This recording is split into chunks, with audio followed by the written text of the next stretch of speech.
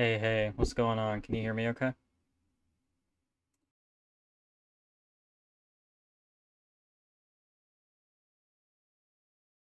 Uh, right on time as you show up, somebody's asking what sexomania is. So I'm going to share what this says. Concerned for the mental health of his beautiful wife, Lena, successful entrepreneur and neglectful husband, Dimitris Sotos, consults a psychiatrist. Determined to get to the root of the problem, the expert physician attempts to shed light on Lena's troubled childhood and her turbulent secret love life. As a result, a vivid kaleidoscope unfolds as the social prejudices, emotional trauma, broken dreams, and unspoken passions that shaped Lena's character come to light. But the question remains, can the unconventional psychotherapist help Lena rid herself of the ungovernable urge to seek pleasure in all the wrong places? Amazing. Yeah.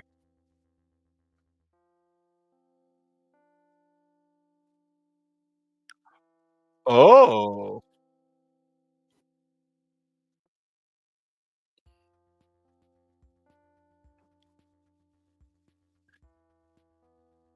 interesting. Interesting.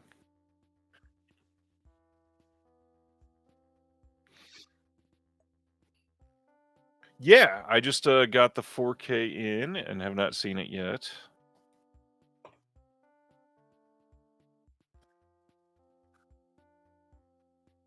It's out on your channel because I can hear you just fine. Colton says my Okay, censoring of the I case guess was it's more back now, right? seen. I hope so. Val, thank you Ron, for oh, your thanks, live Greg. feedback. I appreciate you, Ryan, being patient with me here because I've never done this before. Um, Of course, okay, and it's not fucked up. You can hear Ryan too. People confirm. that would be weird if they couldn't hear me. So I've got it streaming, just to be a little behind the scenes. I've got it streaming Yeah, through OBS here, but then also through StreamYard here. So I want to make sure that the audio is coming through there on the screen, but also I'm a little bit confused if this is what's working, because that's not what I would think. We can hear you both. Okay, cool. I don't know why that excellent. worked, but it worked, so that's good. Thanks, y'all. Well, now, I mean, I'm very curious. What was different? What did you have to change? Uh, can Maybe you that's see too my nerdy. stream? No, Yeah, I I don't know can't if see that's gonna be anything on too yours. nerdy. Maybe we can talk after. All right. I'll share one more thing until Jeremy gets here. But I was not really planning on getting this, and then a couple reviews talked me into it, and it's a movie I love from a filmmaker I adore. So I had to pick up the Reanimator 4K from Ignite. Ooh, It is possible that Arrow could drop a 4K in the UK, I guess, but it seems like this is going to be probably the definitive release. I mean, they've got exclusive features on here. It's a pretty incredible looking set and lots of exciting ways to watch the film that I love. So, yeah, love that one. dope. Hell What yeah. about you? Anything you got recently you want to talk about? Yeah, I got a few pickups here. Um, Let's do it. I'm gonna do my last big Blu-ray update on Sunday for my next stream. Nice. Um, but to give you all a sneak peek, I guess. Um, Last month I finally utilized a gift card that our mutual friend Sasha Bobasha Saurus sent me for Orbit DVD for my Excellent. for Christmas, I think maybe. I don't know. But I got in these two were pre-tariff stock, so that's nice. I got the 4K the Seventh Seal finally. I've been looking forward to that for a minute now. BFI, pretty affordable. I also got, I really wanted the limited edition, but I slept on it, and it's really just a couple essays I'll be missing, which is a shame, but it is what it is. But I had to get this new Watership Down 4K, Mm, which is really stacked with. I think I'm still keeping my Criterion because I think there are a few exclusives there, but yep. this has way more stuff. It has like additional like vintage short films and stuff, which is really cool. And the last one, which I I just missed it. I wasn't able to get it before the tariff. So if you voted for Trump, fuck you. You owe me $6. This is nothing is sacred. And Radio that's just set. for this release. You'll get a bill for other things in the future too. Just that's for starters. $6. Link in the chat. You know what it is. Send me $6. You owe me. I'm really excited about this. I wanted to make sure I got the Yeah. Sister Hyde artwork box and the book and everything. Louis Buñuel is a goated boy for sure. Iconoclast, atheist, fucking was he straight? I don't think he was straight. I don't know. He's a weird guy, but you know, At least queer coded. yeah, for sure. He's definitely got. He's vibed out for sure. That shit. Speaking of that, before Jeremy hops on, because he'll be probably about 5 minutes, you wanna jump into your special segment that we do every time? Yeah, 1 second. Let me see if I can fix my lighting a little bit here because it's too dark. I try to fix this every time and then it fucks up. But you know what? Fuck it. Fuck it. We're doing this in the dark. After hours. I After love dark. it. You know It's what it dark. is. I'll give you Yeah, your full layout. Here we go. sure. Let's go ahead and do our little segment here. So I always during these streams like to go ahead and put out a sort of call to action because we're all here gathered today to spend money together. For Vinegar Syndrome sale time. Ooh, that might help actually. That's a little better. And so I usually try to plug a good cause or whatever, you know, because I think that that's important, and I think that mutual aid and helping each other out is important in dark times, which is pretty much always, um, but especially now it's really bad. So I am gonna quickly plug my my other organization or whatever that I want to plug, but I'm also just going to shamelessly plug helping me because it's really bad. Um, but you know, um, Palestine is still experiencing a genocide, and it's only gotten worse. Fuck you to everybody who refused to vote for Kamala Harris because a genocide can't get worse. It absolutely can, and we're watching that happen in real time. Netanyahu is out here just fucking explicitly saying that they're not done until they control all of Gaza and all of the West Bank and all this other shit. It's completely horrific. So, if you can support the PCRF or any number of aid organizations doing good work over there to save literal children's lives who are, you know, being blown to bits, and it's just, I mean, the most horrific thing I've ever witnessed in my lifetime. So it feels weird trying to then plug myself and like talk about the help that I need, but like, it's been a rough day today because as of today, the new spending bill just passed the House. And in it, they explicitly cut any and all Medicaid funding for trans people generally. Like the Trojan horse has always been, oh, we're just protecting the kids. Oh, we're just trying to maintain fairness in sports. And it's been a bunch of bullshit the whole time, and anybody with half a brain could see that. But if it wasn't obvious then, it should be obvious now. Um, and I am a person who, Passed by one vote with one uh, person voting present in a session where I believe 2 or 3 Democrats I think have it's died four. while in office in the It's last 3 four. months. It's Oh my so bad, god, it's dude. pretty awful. Okay, I'll exit again. It's okay. And so I'm gonna just be real with you all. Like, if this actually goes through and they manage to make the cuts in time, I am a person on Medicaid. I don't make a lot of money. I know that the YouTube lifestyle seems real glamorous and everything, but I don't make a lot of money, and I rely on that for my health insurance. Um, I have a gender confirmation surgery that I have been trying to schedule literally since November, and there is so much red tape that it is now May, and I still don't even have an appointment. Um, and if we can't get this all sorted out by the time this thing goes through, I can't do it. Like, it's gonna cost us like $10,000, and I can't afford it. And then past that, it is at least $100 a month just on estrogen alone. That's not counting needles. That's not counting progesterone. That's not counting the other stuff. That's not counting my mental health medications. I don't know how much of that is going to continue to be covered. They're trying to gut the whole thing, but explicitly there is a provision saying, hey, trans people specifically, fuck you. I hope you die. And um, I can't afford that. I can't afford hundreds of dollars in extra bills or whatever for my fucking medication because that's what it is. Um, it's not like optional. It's not like a fun thing I do for fun or whatever. Like, um, you know.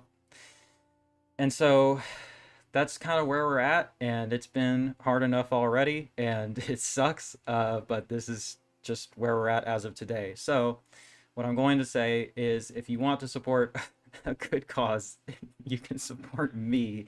My Patreon is in the fucking description. It's you know where to find it. You get benefits that way, but if you donate or tip, I guess is technically what I should be calling it, on my end over here, or using my link, it's pinned on my stream, but Ryan, I'll send it to you if you would be so kind as to drop it in your chat too. Um, I don't do super chats because YouTube takes half of it. That's another thing that people don't always know behind the scenes, is that they take half of it. So it's like people have donated big things, and then it's like, oh, I only got half of that, and then fucking Right. YouTube took the other half, right? So it's like, if you donate over there, I mean, PayPal takes like 3%, and then I have to set aside 25% for tax season. But that all goes to me, and I have it also set up so that the fucking a Godzilla roar shows up, and then Godzilla dances on the screen. It's a whole thing. You get to make Godzilla happy. You get to make me happy. You get to support this whole thing. What we're doing the thing, you know? And I think that's enough of me begging for money. But it's really rough. So thank you. That's it. Patreon link for Celeste is in the description on my side Thanks. already. I'll be pasting the donation link as well. Mine are below if you are feeling doubly generous. Appreciate everybody just for hanging out tonight. Okay, you know I what? know that. I'm not done. Go We're plugging your shit now. We're not done because I saw in your lovely wife's Facebook that you had to go back to work, and I wanna talk to you about that. I don't know how comfortable you are talking to about the that office. I was to the working the entire right, right, time. right, right. You had to go back to the office, and like I know that you have said Yes. explicitly that this project may not be able to continue if that was a thing that happened, and I totally understand why. I've been in that position before. So you know what? We're also plugging your shit. You work harder than anybody I know about this shit. You really care. You do this shit better than anybody else. And if you got extra money to spare too, you should throw some Ryan's way, because like this fucking bullshit is affecting a lot of good people, myself included, Ryan included. Man, fuck all this shit. I'm so angry, but it's like it is what it is. And we at times like this, we rely on community support, you know, because the institutions that are supposed to help us, that are supposed to be there when things get rough, are not there. You know, they're dropping the ball. They're being empowered by the worst people on the planet. Fucking fascist robber baron ghouls are who are running this country now, and that's it. But Ryan, you're awesome. You're the best. Stephen Perkins, shout out you. You're the best. Yeah, come hang out in our Discord if you need a welcoming and supporting community. I actually just dropped a DIY HRT guide in Yes, there, you so did. there's shit going on in there. You know, we're doing the thing. Carlin too, dude. It's so fucked up. Like making people go back to the office when they don't have to. It is so fucked up. Like I've been through that twice, and it is the worst. And I don't have like children and stuff. Like I can't even imagine how angry you must be about like what this is doing to your life. Like it's okay. I think I'm done. Telling my youngest at 7:30 p.m. every day, I'll see you tomorrow night, is crushing me. It sucks, dude. Like I'm so sorry that you're going through this, and like all right, whatever. I hope that was apolitical enough for everybody. We're Probably just here to not. talk about movies. Movies aren't about anything. We're just here to have a good time and talk about kills, I guess. I don't know. What do people like to talk about? Kills.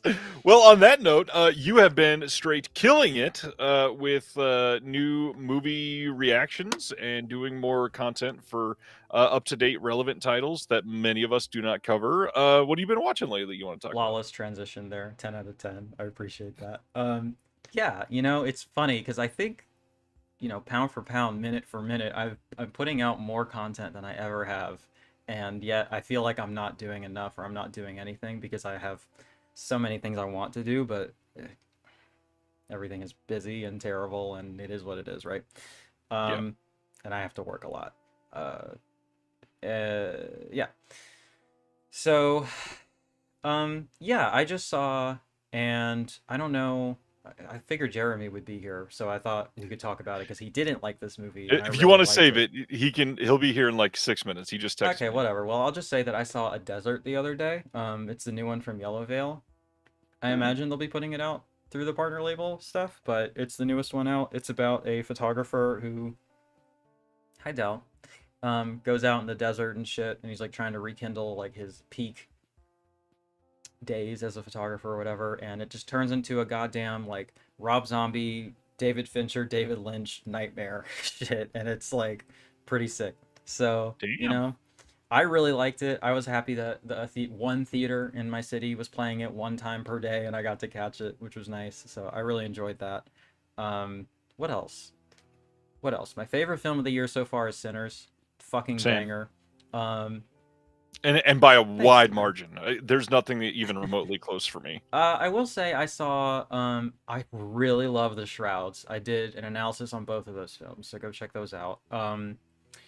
But there's also this film out, and I don't know what year to categorize it under because I have spent way too much time thinking about what year I should count different movies for with festival dates and limited Uh, releases, and there isn't a consistency that I've found for anybody's metrics or anybody's list. And sometimes if they claim to have one, like some I'll find exceptions, and I'm like, but that doesn't count. Like that should be for it's fine.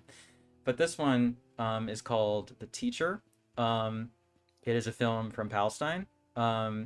It's a female okay. director. It was playing very briefly in my city, and it has really like moved me and kind of changed my life and like the way that I think about these things and really humanized this issue in a way that is I mean really upsetting but also really necessary, and it's beautiful. It's so good. It's so well made. I'm gonna try to do like a real like proper video on it because I think it's really important. But Sinners for the third time at the theater. I saw it twice in theaters. I could see it again. I have thought about it. The Shroud fucking rule. Hell yeah, it does. What else? What else am I trying to say? Oh, so like it like opened in the UK because the BFI is co-producing it and stuff. And Hmm. so it opened in the UK in 2024, but I can't find an official release date for the US, but it played here for like a few. Yeah, Imogen Poots is in it. Um it's so good. It's so good. If you can find that, go seek it out. I hope the BFI puts it out on Blu-ray, and then I'll plug that again. I actually had sorry, I'm all over the place. I'm just going a mile a minute here. Yo, I like the nature of my work is that when you start something, you can't really like you have to finish it. You can't really Right. pick it. And I was like really down to the wire, and then I was like racing home, so I'm just like my mind is racing a bit. But real Been quick, there. I was sent a review copy from Petroglyph Media. Ooh. This is their first release. It's a Funeral Siniestro, and I cannot read that. What does that say? It is something del oro. Del Oro Triangulo triangle. Yeah, I maybe you can tell me because I listened to the interview on Trash Max and I already forgot. same. Are they? Hmm? I did too. It's a really great interview. Everybody Yeah, needs it's to go really listen to great. that. I stopped it halfway through because I wanted to see the movies, but and I reached out to them and they were like, "Yeah, let's do it." But I can't remember if it's South American cinema or Central South American cinema generally, or if it's just Colombian. But these are two Colombian horror films. I think they're the first Colombian horror films ever made, and like have never been seen outside of their native country, or at least not in English, or at least accessibly. Right. So I thought that that was, as a person of Central American descent, I thought that that was really cool. I wanted to support it. So I'll be doing a proper review of those at some point. So look forward to that. Excellent. Yeah, the Petroglyph was saying that they don't have any other releases in the works, like anything signed yet, but they are working on getting some more titles, so there are more to come from them. But man, this is one of those interviews that you listen to kind of to get inspired, just because it's somebody that loved movies and discovered this and like Mm-hmm. found a way to approach somebody about the rights, and they were like, "Well, shit, let's try it." And Yeah, that's really it's cool. one of the things he mentioned, like there's no extras on the disc other than a couple archival things Mm-hmm. because he literally could not afford it. Yeah, So exactly. yeah, But they're newly uh, restored and like apparently they look really good. nice. And I'll tell you what, for all you cardboard freaks, for all you slip freaks, like these are the VS slips and they're It's nice. embossed. It's embossed. You don't have Great this one art. yet, do you? I do. Yeah. Oh, you do? Nice. Yeah. Steven, congratulations. That's really great news. I'm really happy to hear that. Okay, Brendan in my chat is saying these are Colombian, but the focus of the label will be all over South America. That's really cool. Yeah. Thanks, Stephen. You're the best. So yeah, more South American films. Go Blu-ray, please, and thank you. That would be tight. So I'm excited to dive into that. Yeah, they look really well done, better than I expected, especially for films like these that have never been properly cared for. He mentions in the interview they were like very pink when he started to get to them, and so coloring was not an option. It was something that had to be taken care of properly, and it seems like if he waited much longer, both of these films could have potentially been lost. So nice to see. Yeah. If we're still killing time waiting for our boy Jeremy, I see your They Live poster. I actually watched that for the first time the other day, which is Nice. crazy. What do you think? Oh, I loved it. It was great. Like, I was kind of like, okay, here we go. It's gonna be one of these where I'm gonna be like, wow, this was so ahead of its time. This was so prescient. Like, what did this come out last year? But like, seriously, it's insane. Like, okay, so he's critiquing Reaganomics, right? And we're just doing that again, but on steroids. So it's kind of like, okay, sure. And like, it's a critique of capitalism, and we've only supercharged that since then. So it does feel, but then like literally the year 2025 is referenced, and I'm like, Yep. bro, like what's going on here? But like, okay, not to be on my hobby horse again, okay, but I was watching this, being like, imagine being the type of person who chirps at me in my goddamn comments like, "Oh, you make this too political," or like your comment is like, "Why are you making this Right. political?" and then watches They Live. Are you fucking kidding me? Who are you cheering for when watching They Live? Yeah, Commenters. really. It was great though. I really liked it. I will say that fight scene is way too long though. Yes, on purpose. Yes. I think it was like It's minute quite 4. I was funny. like, bro, are we still? Come on, wrap it up. What's up, Brendan? Oh, hi, Brendan. Thanks. Ronnie says the anti-Semitic hate crimes last night. DC, the directors of all these lies about Israel and genocide. Really wish the space was free from all of that. It's very painful that it's not. I don't agree at all. Although I'm sure, speaking for Celeste, would be completely open for the conversation. At Yeah, least. if you want to DM me, go for it. But I don't agree at all. And I don't support murdering people, in case that was unclear. So I'm not a fan of that. But by every conceivable metric, this is a genocide, and according to the UN and every human rights group around the world, this is a genocide. So that's not me just talking out of my ass. The people who know this, who do this for a living, who study this, all agree.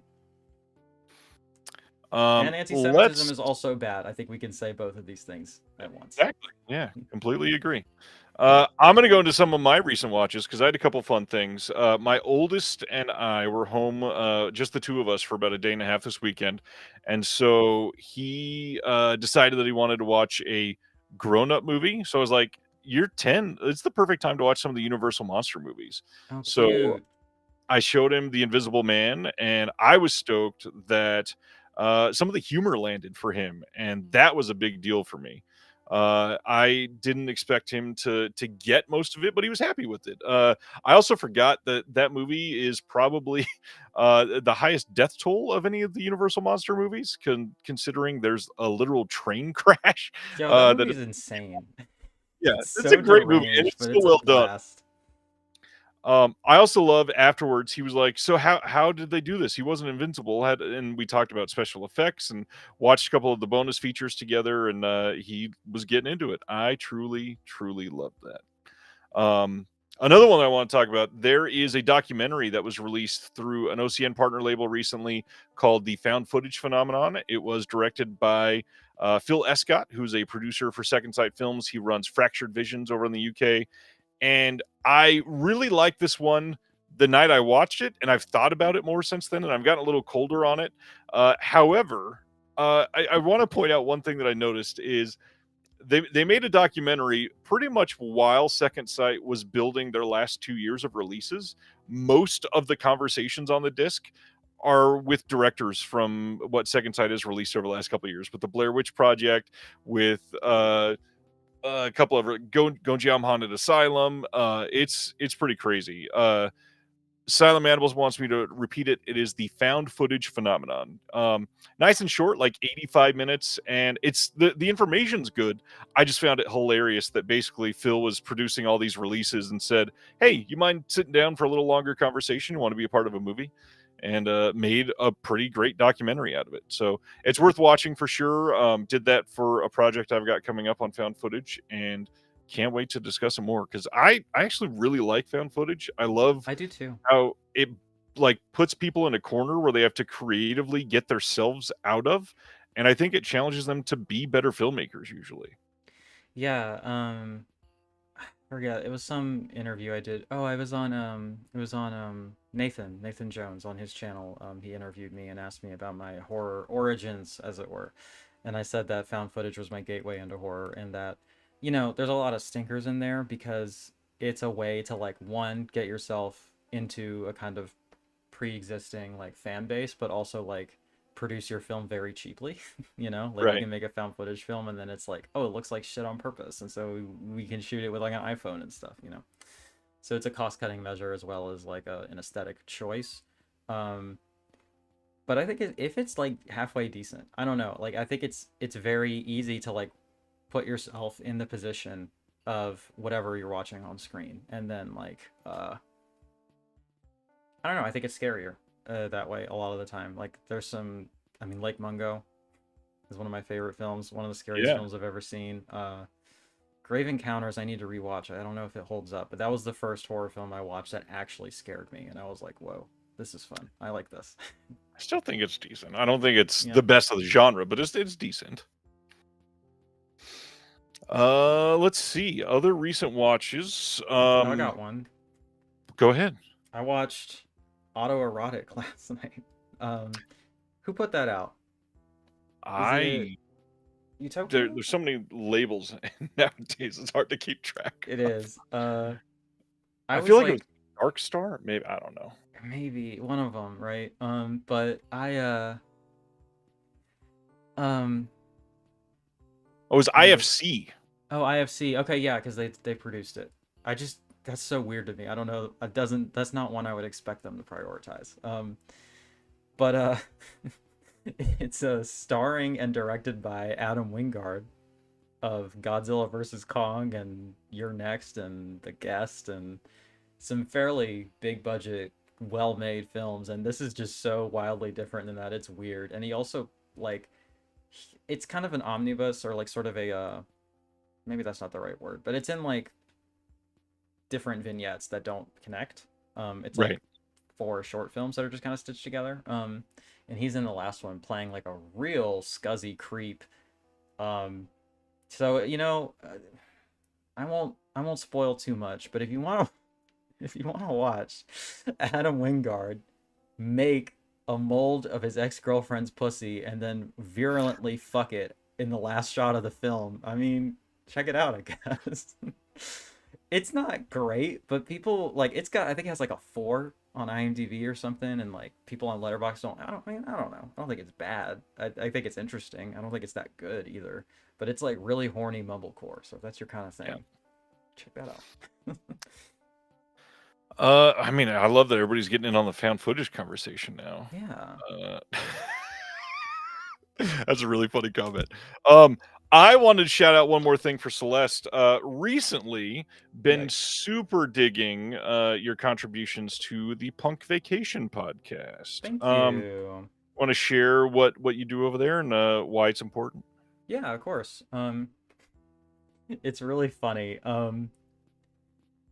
Man, I love frogs. That's right. Hell yeah. Or Man, I love felines. Lots of good acronym possibilities there. Rapid rules. Sorry, I'm reacting to chats Great. instead of answering your question. I was listening to the newest episode of The Scathing Atheist, which is my favorite podcast. And they were talking about this new bill on the Utah Senate floor trying to ban pornography. And one of the main hosts made a joke that was like, I guess we need to create an erudite podcast talking about the mise en scène of various porn videos. And I was like, hey, I literally do. I got a show for you. But basically, so Chris over there on They Live by Film, but also Punk Vacation, the one that I'm on. I didn't get them confused. You did. And the Mondo Macabro podcast, by the way. Shout out. Oh yeah, that one too. So he covers all the mainline VS stuff and all the sub labels and a handful of partner labels every month, plus an interview. I don't know how he does it.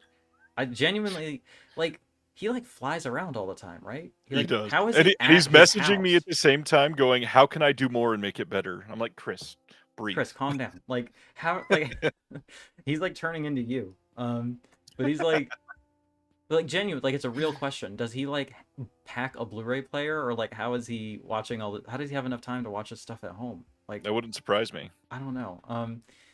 But in any case, Sibner, calm down. um but I messaged him when he first started it, and I was like, hey, you're not doing the adult titles. How come? Like, I feel like nobody cares about the adult titles, and I think that they're important. And he was like, yeah, that would be really cool if someone could do it. And I was like, I mean, I can't afford it, but I would do it. And he was like, we'll make it work. And so we made it work. And so essentially he sends me like they're just like roundabout review copies, I guess. And I review everything that appears on the Melusine site. I try to do it in my usual sort of in-depth style, and I cover all the special features and stuff. But it's also the segment is called 15 Minutes with You, which is a reference for people who are depressed. But so that's the goal sort of time I want to keep it under, because like it's already on top of an hour plus long podcast or whatever. And like, okay, I will sit here and defend these films quite a bit, but in terms of like explaining a narrative to you, oftentimes it's like a sentence that I have to say about it, and then I can kind of talk about, you know, some themes or some shot composition or whatever. Like there's stuff I can talk about, but as a rule, the review, it's easier to make these reviews shorter than it is for even like schlocky exploitation horror films or whatever, Unless, right? as we saw in the last episode, unless it's a really great Bruce LeBruce film. Yeah. That one too. That one is dense, thematically speaking. There's a lot going on with that one, and it's referencing like one of the great art films, you know, like, so there's a lot to talk about there, and I had to talk about that too to contextualize it and everything. So I'm trying to talk about porn in a academic and also fun, you know, context or style or whatever. So I've been having a lot of fun with it. It's a lot of work, but it's I'm glad to contribute and you know, carry the torch for sluts and pornographers and purveyors of filth, as we're very under attack right now. Not to make it political again, but you know, they're trying to get rid of this shit, and we gotta stand up for the gooners among us, you know. Well, Jeremy is finally logging in, and so after Speaking Jeremy of the is gooners here, among us. after Jeremy's here, we talk for just a moment about his pickups and recent watches. We will get on with our announcements so we can talk about Vinegar Syndrome for the rest of the night. We've already had a handful of titles revealed. We, of course, have, God, they released so much stuff. Another handful of things showing up tonight on both the VS and the Melusine side. I believe they have at least one new release on Melusine coming tonight, maybe two. And then, of course, it is the sell time. So all of us got to give recommendations, talk about back catalog stuff that we're excited about. Which, funny enough, you know, they're on like Spine 510 now, and we don't get to talk about the back catalog as much as most of us probably would like to. So eager to discuss some of those. And good Lord, Jeremy, he said he was logging in 3 minutes ago. It's StreamYard, not a gun safe. What Come are on, you man. doing? I have to like double stream and shit and everything. I got a whole thing set up. It's whatever. He doesn't do this for a job. It's fine. Can I take 2 seconds to shout out some donations? Please do. I didn't get them through the official channels, but just on my phone, I see people have sent me money. So I want to say thank you to Dr. Jeff Butcher and thank you to my friend Quinn for your respective donations. I will go ahead and play the Godzilla things for you, and we can just pretend like they're your donations. But thank you very much, and I appreciate it. It's not going to show up on your end, unfortunately, but for those watching on my stream, Godzilla just did a little dance twice, and you got to hear the little shriek, so very good. Thanks, y'all. I love you. You're the best. All right, Jeremy. We're all waiting. Brendan is saying, so is this sale going to be like last year's Memorial Day sale where there were random titles for like $10, or is it just another 50% off MSRP everything sale? It's going to be likely 50% off, and then subscriber week, which will be the first week of June, they will have other stuff on sale. But finally, Dave Grohl has landed. Hello. Oh Flight shit, I forgot to 666 change has landed. I forgot to change my subtitle from last stream. I guess that's ironic. Well, it's evergreen, so you know. Jeremy, was it's good listening to to see you. the show while good to see you, Celeste, and hi Ryan. I was listening to the show while I was finishing my work, unfortunately, which is what caused me to be late. And Yeah, me too.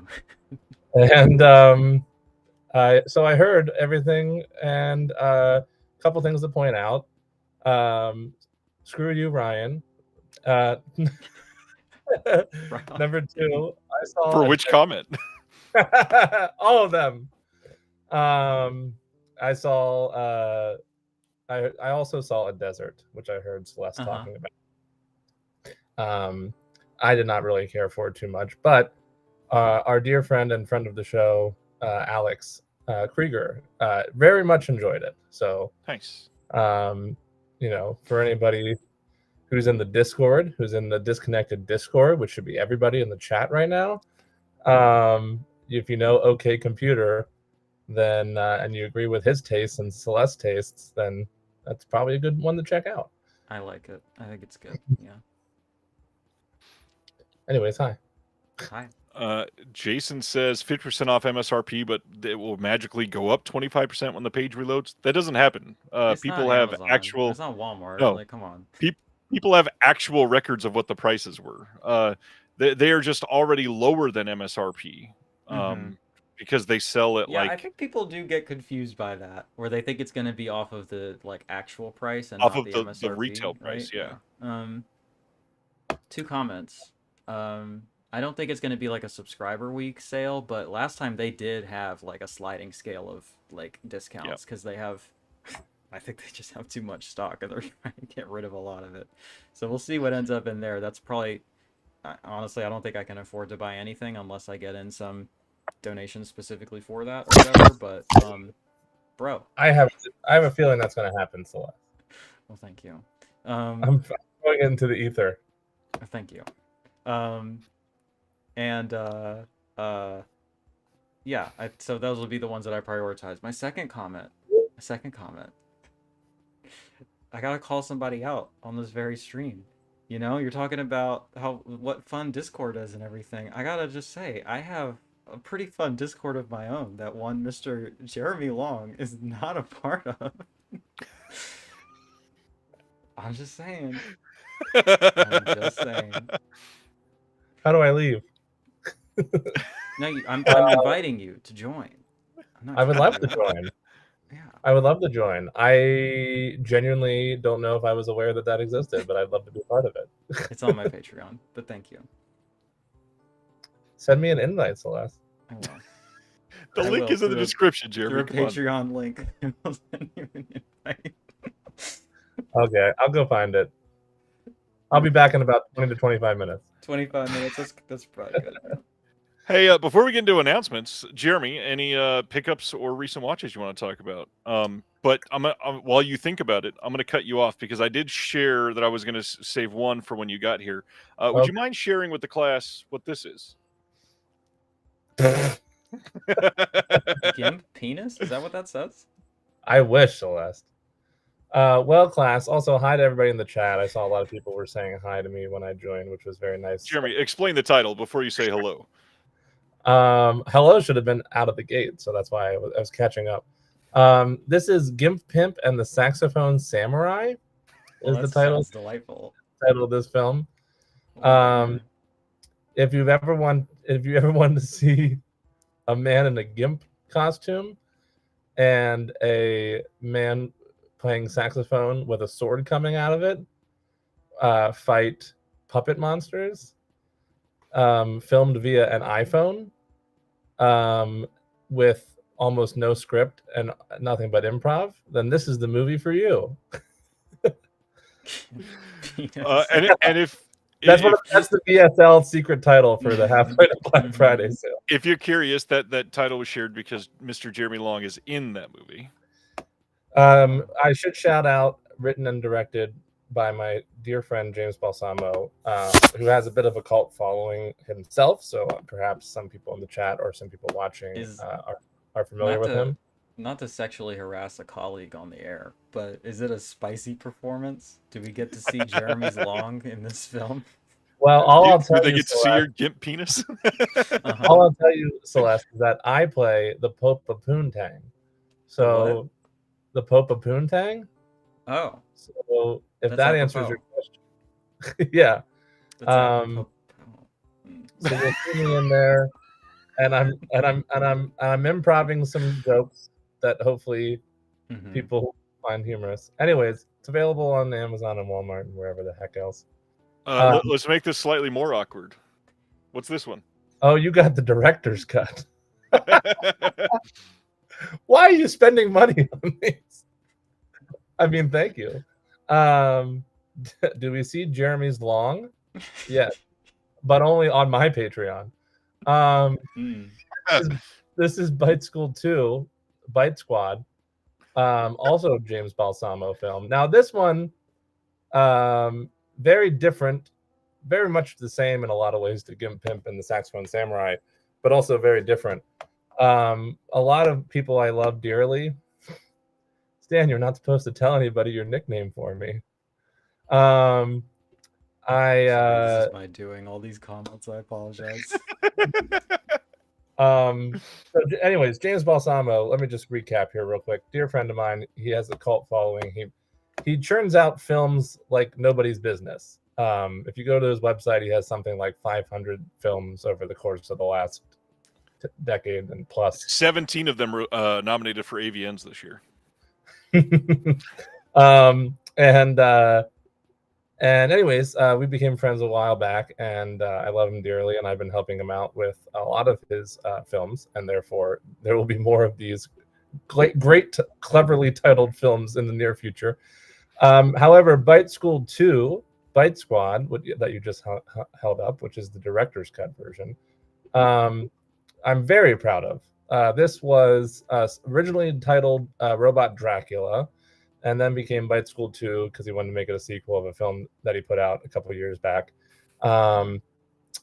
And a lot of people I love dearly were involved in this movie. My friends, Mike and Sophia, who directed the film I wrote, Clickbait, they helped shoot it. Sophia is an amazing cinematographer.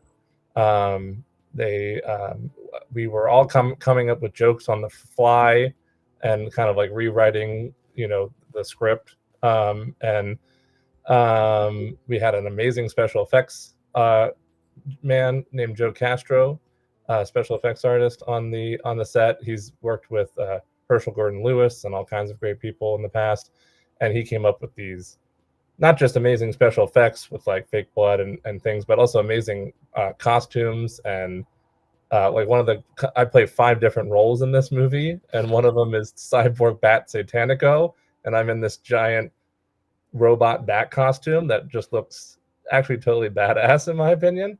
I also played Dave Gould, and who's a member of the Bite Squad.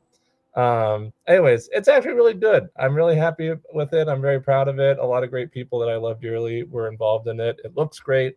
Mike and Sophia shot it great. It looks really good.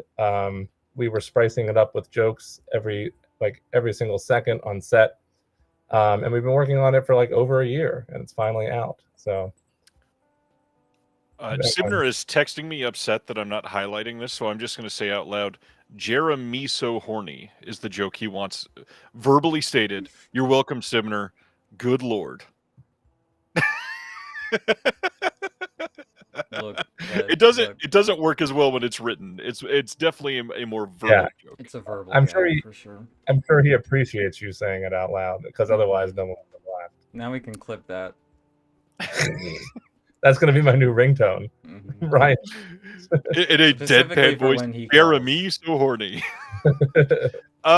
Jeremy, you go to the theater and see 812 movies a week. Any upcoming movies that you want to shout out that you've already had the chance to go see, that since we're almost an hour into this already? Thank you. I would. I saw last night an advanced screening of Wes Anderson's new film Phoenician Scheme. And I would like to say that it's very good, and Michael Cera steals the show. But in my opinion, and Ryan will disagree because he hasn't liked the Wes Anderson movie in the last decade plus, but it does not All right, calm down, Stan. It does not rank quite. It's pretty middle tier. Wes Anderson, in my opinion, doesn't rank up there with like Life Aquatic or Grand Budapest, but You said I would disagree with that? because you just don't like Wes Anderson in general. No, that is not true. Don't get another like Shawshank Redemption moment going for me. I said I have not loved any Wes Anderson film since Fantastic Mr. Fox. Okay. Everything since then has been a major step down. But didn't Grand Budapest come after that? Maybe. Okay. I definitely don't love Grand Budapest compared to the whole like first half of his career. Sure. That's fair. Anyways, this is middle tier.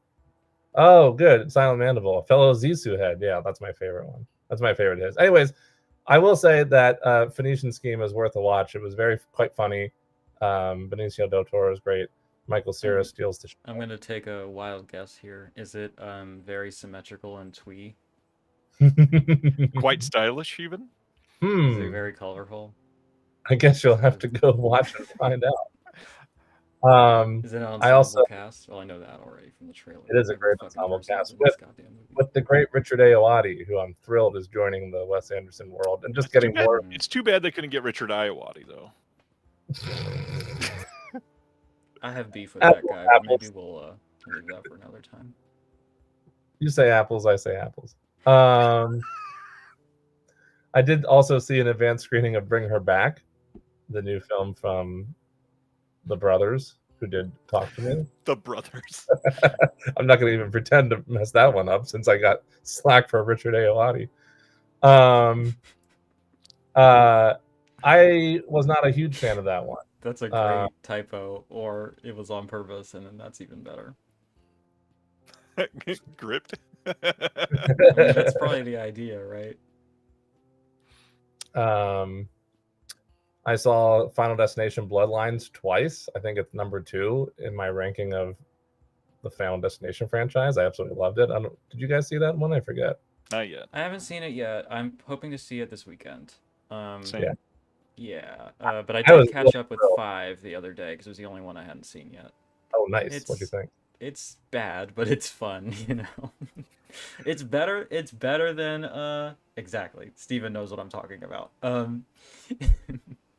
This new one, I feel like could have easily been like, it's 15 years later. I feel like it easily could have been like another one of those legacy sequel cash grabs, but I heard good things about it. I really adored it. They gave the fans exactly what they wanted, and it has even 6 movies in. It has some great, clever kills that are super gory and super fun. Anyways, I love that. Highly recommend it. I will say one more movie that I saw recently, and this is a warning, not a recommendation. Please do not go see Hurry Up Tomorrow, the new film. It's on my list to see. Oh my god, it's so unbearably bad. Which one is this? That's the one with The Weeknd. And oh, Our yeah. friend Dustin gave it a 9 out of 10. He says it's like a masterpiece. So yeah, we don't trust. All right, we don't trust Dustin in this household. It's a good thing we're all in different houses. Every single thing he writes, I disagree with. But I love the man. I just disagree with everything he says. So those are some recent watches that I'll single out, and then a recent pickup. Just because we're running behind, I'll only say one because it just came in the Bite mail. Squad? Was it what? Is it Bite Squad? Never mind. The original Bite Squad? I have the double pack of 1 and 2. So Jesus, that was meant as a joke. Sorry.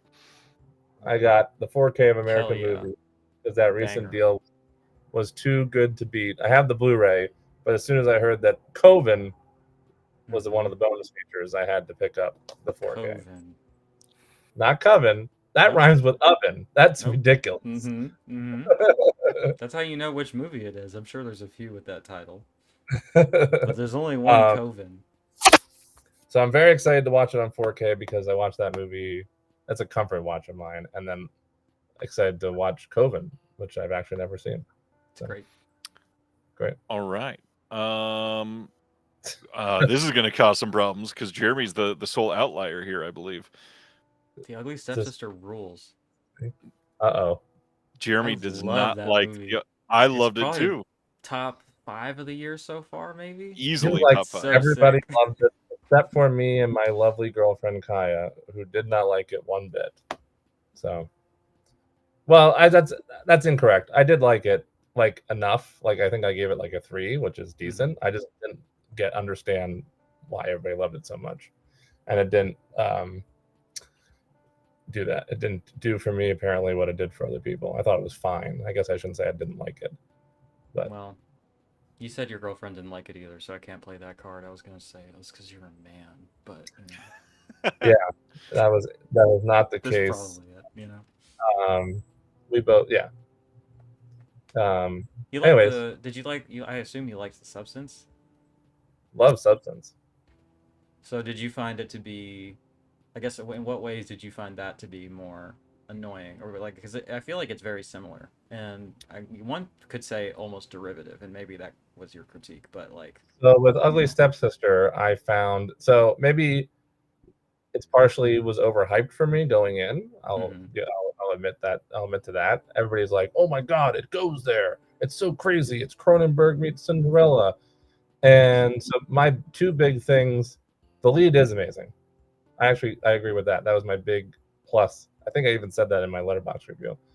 If anybody wants to follow me on Letterboxd, you can read my ramblings instead of listening to them now.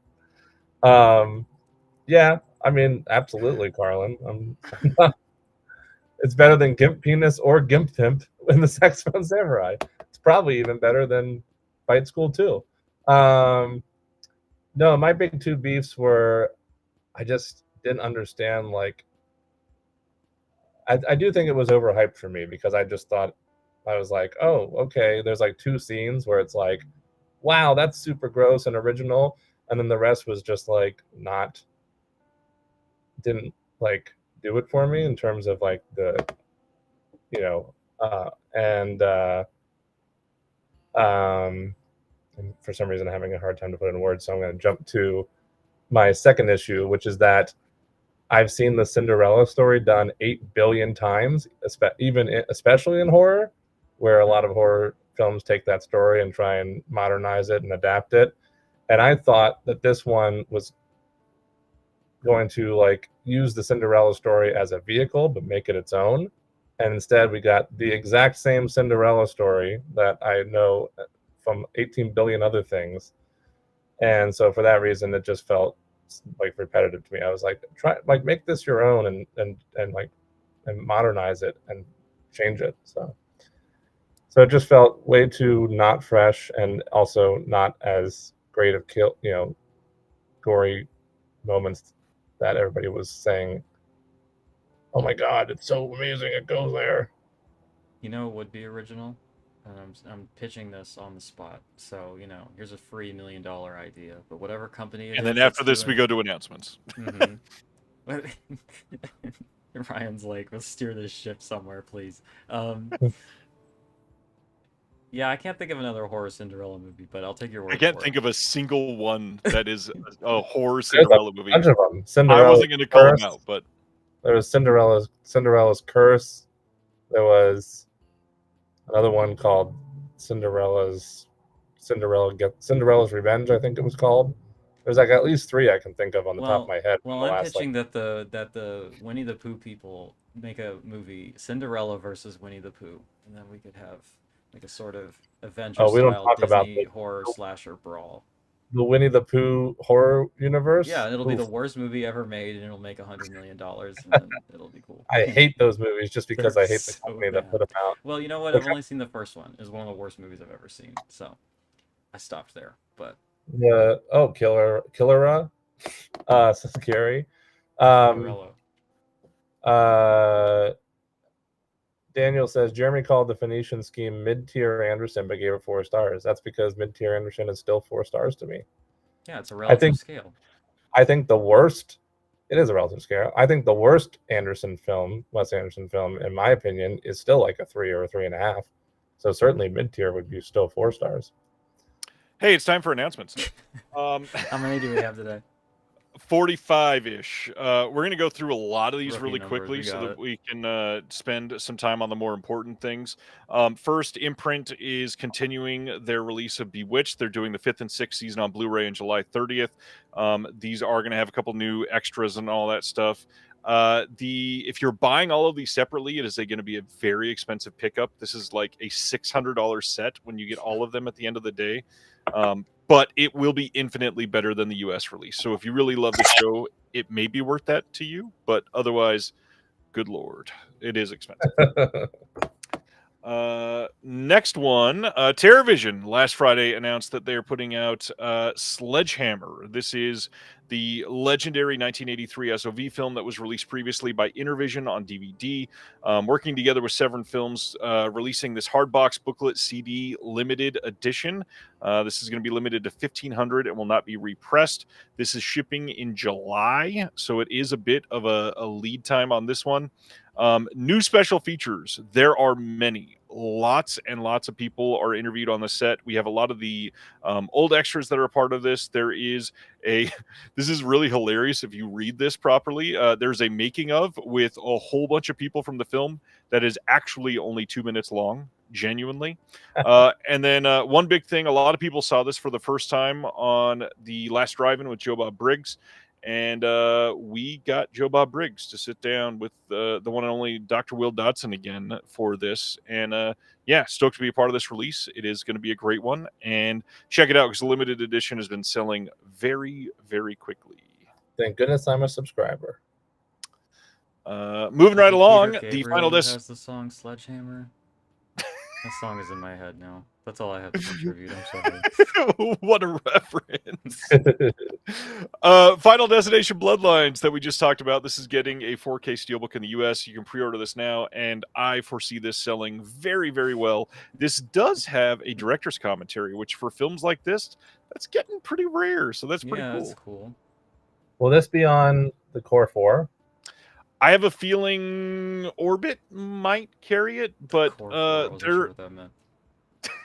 they're all sort of getting away from this stuff because the distributor that carries the studio steelbooks and stuff, they genuinely don't give a shit. They just kind of throw shit in a box and hope that it gets there. Yeah. And a lot of the time it doesn't. And places like Orbit and Diabolic start to lose money from that stuff. So it is not super worth it for them anymore. Fair. Next up, Hammer over in the UK is releasing Quatermass 2 on 4K. This is coming on July 14th. You can pre-order this starting from a week from tomorrow. They are doing a new one of these box sets every single month, and they just announced Quatermass in the Pit. That's the other one, the Quatermass Experiment, last month or the month before. So that's not even in people's hands yet. And they're like, hey, guess what? You can pre-order Quatermass 2. So check them out. These releases are incredible. Love this movie. Love the entire Quatermass series. Celeste, have you seen any of the Quatermass films? The Quatermass, I've seen the first one. I really like it. I was going to say, I feel like this would be right up your alley. Yeah. It's a cool movie. I like it. And I was happy that it was getting... I think Kino actually upgraded their own disc of it because I had rented it a while ago and it didn't have subtitles on it, so I had to watch it like streaming, which was unfortunate. But yeah, I would like to get it at some capacity, and I'd like to see this one. And then, is it Quatermass in the Pit is the third one that's supposed to be like really good? Yes, yeah. And it's for a lot of people that's their favorite one. Yeah, it's supposed to be a banger. Real quick, shout out Brent, signed up on my Patreon. I appreciate it. Excellent, nice, and shout out to Dustin, signed up to mine while we were discussing that. So thanks, Dustin. Once upon a time, money tonight. Let's go.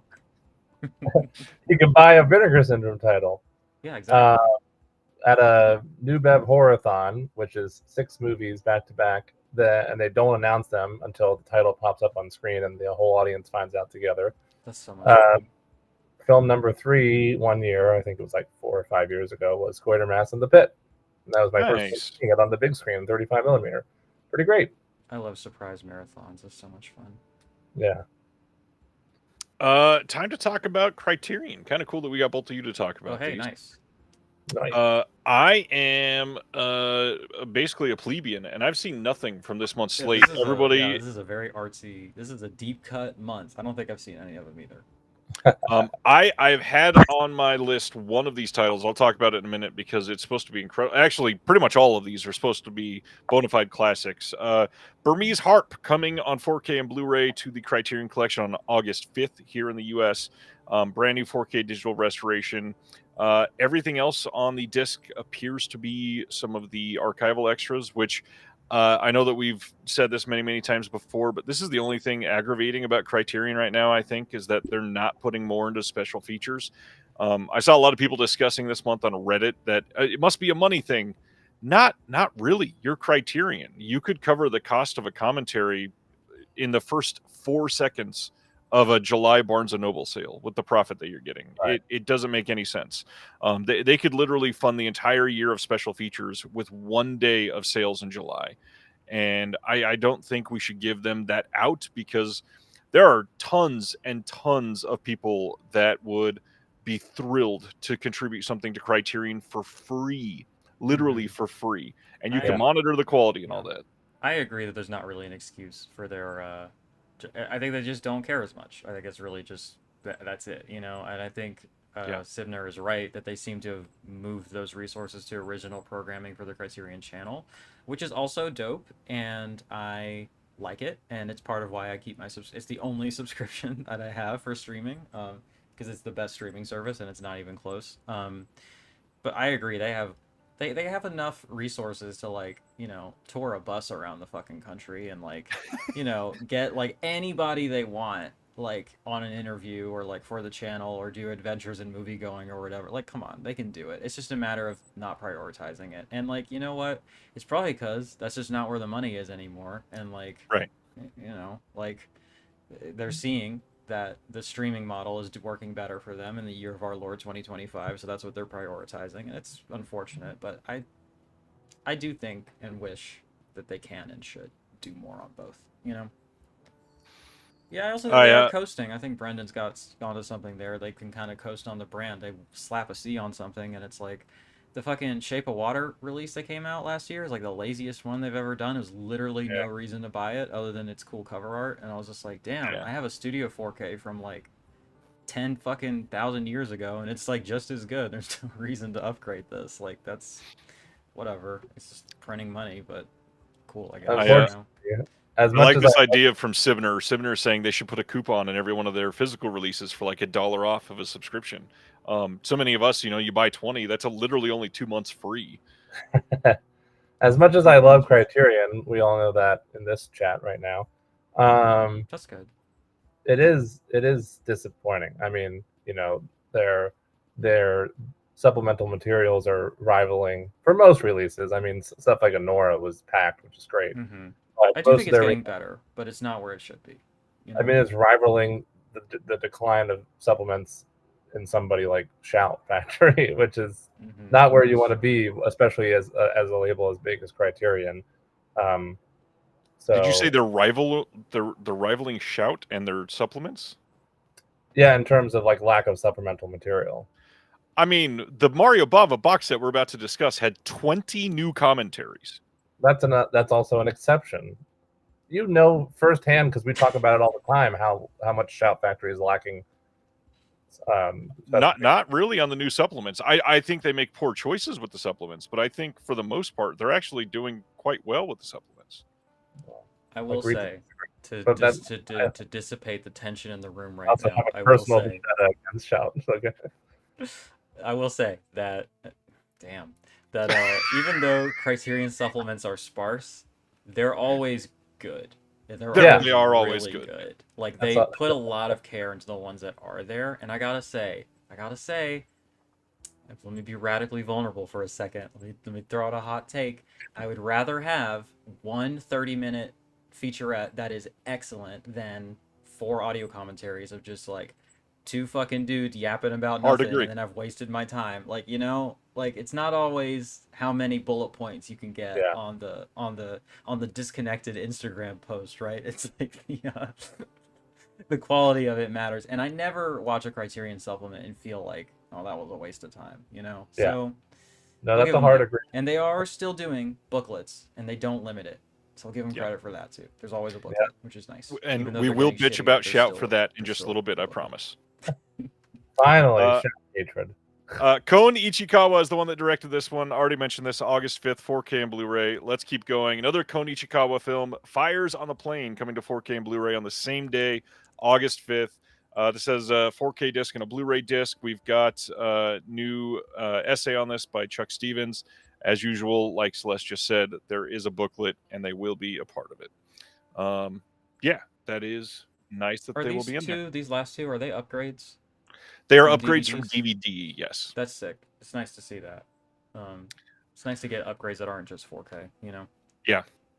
August 12th, Blu-ray and DVD coming of Cairo Station from 1958. This is the film that I was talking about earlier that I've been dying to see for years. I'm Egyptian stoked that I cinema, waited right? now. Yes. Fucking This cool. is supposedly the filmmaking in this is incredible. This has been on my list for the longest time, just waiting for the right time, and it will be mine this year, and I will be seeing this. I might have seen one of these directors' other films. Let me double check. And it was on the Criterion channel. It's like, because they had some Egyptian films streaming for a bit. Doug is saying, thanks for the donation, Doug. Any news on Gatorbait 1 and 2 from TerraVision?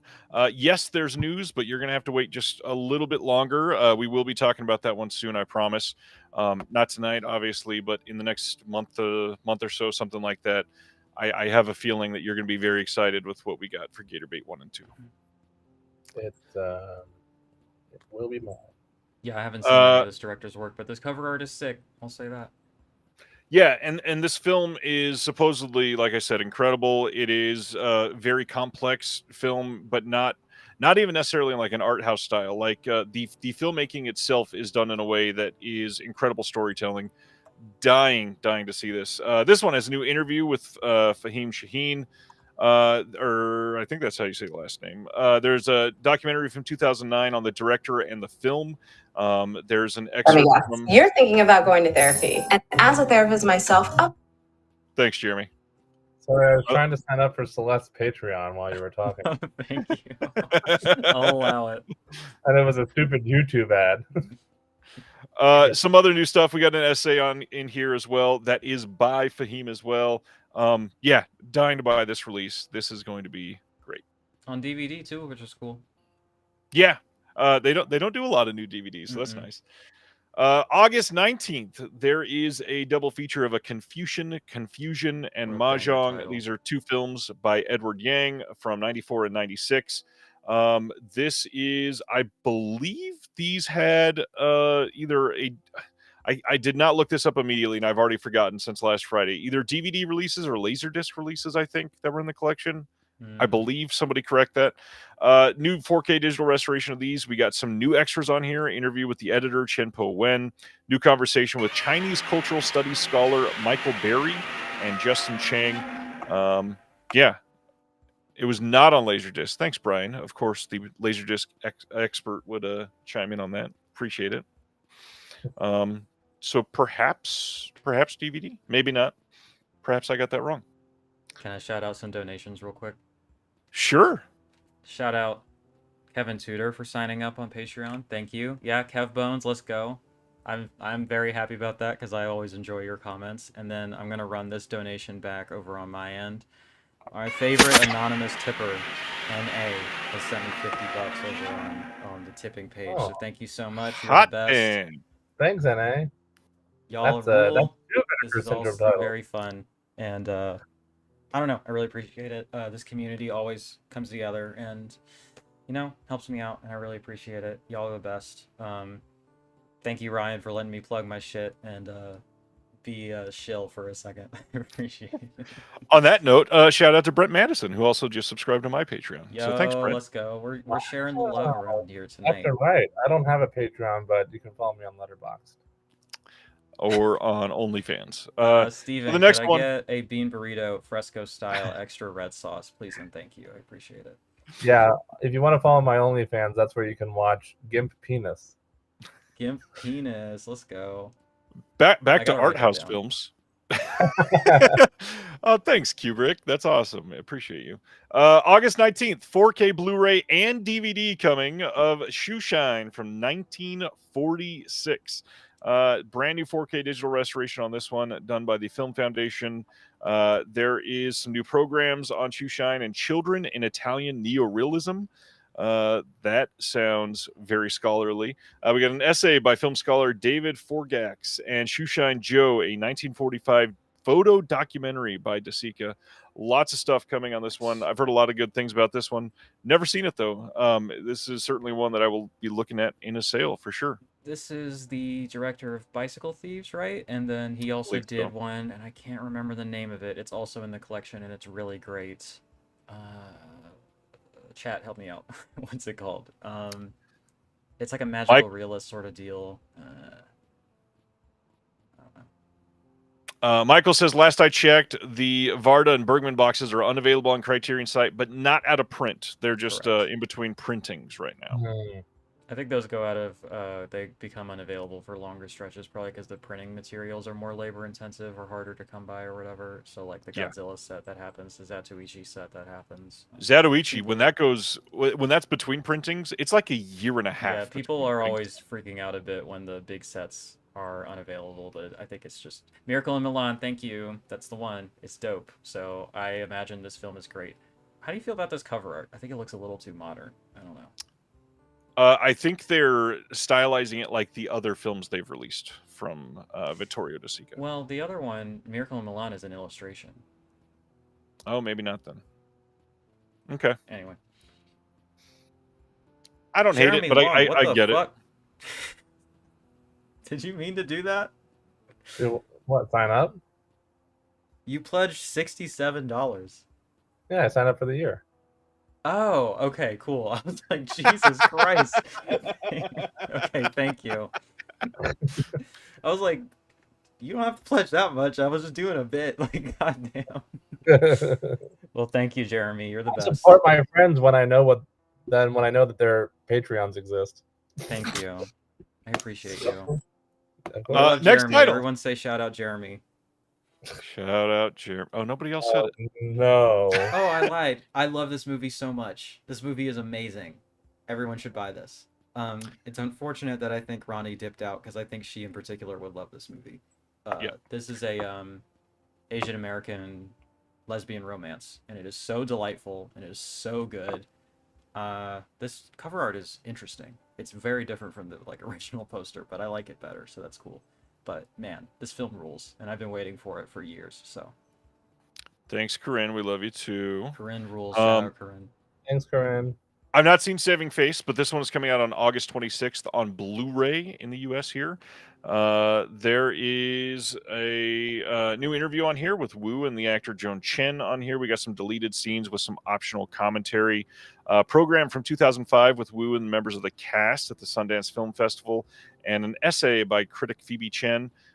This and Cairo Station are probably the two I'm most eager to get from this month. Yeah, this will probably be a... oh no, never mind. I guess November, maybe October purchase. Yeah, because it's right after the sale, good. Of course. It's a female director too, which is really cool. Always want to highlight. And I think she's Asian American too, so it's just really good stuff here. Shout out DEI. We love DEI. Kevin says, I saw illegal to say any day now, so get it in while you can. Saw Saving Face on the Criterion channel last week and loved it. Joan Chen is always amazing. Hell Yo, yeah. shout out Zachary Williams signing up yet again. Sorry, people are their generosity are making this take very long, but shout out to you for signing up. Another Criterion release, August 26th, Blu-ray and DVD of Compensation from 1999. New 4K digital restoration on this one, approved by the director. We got audio commentary, some Q&As, 2 short films, an interview with Davis from 2021, new program about select archival photographs, and a couple other symbols in the film, and then an essay by Raquel Gates, director's note, and a conversation between Davis and artist Alison O'Daniel. This is, I think, probably the most loaded special feature release of the month. So if you're into that one, that it looks like a really great movie. This is a poignant portrait of deaf African Americans and the complexities of love at both ends of the 20th century, which sounds like a rough watch, but I'm excited for it. And now it's time for my own. Shout out to Mary Sullivan, who's in the chat. Big donation to to PayPal. Appreciate that. Hell yeah. I got another one. Craig Rogers, our boy, Deaf Crocodile, I believe has just signed up for a year or an absurdly high monthly pledge. It doesn't actually tell me in the notification. But thank you, Craig. That's really awesome. I really appreciate that. You do amazing work. Some of the best in the game. The goated boys over at Deaf Crocodile. But go check out my review for the Savage Hunt of King Stack. I put that up in a live stream, and I'm going to be editing it into a segment for my YouTube channel too. So I'm going to make shorts out of it too. We're going to be plugging the shit out of that release because it's good as fuck. So maybe more recently relevant, a really incredible interview with Bill Plimpton. Oh, thank you. Yeah, plug in the new releases. Yeah, I was excited about And that I too. got 3 Letterboxd followers. Hell yeah. While we were talking. You should start a Patreon, Jeremy. Jeremy's reviews. I don't know what the hell. No, nobody wants to watch me. Because your shorts are your your shorts are your Letterboxd reviews, but your longs can be on your Patreon. Jeremy's longs. It would just be him like writing text updates about the screenings he's going to. I'm sure there's a market. I could like live stream all the Q&As I go to on my Patreon or something if people want to watch that. Hey, let's go from Art House to Billy Madison. Kino releasing Billy Madison on 4K Blu-ray finally on July 29th. This has a new commentary by Brian Connolly and the Billy Gilmore podcast host Wilson Smith. That is going to include a bunch of the archival extras on the Blu-ray disc on this one. Billy Madison, fun movie. Everybody happy with that? Mm-hmm. It's my favorite. I've never seen it, but I don't know. I don't know. I don't have high hopes that I'll like it, but you know what? I'll give it a shot. Kev, do you like anything from Adam Criterion Sandler this year? So you know what? I trust him. What'd you say? Do you like any Adam Sandler? Have you seen any Adam Sandler? Yeah, I've seen like off the top of my head, The Water Boy. That's a no go. Jack and Jill. That's a no go. Yeah. You don't mess with the Zohan. That's a no go. Bedtime Stories. No. I mean, I like the ones that everyone else likes. Like I love Uncut Gems and I love Punk Drunk Love. Like those are amazing. I think he is talented. I'm trying to think if there's a proper comedy that I've seen from him that I think is good. I don't like either. It's like the closest that it gets to being decent. Oh, you know what? My hot take is that I hate The Wedding Singer too. So I just don't think it's for me. How do I unsubscribe to Patreon? Wedding Singer's incredible. You put in a whole year, bro. You're it's done. I got you. I got my hooks in you. Good. Oh no, Kevbone said the same thing. Damn. All right. Actually, for the purposes of my wallet, Adam Sandler is a genius. Water Boy's amazing. Made, sponsored by Adam Sandler.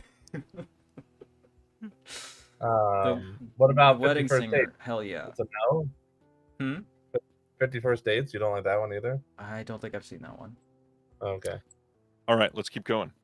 Kino also releasing the film Curdled from 1996. This is coming on 4K and Blu-ray on July 29th. This is one that before this announcement, I had never even heard of this movie. I haven't either. I don't think. Yo, based on this poster, this is either a coming-of-age comedy or French Extremity, and I can't tell which. Well, it stars Billy Baldwin, so the best of the Baldwins. We got a new audio commentary by Angela Jones, the co-writer, director Reb Braddock, and co-writer John Massis.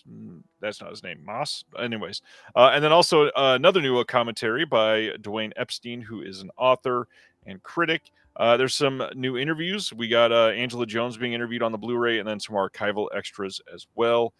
Yeah, I know nothing about this one because I had never even heard this title. Yeah, I guess it's the Quentin Tarantino connection. And Carlin, I'm not sure what the connection is to Starship Troopers, but I love Starship Troopers. So maybe I can earn some goodwill back there. I think it's a masterpiece. Next Kino release, A Man Called Rocca from 1961. This is coming soon on Blu-ray from Kino. This is with Jean-Paul Belmondo, so it's bound to be at least pretty interesting. Yeah, I'd love to see this one. That's very Criterion coded, but I guess they can only release so many. Well, That's and right. Kino's got all kinds of French stuff that they've been doing lately. There's so no makes ceiling sense. for them on their release schedule, right? So whatever. Pump 'em Speaking out. of that, let's go straight from the French stuff to Nacho Libre coming soon on 4K from Kino. No release date on this, but with the mega hit of the Minecraft movie, it makes sense that Jared Hess's other masterpiece, Chicken Nacho jockey. Libre, would get released. Hopefully, it doesn't take Rumors, as long as Bottoms to come out from Kino when they Yeah. don't give a release date. rumors swirling too that Napoleon Dynamite may be coming soon on 4K as well. Okay, From that's a Kino? movie I love. Nacho Libre is okay. I think it's fine. But Napoleon Dynamite, I Love think is Nacho Libre. a I just showed my banger. kids this movie, and I don't think there was a break from laughing the entire time. Well, that's lovely. I'm so glad that your kids enjoyed it. That's sort of the Oh no, it was demographic, me right? laughing, not them. Oh, you? Okay. Well, I'm glad you liked it Kidding. too. They're like, Dad, why are we watching? June 10th, MGM is releasing a Blu-ray of The Pusher from 1960, and what an odd choice Mhm. to just randomly put out this old noir-ish film by itself that does not seem to have a lot of big names or anything. So That I'm still screams just getting Kino. released. They should have thrown them a bone on that one. I don't know. This is weird. Yeah. This could have been in Noir Volume 31 or whatever where they're at now. I don't know. They have to get through the XXX one first. Uh-huh. Yo, they've got to do a like sexy box, right? Like, come on. Yeah. That would be tight. Hardcore noir. Come on. Ooh. Turbine over in Germany on May 28th is releasing their next 3 3D titles. It is Fast and Furious 9 or F9, the Fast Saga, Despicable Me 4, and Kung Fu Panda 4. These are all region-free releases, so if you are into 3D, the Turbine Collector Series has been really great. They are up to now 16 different 3D releases that they've done worldwide. Pretty rad that they're doing this. Minecraft movie was the first thing I saw in 3D in probably 10 years, so that was interesting. How was the 3D in it? It's fine. I thought it was good. I had a lot of questions. Like, do they film it for that? Like, I don't actually know how that works, or is it just something that they do in post or something? Like, it was clear that there was stuff in it that was for that, you know. So I don't know. Next up, July 28th. Speaking of 3D, do you guys have 4DX by you at all, or no? No, we but have one of what? my theaters is about to incorporate it, I think. Ooh, okay. It does not seem like my thing. It seems like, actually, as an autistic person, it seems like a sensory fucking nightmare to me. But maybe I'll give it a try. Probably in that case, it might. I kind of want to go see Final Destination Bloodlines in 4DX, but it's also very expensive to see it. How much is a 4DX ticket there for Like you? almost $40, I think. Jeez, that's like a theme park ride. Yeah, I know. You I could go saw to Busch Gardens for like a day for that. Damn. I saw a Cabin in the Woods in D-Box, which was like the early version of 4DX, and that was in 2012 when it came out. Yeah, and yeah. Back then, in the desert of California, away from all like civilization, it was already like $24. So that makes sense that it'd be. Yeah. I remember D-Box. That's crazy. Next up, July 28th, Studio Canal over in the UK is releasing Hearts of Darkness in this big collector's edition release. This is, of course, the documentary that came out for Apocalypse Now on the making of. This includes a whole bunch of extras for this, which is wild because this has historically been an extra in all of the Apocalypse Now releases. So now we're getting 4K releases of extras with extras. Any thoughts on that, either of you? 2025, baby. Cool. I mean, it's a great doc, so I can't turn it down necessarily. I've never seen it, and I've never seen Apocalypse Now, actually. Big blind spot for me. But what's in here that is like, I mean, aside from this ginormous packaging and fucking chunky booklet, like, what is there, like, new extras and stuff that is they're not labeled as new, but I think a couple of these are new. But the cool thing, shorts, Eleanor Coppola is getting a bunch of shorts on here, which is and that's really not going to great. be in the just regular 4K of Apocalypse Now, right? No, Not at all. Well, that's really Not cool. I think it's an interesting swing, and I hope it does well. I mean, literally, this is like one of the most famous making ofs and most lauded making ofs of all time. So I'm glad that they're giving attention to this. It's great. I like Brendan's comment. Apocalypse Now Like- is the bonus feature. I like Carlin's comment. Apocalypse later for Celeste. Yeah, Apocalypse when I get to it. Apocalypse someday. All right. Carrying right along from there. August 20th, Via Vision is releasing Martin Scorsese Presents The Saints from last year. Literally no extras on this. This is the first Blu-ray release of this anywhere in the world. I've heard this is not great. You know how when you're at Thanksgiving and your favorite uncle, who is like really cool and has done a lot of good over the years and like really loves you and like you just have a special place for him in your heart, he just kind of starts going off about how like kids these days don't go to church anymore and how it's really important and how like things got worse after like we left God in this nation and stuff. And you're just kind of like, okay, bud, whatever you say. That's what this is to me. Like, okay, Marty, you do your little docs about your favorite fucking fantasy Saints team or whatever, and we'll let that be. You can you made Killers of the Flower Moon. You have a lot of goodwill to burn through for me. You know? Kev says, I saw a Daily Show clip that had a clip of Fox News that had a sponsorship for the Saints. I'll do you one better. produced I it. believe this aired on Fox. I'm pretty sure they and produced it. Yeah. that was the only place to be able to see this. Yep. So Yep. Not great, but you know, he made Killers of the Flower Moon. I feel like a Kanye fan right now, but it's. Hey, I mean, just don't go that extreme, Marty. Come yeah, on. it's different, right? But yeah, whatever. Heads up, the Warner Archive 4K and Blu-ray release of High Society has been delayed to June 24th. Pre-orders for this are going up soon. It was supposed to be coming out in like a week or two, something like that, and it got delayed just a couple of weeks. This is only their second 4K, and this is also a title making the leap from DVD all the way up to 4K. So that's a pretty big leap for a big film like this. 2 comments. 1, what is with the big chunky packaging? Is there like extra stuff in here? Is there like a big book or something? Because I've never seen them do that. I don't think there is, and if I remember right, I think that's just a slipcover. Because they did the same for the Searchers as well. It looks like it's a side loader that's like really chunky, and it like should be You know, room for a book and stuff. That's a good point. A lot of the labels that do like mock-ups of the releases, a lot of them are incredibly deceiving, and I really wish we didn't do that. My second comment is that High Society sounds like a film about how I've been coping with the second Trump administration. Touche. Here we go. Yeah.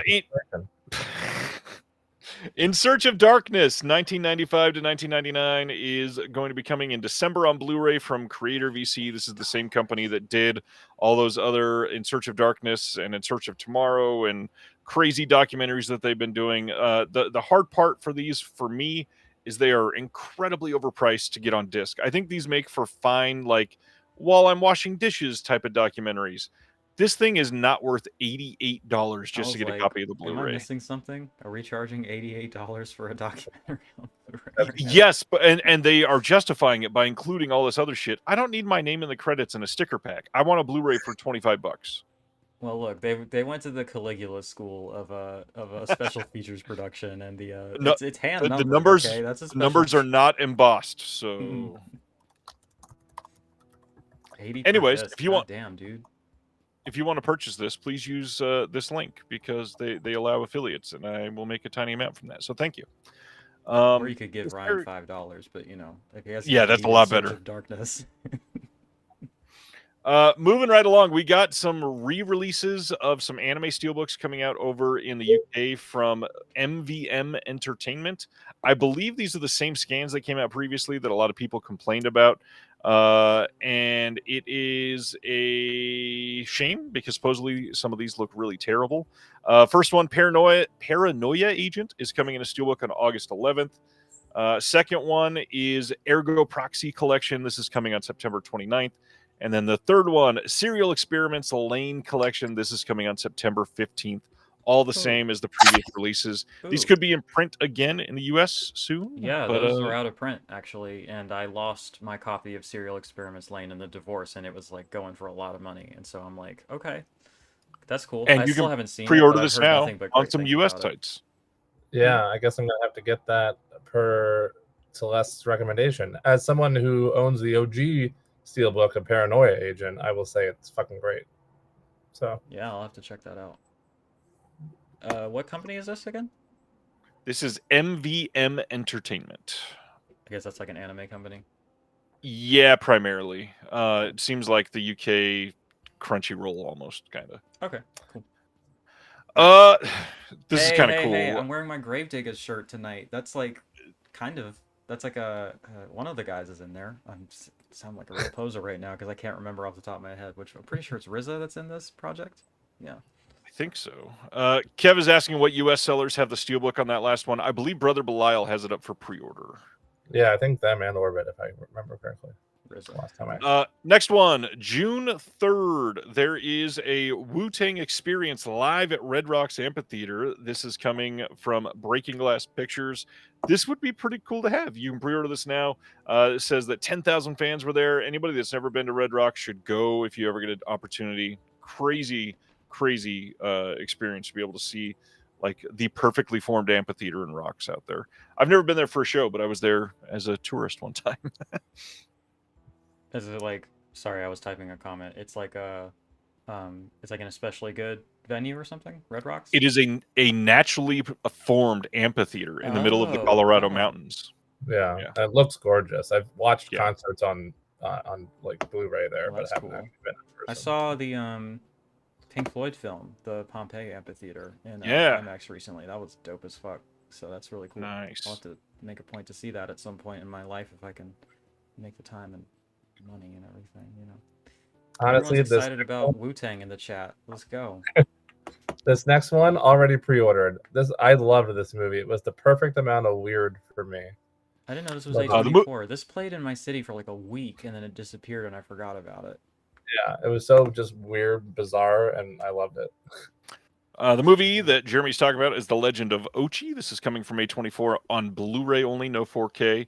This will be shipping in July. There's a commentary with the writer and director on here, some behind-the-scenes featurettes, deleted scenes, and then, as usual with these, A24 is doing the 6 postcards and all that stuff. Brendan's worried about the sale. He's saying how many titles left to do. Kind of a lot still, but we'll get there. I promise. It'll go quickly. I'm trying to breeze through. This Wait, we movie. need to take a minute on this one. This is essential stuff. We need to talk deeply about Peter Stormare's "Stand Your Ground" coming from Epic Pictures on June 10th. All right, that's enough on that one. Going to the next title. Here it is. Shout is releasing the Mario Bava collection on July 31st on Blu-ray in the US. This is a website exclusive. The booklet and poster are limited to the first 1,000 purchases. The overall box set limited to only 2,500. There's been a lot of speculation about this. So a couple things. Shout did not choose to release this on Blu-ray so that they could release it on 4K. They do not have access to 4K. That's not something that, consider the fact that they just released a blaxploitation set on 4K. If they had 4K rights, they would have done these on 4K. They can't get to it. They are incredibly expensive to license these, and the only real reason to get this is if you don't have the titles. This is something that most of these have been out of print for quite some time. Kino has released many of them. Arrow has released many of them in the UK. Now, this is the version to get in print right now. We got William asking, is Arrow coming? Honestly, probably not. Arrow probably will not be able to afford to get these right now, considering the announcement that we're going to talk about for Arrow in just a little bit.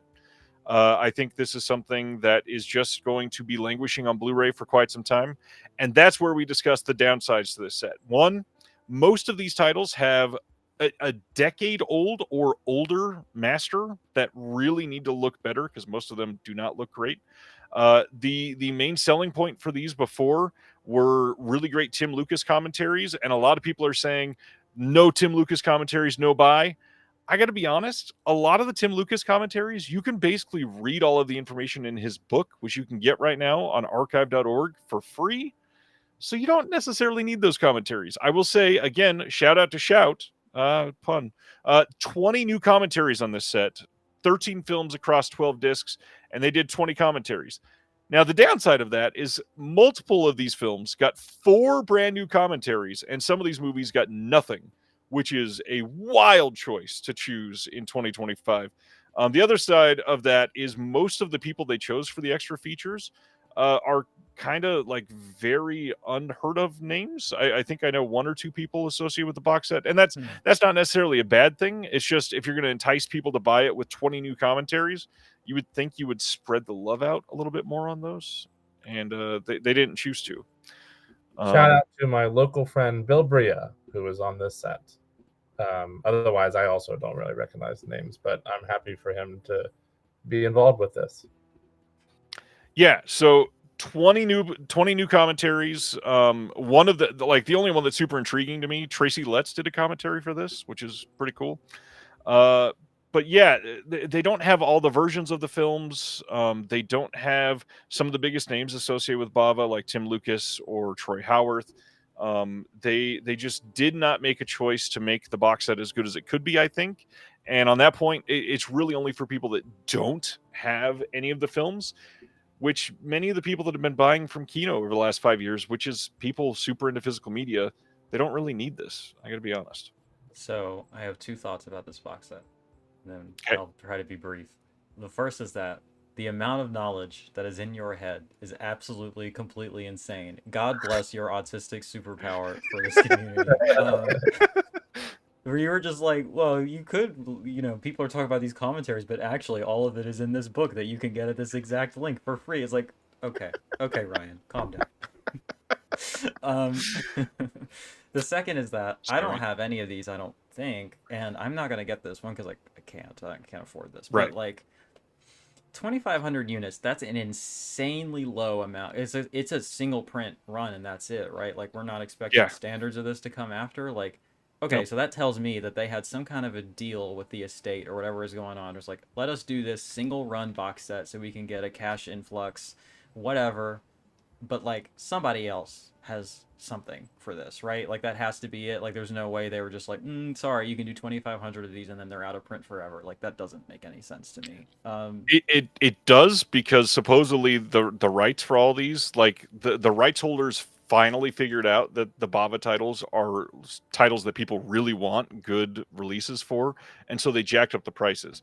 I have a feeling the only reason they were able to do this is because they said, fine, we'll just do 2,500. We can only sell it on our site. They won't be able to sell anywhere else because Shout doesn't ship outside of the country. And so they know that they're only going to be releasing it in the US now. Diabolic won't have any unless they buy them themselves and then sell them on their website, jacked up the price from there. So the odds are, I don't think there's anything different coming for Mario Bava stuff anytime soon. That being said, a couple of those have been released on 4K already over in Europe. So there's some opportunities there. But we really do need access to the OCNs to make these right, and I don't see that happening for quite some time. Okay, quick follow-up question, because Kino has released a handful of these recently. Like they reissued Whip in the Body, they reissued. That's not in the box set.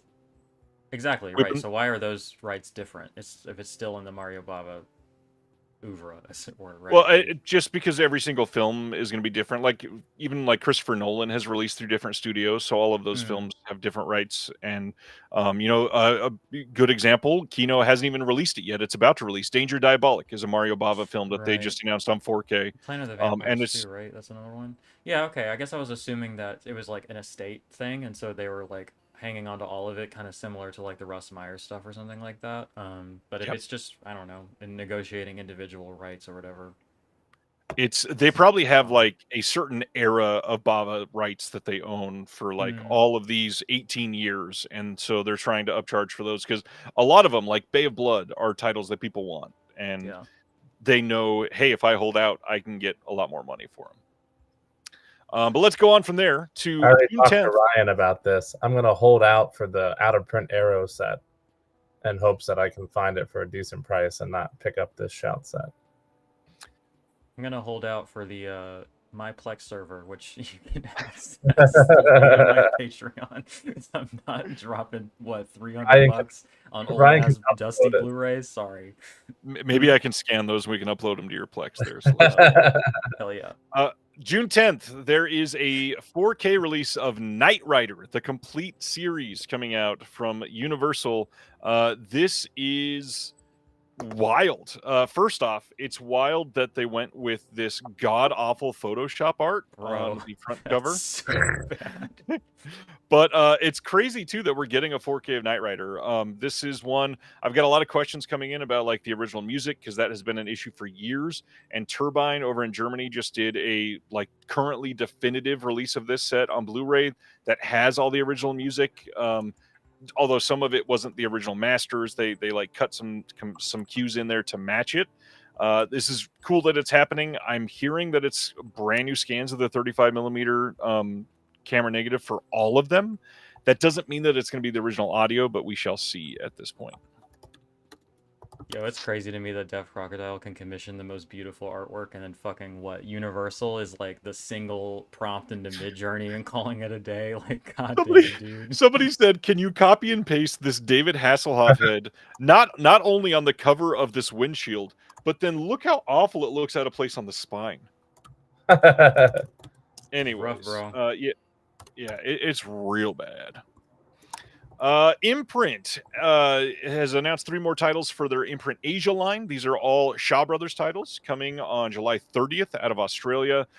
These should all be region free, but you'll notice a couple of these have been released in the US and the UK before in the Arrow Shawscope Volume 3. I believe it's the first 2, and then the third one is going to be a brand new release. This first one is The Lady Hermit. This one is going to have a new commentary by Sam Deegan. There's also a new interview with scholar Wayne Wong. The second title is The 14 Amazons. This one has a new commentary by the one and only Mike Leader. Shout out Big Mike. New interview with Wayne Wong on this one as well. And then the new one, never been released on Blu-ray anywhere else in the world. This one is going to have a new commentary by Stephen Hammond. New interview with Luke White on this. And this one sounds really good. So I am probably going to try to get this one eventually. Yeah. Shaw Brothers. Still tons of titles coming. Umbrella, a company that Jeremy Long loves quite a bit, just had their newest announcements. They were going to announce 4 titles. One of them got delayed. So let's talk about these. The first one, September 3rd, 4K of Black Sheep, the Kiwi gore sheep experimentation movie is getting released. This one has a new interview with the director, new from Bad Taste to Black Sheep, mapping the gory history of New Zealand slapstick. Love that extra. New genetic experiments gone wrong in film with David Michael Brown, some other interviews, some commentaries, lots of stuff coming in here. Plus you can get a shirt and all kinds of stuff. I love Black Sheep. This movie is hilarious and fun. Oh yeah, genuinely. All right. Yeah, this movie is great. It's a Can blast. I just say sheer terror as a tagline? 10 out of 10, no notes, absolute banger. All right, I'm adding that to the watch list. It's a lot of fun. It's not like high art or anything, but like if you love old Peter Jackson stuff, it's got a lot of the same sensibilities. I believe there's CGI, Gary. I believe it's a mix. I believe there are certain ones that are puppets. Yes, 2006. I thought this was like way more like last year or something. Okay. It's a lot of fun. No. I saw this like right when I was going to college and stuff like that. So well, yeah, I would wear that shirt. Great. Yeah, it's a good shirt. And I saw it back in elementary school because I'm younger than you, Ryan. Just barely. No, just kidding. I was in high school. September 3rd, they're also doing a 4K release of Cypher from 2002. This is a movie that I have not seen. Jeremy Northam from Gosford Park is in this one, as well as Lucy Liu. This one is going to have a new audio commentary with Simon Morado and Tristan Fiddler. Some interviews. Lots of stuff coming on this. It's Umbrella sets. They have kind of changed their philosophy on releases, and they're all kind of incredible lately. They're doing better authoring on 4K discs. They're getting better extras. They're incredible packaging. They have risen in esteem for a lot of people in the boutique world. I fucking love them, honestly. And I'm super stoked about that Freaked announcement. I don't know what month that's coming, but it's supposed to be out before the end of the year, or announced before the end of the year at least. So we'll see. Yeah. And that Hanukkah set was a fucking banger, real prestige looking shit. So cannot wait on that one. Yeah, super stoked. Last one from Umbrella, I'm stoked about. Agitator from 2001. This is a Takashi Miike film. that is really cool to have here, because this is the first time ever that the 3-hour extended cut has ever been released with English subtitles. Ever, not even like on DVD, ever with English subtitles. So I think it's a really great move by them. New commentary by Tom Mess, which is always a good time, and then Robert Edwards does a piece on Takashi Miike. It's Miike. I've never seen this one, but I'm dying to see it for sure. Well, It's doesn't he have, great. like 300 films under his belt, so like, you know. At least, so he better be good at them by now, right? Real quick, Honestly, we got 156 people watching, and then another like what, 17 on my end too. We're going upwards of 200 people watching this shit. Hit the like button, subscribe, all that shit. And Thanks for that's just being YouTube. here. We're also live on 3 other platforms too. Oh, follow me nice. on Letterboxd. Follow Honestly, Jeremy on Letterboxd. again, as a lover of Umbrella, and I think they're just killing it left and right. This is a banger month, even without that 4th title that they had to push. You know, it's just they're crushing it. Yeah, And this I would agree. This is the month right after the Henneke box set announcement. That's nuts, you know. Yeah. Okay, this is a big one.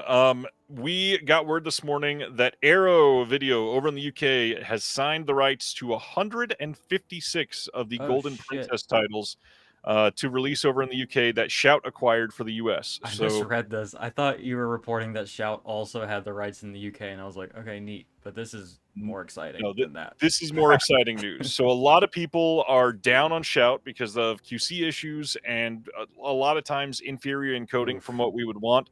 And so now you'll notice the number is different from what we reported when Shout signed the Golden Princess library. Arrow is going to be releasing 156 of those titles.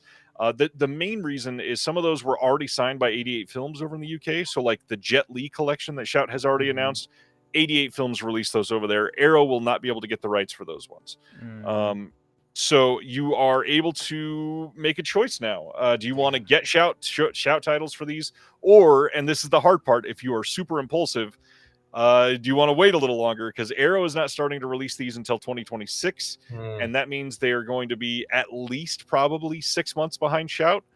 That being said, they do better off the ring. But They if you do know, better encoding. like, they do you know, different you probably packaging. want to wait. This feels like it's a big L for Shout. It's really taking the wind out of their sails, and like a lot of people are going to be waiting now. I don't know. It's not though, because most people do not import from overseas, and then on top of that, most people just want these as soon as possible. They're still going to do great. Not to mention, let's be honest, Shout made a shit ton of money from Arrow signing this contract, so it's did they have it's to a buy win. it from Shout? They bought the rights from Shout, and beyond that, that's if you're making decisions on this, rumor is that there are releases getting signed for France as well. And a Aussie company supposedly has a lot of these coming soon eventually. Okay, so could you see an Umbrella release of Hard Boiled? That could be possible eventually. Yeah, I agree with Brendan. I think Arrows will have better features, which is I agree. I think that's also better authoring, like you said, Ryan. So point of order on the features, there were a couple titles last year that Shout and Arrow literally released the exact same disc. Sure. So they may have signed a contract that says they can't compete with Shout and just have the exact same disc released over in the UK. So we don't know that they will have better features. They could literally be identical. That would make the most sense, honestly. And then they would just have a bigger box, and then I would actually prefer to have the Shout because it would take less room. Yep. But so when it was announced that Shout had this, was it worldwide rights that were announced? Shout acquired worldwide rights for distribution. That being said, they're free to sell those rights to anywhere in the world themselves. I couldn't remember if it was just in the US or if they had them just like full stop. Okay, they'll be fine. I wanted to make an L Factory joke, but I guess not. I guess they're doing okay. Shout is making a shit ton of money from acquiring these. And and that being said, it cost them a shit ton of money to get that. So I think Paul Viking is right. Arrow is having a great year. I mean, not just this announcement in general. I think they're having a really good year. One could say they hit the bullseye. Also, John Peters said, "I miss when Umbrella did Ozploitation. Didn't they just put out Volume 3 of Ozploitation box I don't even think it's been released yet."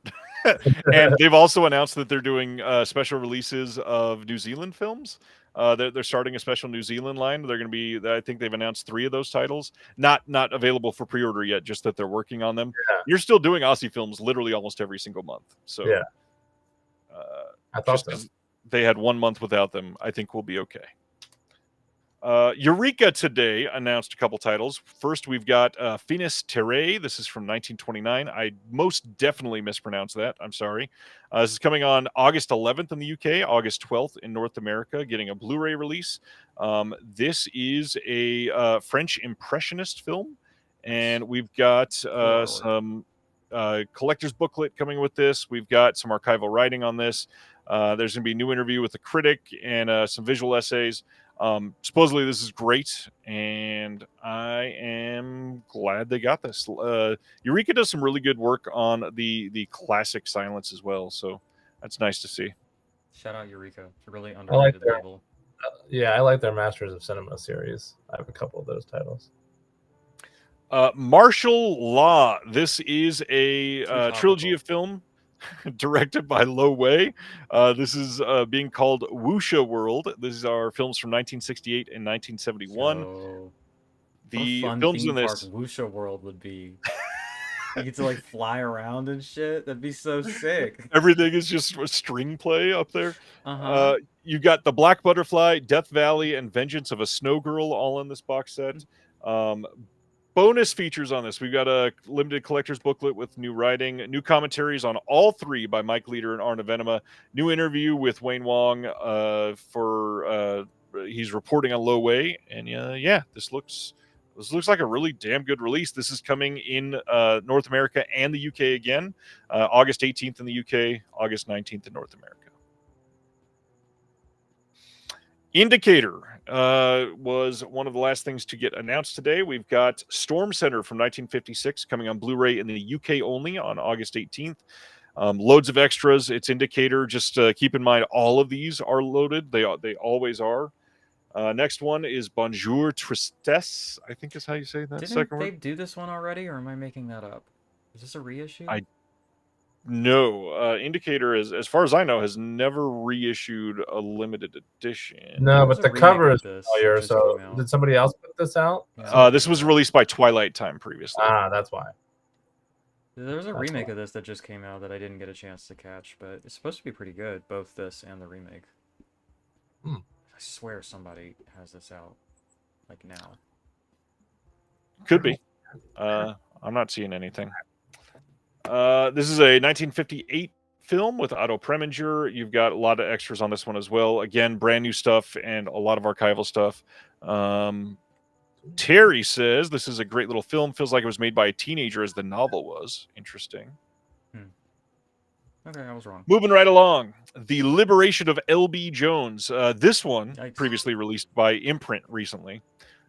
This is coming on April 18th in the UK only. This is from 1970. And this one has some new extras, lots of archival stuff, new audio commentary by Brian Reisman and Mike Sargent. And this is supposed to be a great film. It's directed by William Wyler. I need to see it. William Wyler did The Big Country, I think, which is a really great film. But I haven't seen that one. That sounds right. And Justice for All is the next Indicator title. This is coming August 18th in the UK only. This they is fix an the Al bass on this Pacino one? film.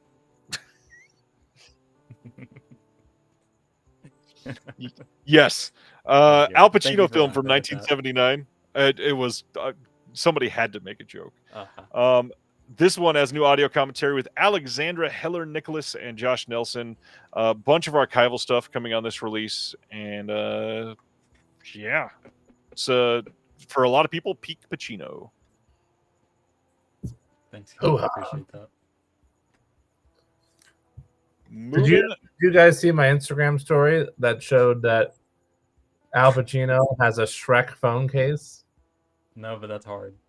He has a Shrek iPhone case, Hell yeah. as captured by me at a Q&A at the Arrow. I just thought it was very important to point out. You want a quick hot take? The snare on Saint Anger is good. I'm not Okay. joking. I think it sounds sick. Okay. We have a sale launching in 30 minutes. August 19th in the US this time. Indicator is releasing The Rainbow Jacket from 1954. This is an Ealing Studios film that was directed by Basil Dearden and Michael Relf. You've got new and archival extras as usual because Indicator frickin' kills it on all of their stuff, as we are seeing in the chat. And then finally, same director duo. We got Out of the Clouds coming on August 19th in the US only as well. Again, lots of new extras, lots of archival extras. This one has 2 presentations of the film, the UK theatrical and the shorter US theatrical as well. Jack saying he's seeing Metallica next week. Nice. That's one of the like big bands that I've never seen that I would like to at some point. All right. Nicolas Cage Nice. in The Surfer. This is coming on Blu-ray on July 14th over in the UK. I saw a lot of people asking where the US release is for this one. This kind of just like quietly got released not too long ago. I could see this getting a Blu-ray release probably later this year. It's Nick Cage. His stuff always sells, so somebody will release it. But it's coming. It's just very recent to the theatrical run. So I saw this maybe late last week, something like that. Jeremy, I don't know if you've seen it, but I loved it. I thought it was great. I agree, Celeste. I loved it too. I really liked it a lot. I got to see it with a Nick Cage Q&A, which was a real treat. It's from the same director as Vivarium, which is a underrated gem for me. If anybody hasn't seen Vivarium with Jesse Eisenberg and Imogen Poots. Second Imogen shout out tonight. Look at that. But yeah, I love The Surfer. Highly recommend.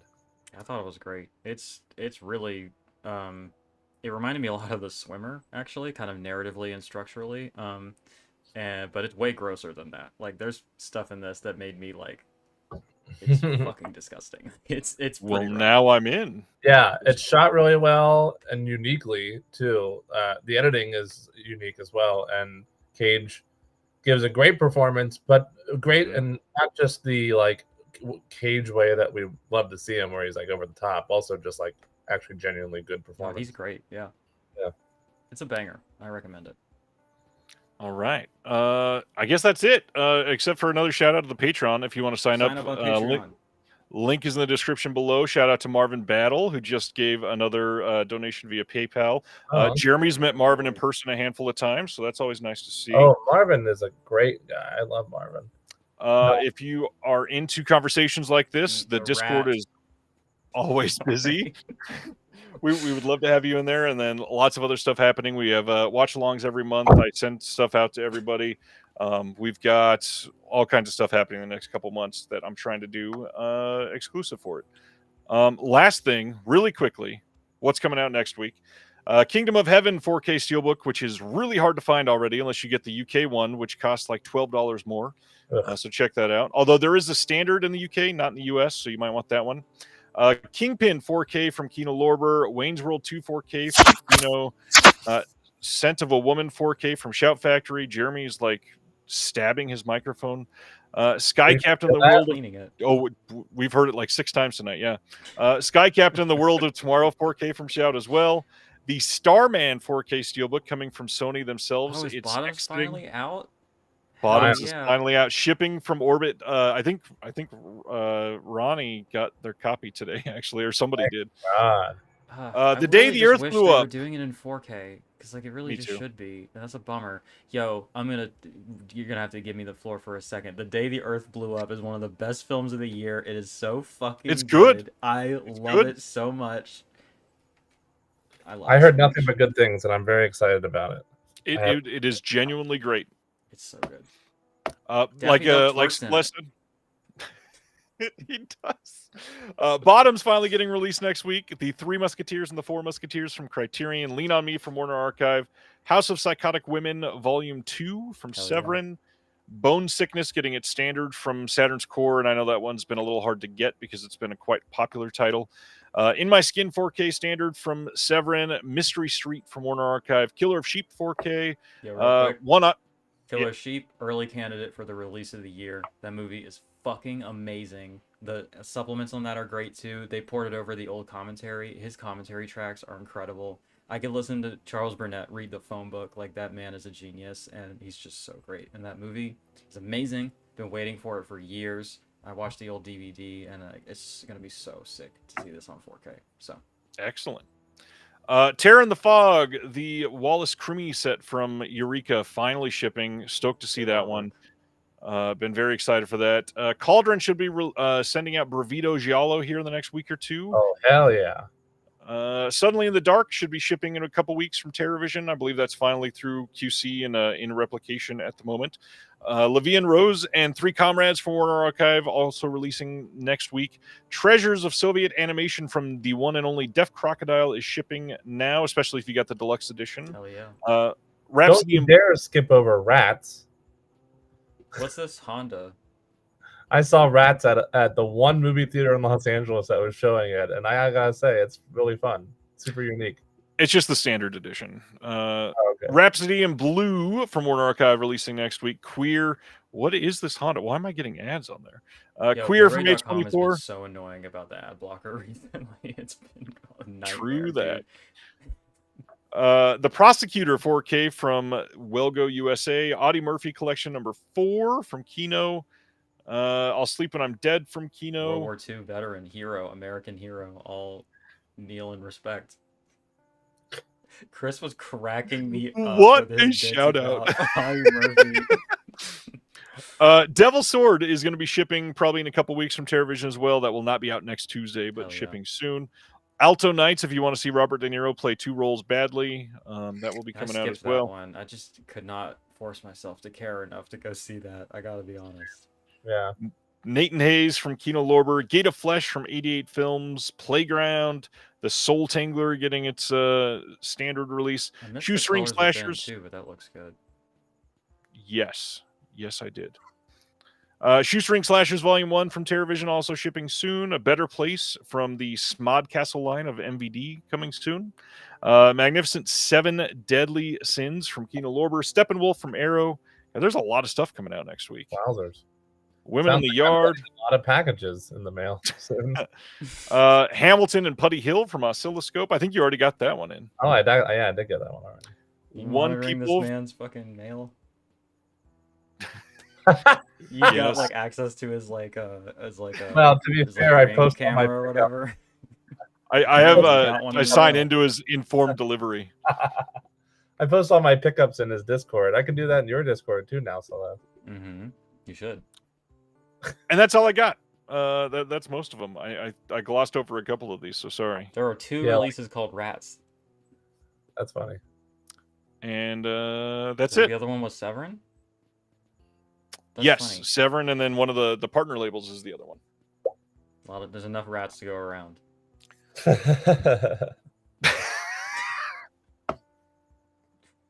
All right, up next is the Vinegar Syndrome sale, and tonight's sale is a big one. We've got a handful of titles that we know about already, and there's new stuff getting announced. This sale is going to be 50% off of everything released prior to November of 2024. They keep moving that back. Just a couple years ago, it was only like prior to 3 months before the sale. Now they're all the way back to like 6-7 months ago. That's a lot of a change.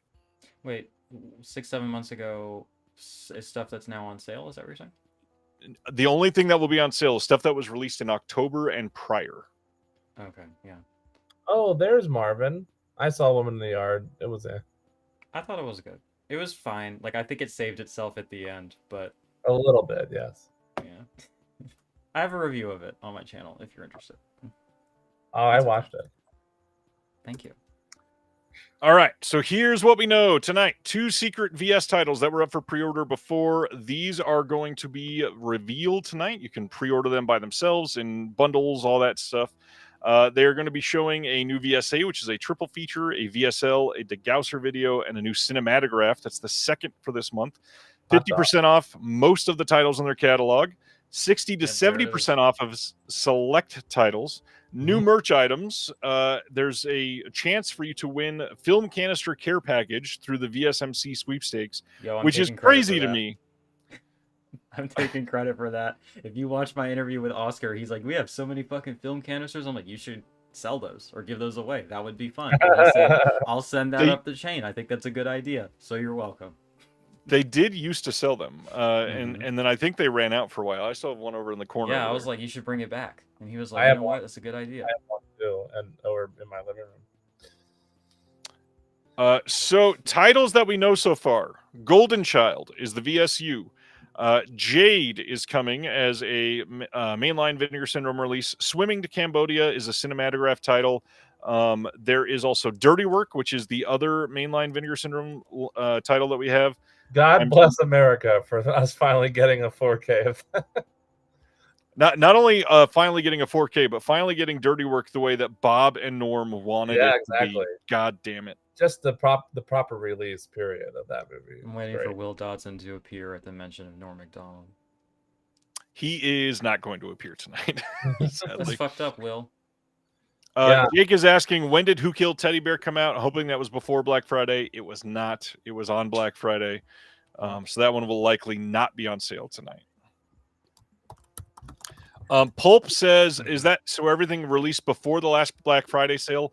And this is where I'm not sure, because in their frequently asked questions, the way they word it at the top is every VS sublabel and partner label title with the release date prior to November of 2024.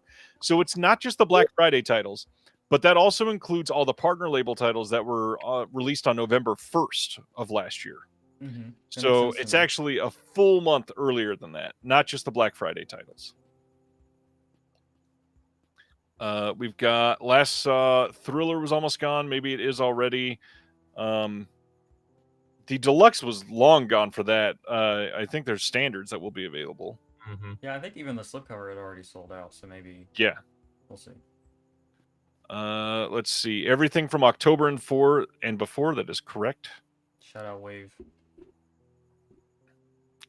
Kev says, so I didn't recognize them, but shout out Wave.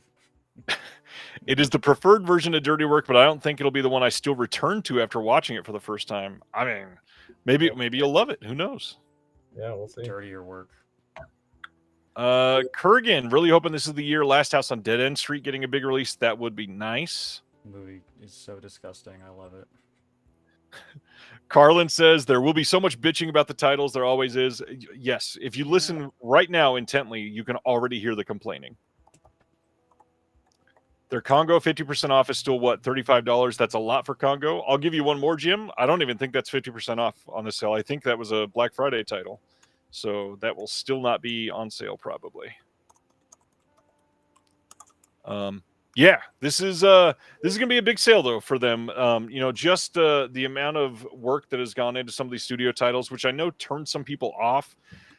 Let's be honest though, Vinegar Syndrome is now second in the US pretty much to Criterion for boutique physical media. There's no arguing that they sell a shit ton of releases. Maybe Arrow? Because Arrow is in like retail stuff too. I don't know. They got big stuff. Or the Noble. Yes, and I think the only thing that I could use to out-argue that is Vinegar Syndrome is releasing like 3 times as many titles as Arrow. That's true. Well, then what about Kino? Kino's does pretty big numbers, I think, right? They definitely do during their sales. That's for sure. Yeah. I don't know though. It does feel like VS is kind of the one. So, which is weird to me because they're not even in stores. Like, it seems like they're not even interested. It's like we got this. Yeah, they're definitely not in any big stores. That's for sure. They're at CD Trader. They are at CD Trader and a bunch of small box stores, obviously. Definitely, the 3 we just named are the top 3 competitors.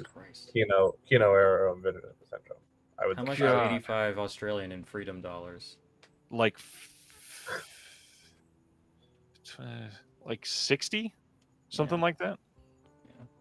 Yeah, they definitely make it up in volume. Jim is for sure.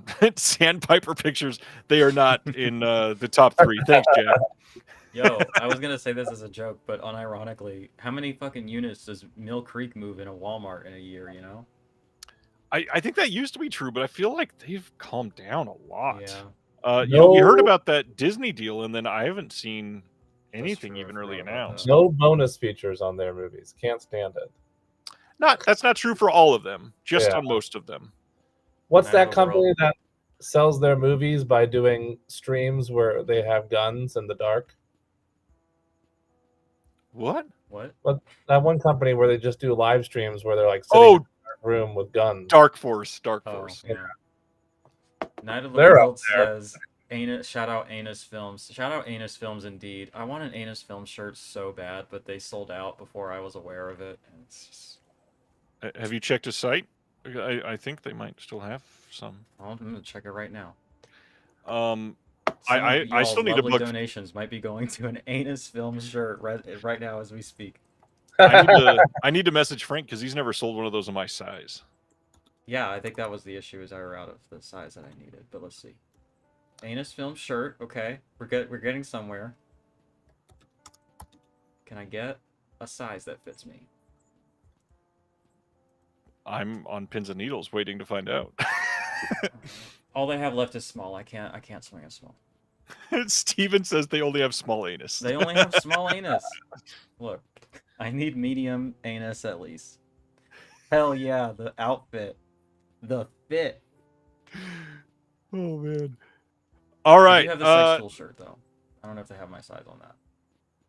This year in Vinegar Syndrome, or you know what? Let's talk about stuff that's on sale. Celeste, like top 5, definitely going to be discounted tonight. Give me some titles that people should look out for if they've not Top seen them. 5? Any of the Melusine titles. They're all bangers, and they're all great, and they don't sell enough of those. And I think you will be stunned by the packaging when you get it in. They're all good. And I think the first 3 of them at least should be on sale. I think maybe not the Image, but Through the Looking Glass, Blonde Ambition, and Tale of Tiffany Less should be on sale. They're great. The Carlos Tapalata set is still maybe my favorite thing they've ever done. It is, yeah, bangers. It's like so fucking good. I love those films so much. Off the top of my head, what else? I don't know. Yeah, Blonde Ambition is great. You asked for 5. I gave you 4. I feel like there's something obvious that I'm missing. Burning Paradise. I love that movie. It's great. Good pick. I like that one a lot. Yeah, Jeremy, only what s'mores. are some VS titles that you really like that you want to recommend? VS specifically or partner labels? We'll say VS at the moment. Okay, I'll shout out their fair. Oh, I don't know if it's going to be on sale yet, but will their release of Existence be on sale? Mm-hmm. If they have it in print, I know that was missing for quite some time. Not that it went out of print, just like we talked about the criterion between printing. Oh, okay. It's a banger. Yeah, that's a banger. I was excited that they There's put that so many out. good supplements on it too. Yeah, agreed. I'll shout out also the Prophecy set, not just because I love those movies, but because my friends Mike and Sophia worked on it. It's a good release. They're not my favorite films, but it has some good documentaries on it and stuff, and it's fun packaging. Hell yeah.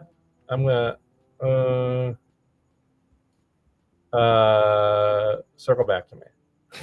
I think of some more. I'll throw out another one.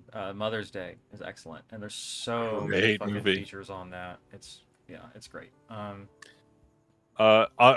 know I say this every time, but this is a movie that never gets talked about pretty much outside of Celeste and my channel and maybe one or two others. Buddies is one of the greatest films ever released by Vinegar Syndrome Yes. and deserves everybody owning a copy. I will say, I think it's still in print. Candy Snatchers is one that everybody should buy and watch. That movie is incredible. Tough Guys Don't Dance. Shout out Carlin. That's a great title. Genuinely really fun movie. You want to see something horrific? Here's my copy of Tough Guys Don't Dance. Covered in Broken slip. The glue came undone. I can fix it. It's not a big deal. It was just funny because I happened to have that right by me. I watched Candy Snatchers and Buddies per Ryan's recommendation like 3 years ago because that's how long he's been preaching about them, and I can attest that they are both terrific. I don't know that I I'm not always. There are times that I am in the mood to be emotionally devastated, but they're not.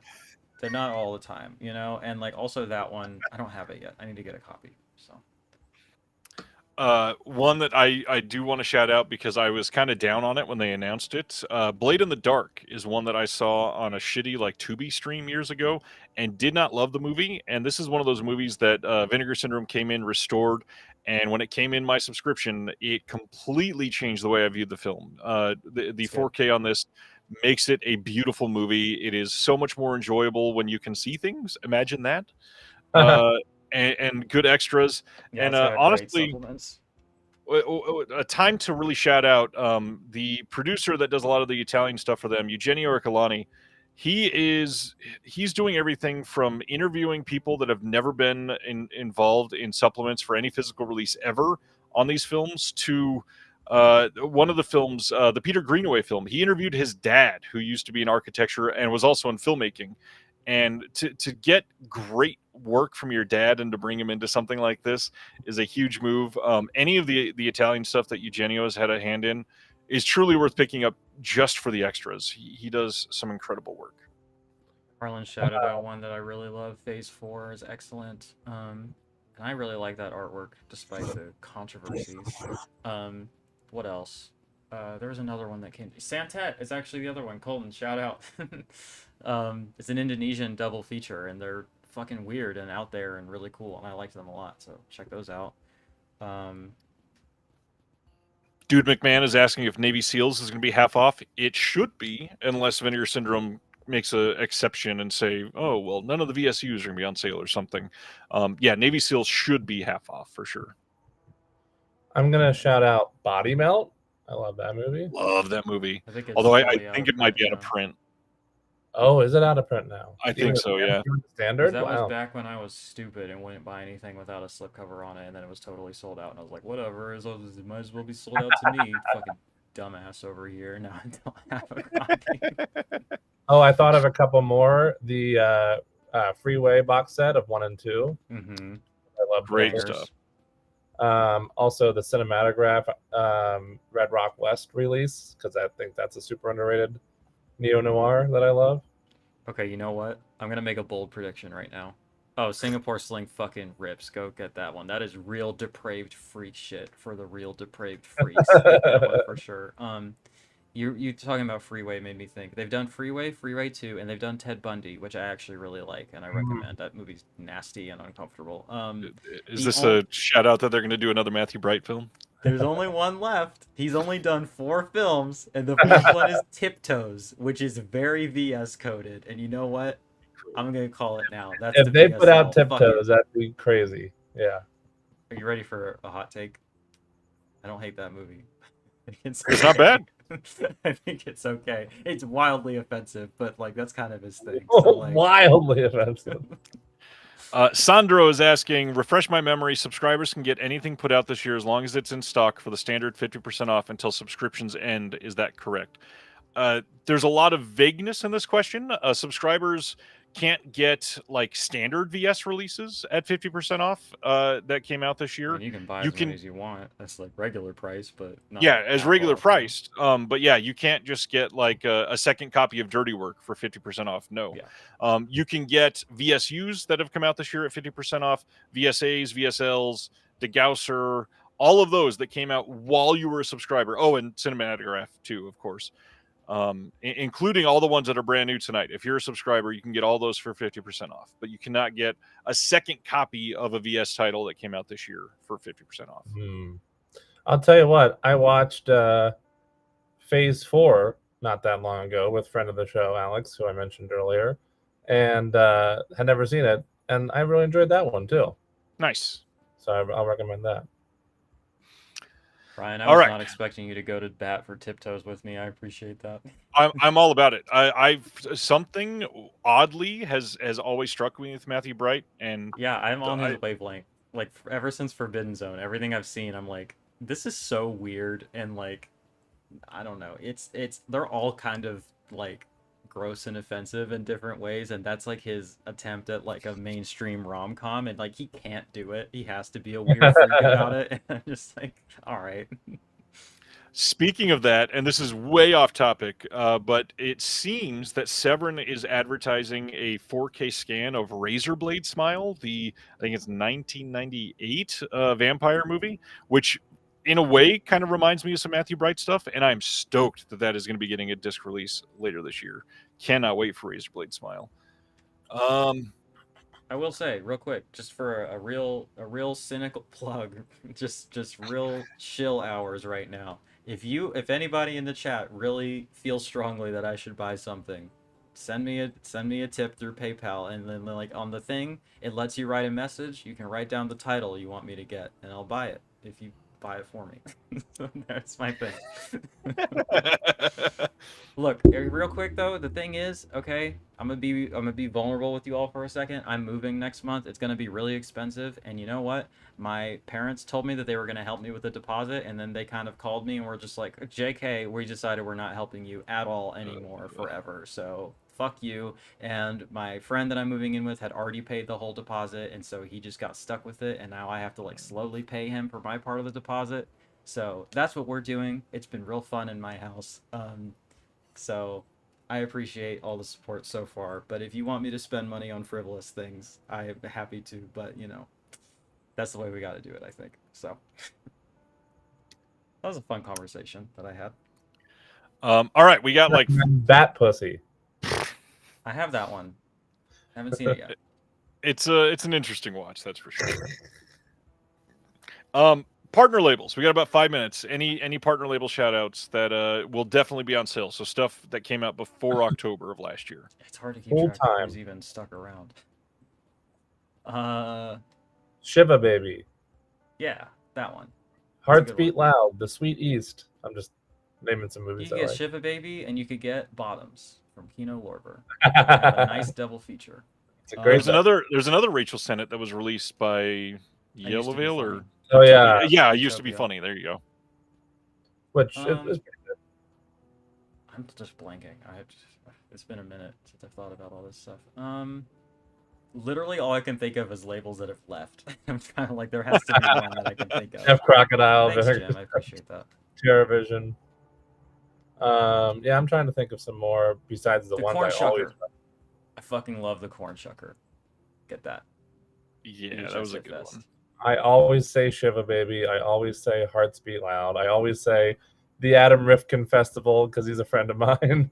Support Adam Rifkin. I don't know. Dustin.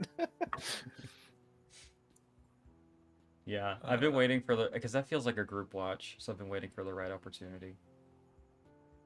Yeah, that would be a fun one to have a live reaction video on Patreon. Oh, another partner label I'll shout out, A Wounded Fawn. My friend Travis Stevens directed that.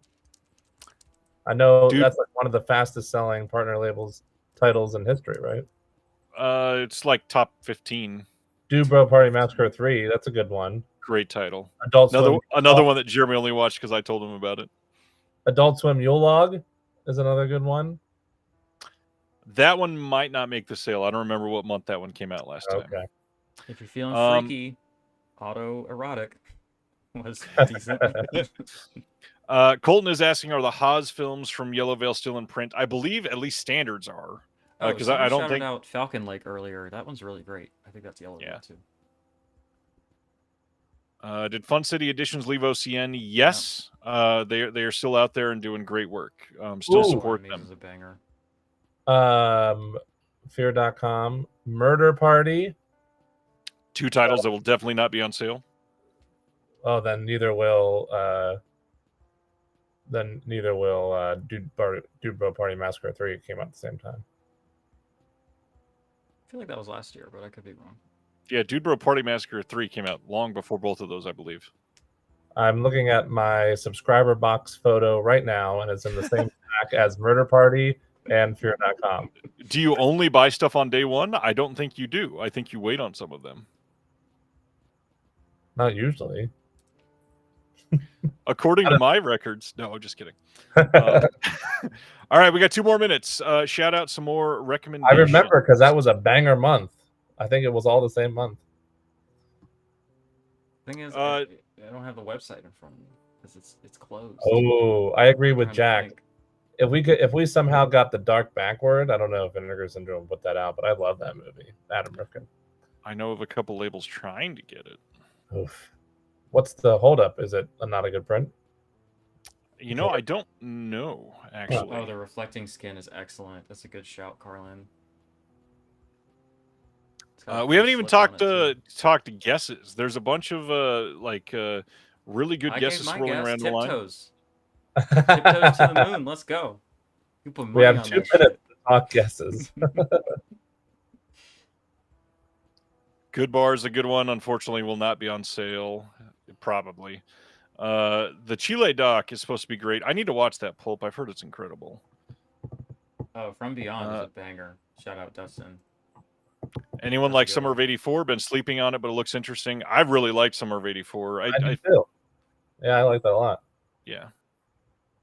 I'm scrolling back through the chat to see what I missed, and somebody recommended Pale Blood, which I really like too. Oh yeah, the Cardona set number 3 would be cool. I really like both of those, by the way. The Rene Cardona sets. I like both of them. I recommend I them. They'll don't probably think be it dirt could cheap. be. I don't think we're gonna get Stigmata, Kev, because I believe that was just recently re-released by Sandpiper. Mm. I mean, theoretically, I guess VS could have 4K rights, but I would guess probably not. Stigmata is a really great Bauhaus song. All right, we are down to 15 seconds. Refresh. Sandpiper is Kev's favorite label. I want to know, is anybody out there like, man, I cannot wait for the next wave of Sandpiper titles? Yeah, but do they sell their movies in a dark room with guns? No, probably not. That's copywritten. Oh. All right, so we've Let's got Scare Jessica to Death. Damn, bro.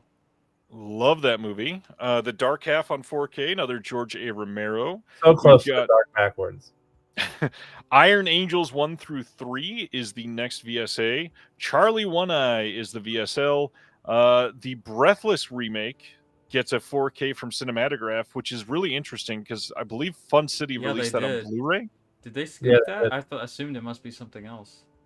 Oh, they're not beating the rebranded Fun City allegations with that one. No. Criminally Insane 2 is the Gausser title. There is a Showgirls alt slip on that one. From Beyond alt slip. And then Amityville Horror alt slip. Okay. We've got Criminally Insane Deluxe VHS. Criminally Insane 2 Deluxe VHS. Satan's Black Wedding Deluxe VHS. Vinegar Syndrome number 1 paperback zine. They're coming for the Physical Media Advocate. Siren of Death limited edition screen print. Dragon's Lair shirt. Helium lobotomy the long shirt. sleeve is cute. It looks so cozy. To think we're giving them all this love and they're coming for the Physical Media Advocate. Unbelievable. God damn it. Camp Mug, that's actually kind of cool. That's it, Ryan. We're canceling merch. They got a mates. dog bowl. Yo, shout out the furries Vinegar in the Syndrome chat. dog bowl. Val, where you at? You still here? Yo, get your fucking puppy bowl. We love What furries in the hell? in this chat. The Gausser video soap. Oh my word. Oh, come on. For $18. Come on, man. They already sold one, it looks like. 1 bar of 4-inch by 2.5-inch soap.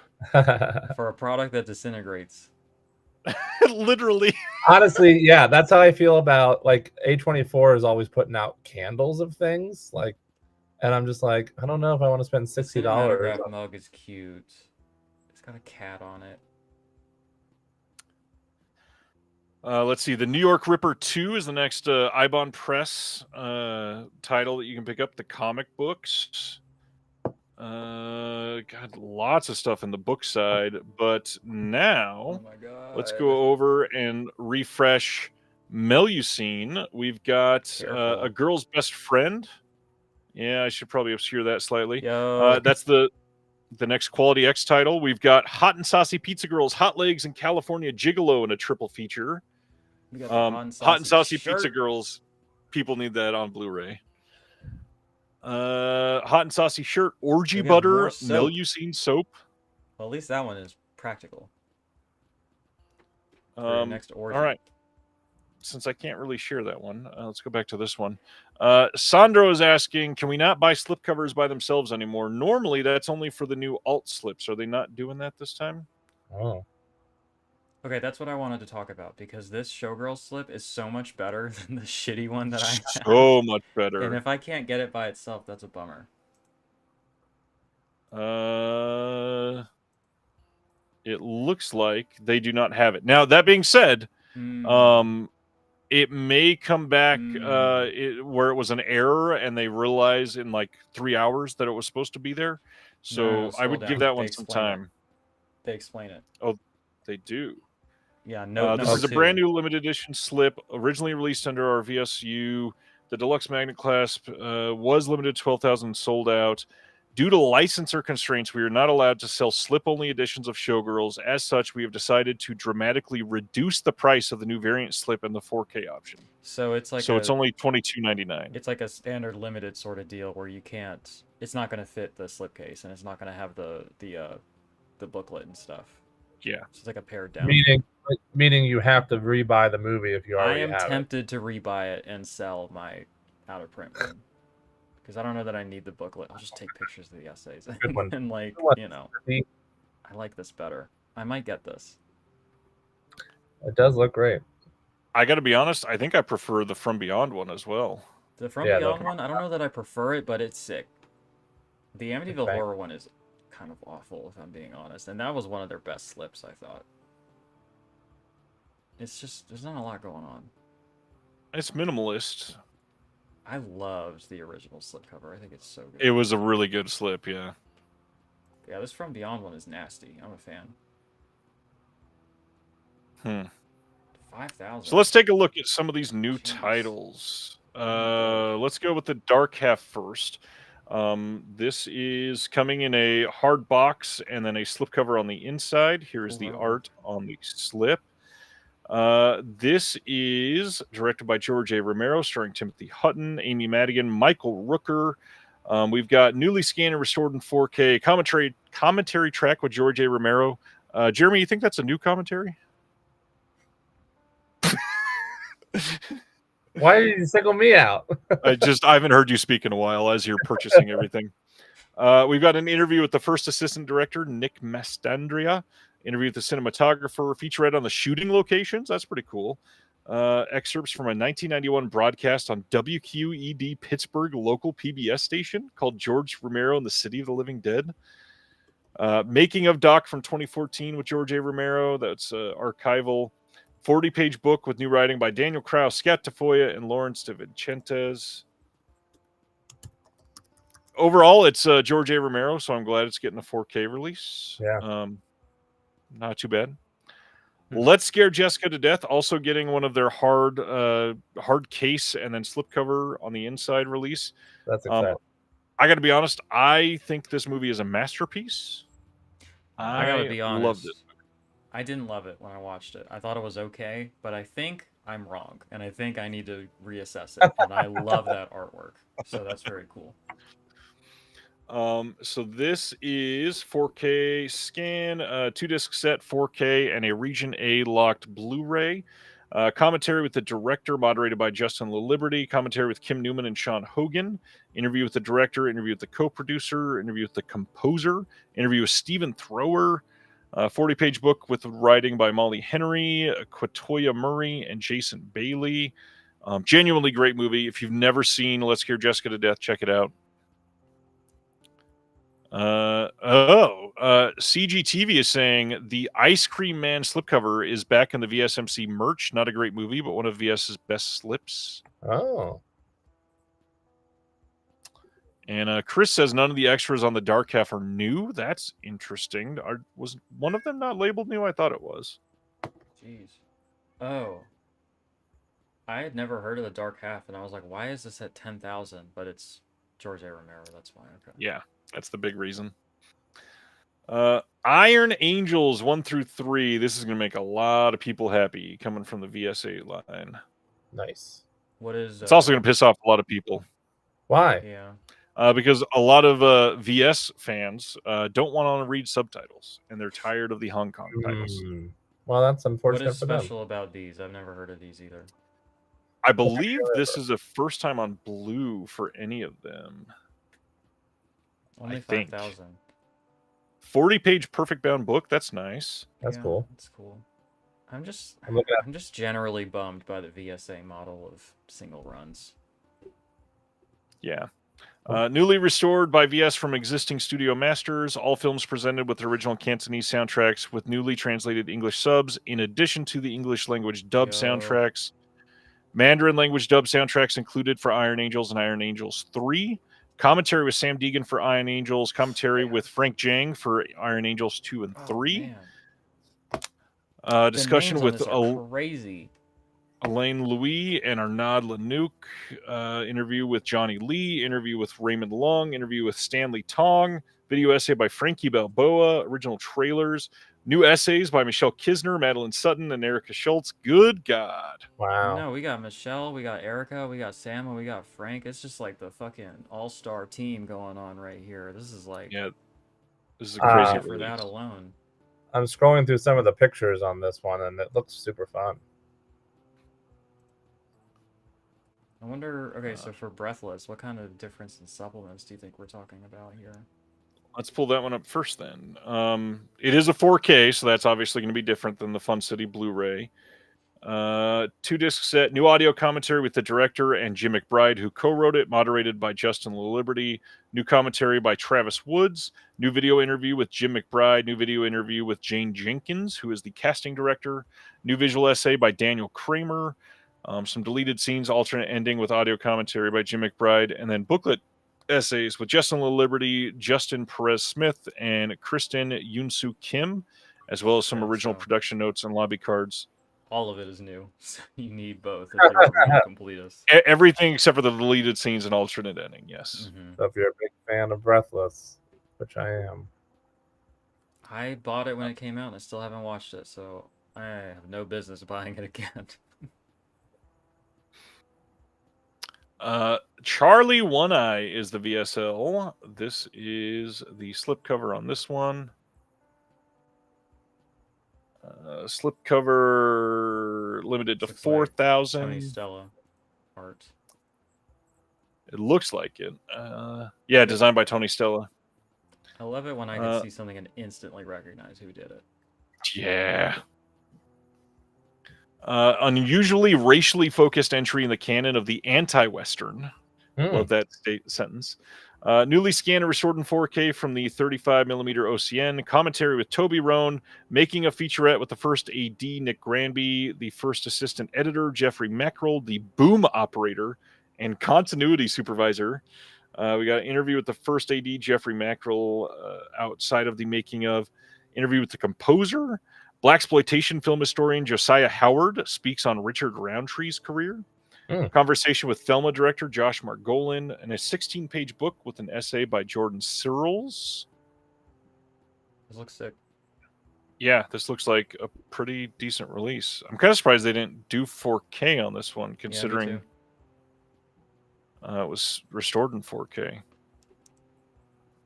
And then DeGausser, we've got Criminally Insane 2. Oh, okay. Is this got Homegirl in it? I'll tell you what. Another one I watched with a friend of the show, Alec. Ethel too.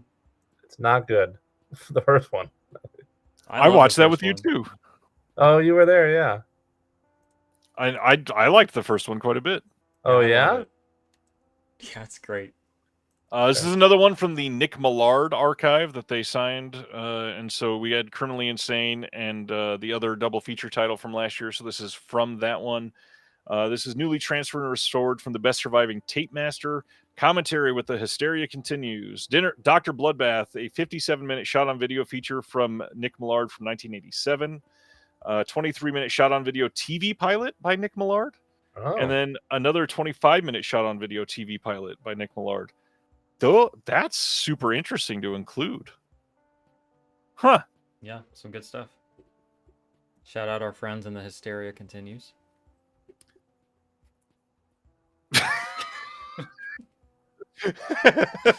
I didn't say anything. I had to look to make sure that was an ironic shout out. I didn't say anything.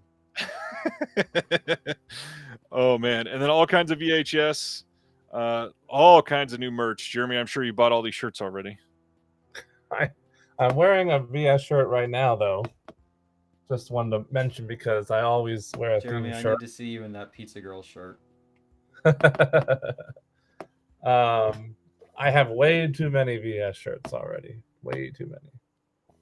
Yo, what happened to Merch Mates? I haven't Yeah. heard a segment in a minute. What did They- happen to Merch Mates? They haven't done much great merch, so we've pulled down. I was wondering if you were getting tired of it just being like, "That's a cool shirt." Oh, That's a cool shirt. We will probably do it for this one. Since I like that one. What do you think, Jeremy? Not gonna buy it. we'll have to have a full discussion on soap. Yeah. The New York Ripper 2 is the next paperback comic book from Ibon Press. These are really fun, but god dang, are they? Well, this one's it doesn't seem too bad. If you get the super limited one, I guess it's almost $40. But jeez, yeah, these are kind of crazy. Jeremy's sending screenshots to himself again. I really like the long sleeve. It looks very soft. Yeah, it looks nice, and they have not done many of those. It looks soft and it looks oversized, which is like my thing.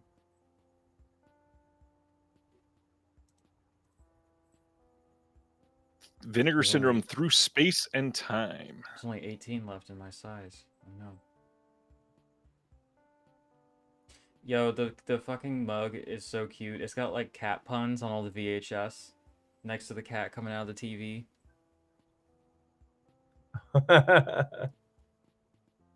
The Cat Father, Cats, the Big Meowski. Oh, I love that. Cat People. God damn it. Am I going to have to buy that? Lord of the Spring. Does that say spring? String. Fast and Furious. Reservoir Cats. Perfect. That's a banger. That's a good one. And it's got a lid. Oh, it's one of those tumbler. It's almost like a tumbler. Cinematograph sticker is fun looking. The dog bowl is outrageously priced, but it is fun for the physical media furries among us. I love that they actually printed the words dog bowl on it. Yeah, I gotta be honest. I'm like, come on, y'all could have done better than that. Why would you put dog bowl on it? That's bizarre. In case it was unclear. You couldn't come up with like a good pun? No. What's the name Cinematograph of the dog movie they put out? It's out of print now. They've done. I think they've done 2.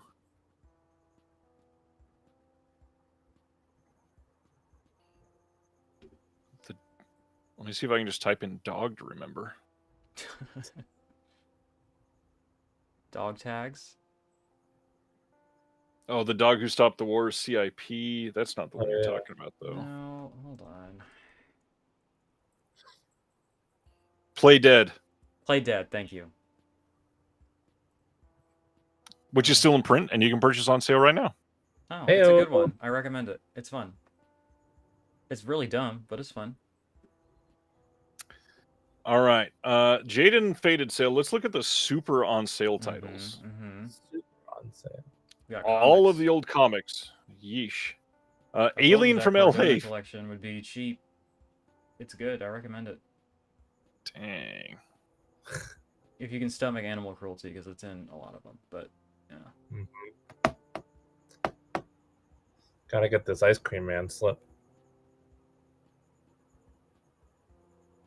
All right, what's on the partner label side? We got 29 films on that side. 70% off. Shit and champagne. Get that shit. Savage Harvest is pretty good.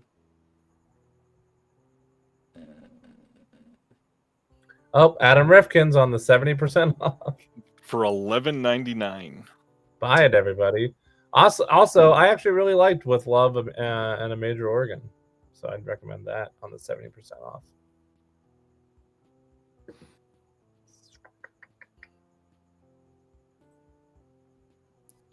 Sometimes Aunt Martha Does Dreadful Things is a lot of fun, and it's $9. Limbo is excellent, and it's also $9. Get those, 100%. You know what's cheaper than a Vinegar Syndrome dog bowl? I get this. A Deaf Crocodile cat food bowl. Do they have that? Is that new? I don't know if it's new, but it's definitely on their website. Oh my god. Oh my god. That's so cute.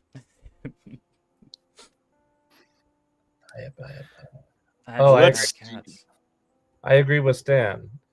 Everybody should have that Adam Rifkin set. Also, he asked, what's in my cart? Right now, it's just the new stuff that I don't already get as a subscriber. I have not put anything else in the cart yet. Hard recommend. Should not have used that word.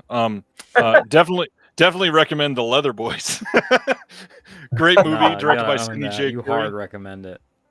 I do. Stick to your guns, Ryan. I know Jeremy loves this one too for Mad Men Only.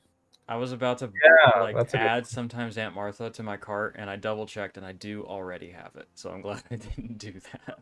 Oh, good. Craig says he just added the bowl as soon as he saw the VS dog bowl. Damn, so they nice. Brand new.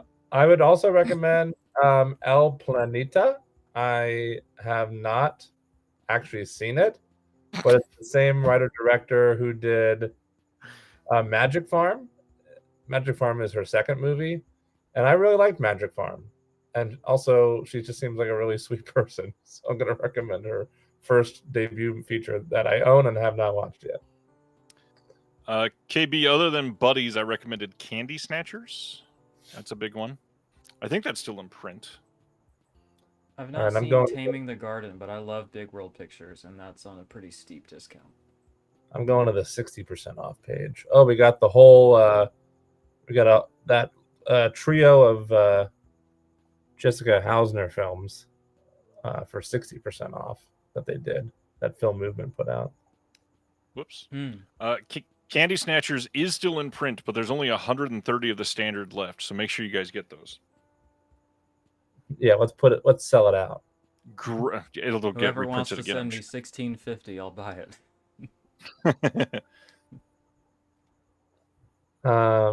Let's see. I'm looking at the 60% off page. Girl School Screamers is fun. People don't like that one, but I think it's decent. Cardona Volume 2, I like that one. Some good films in that. Make sure you buy all the ETR Media movies.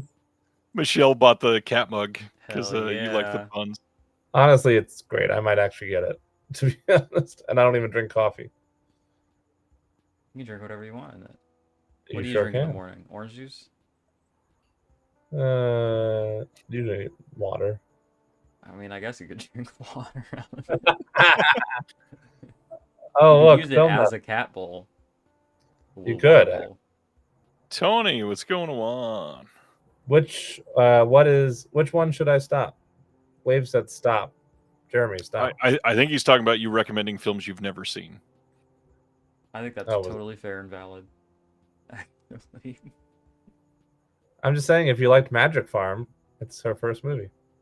Magic Farm is very good. Rat film.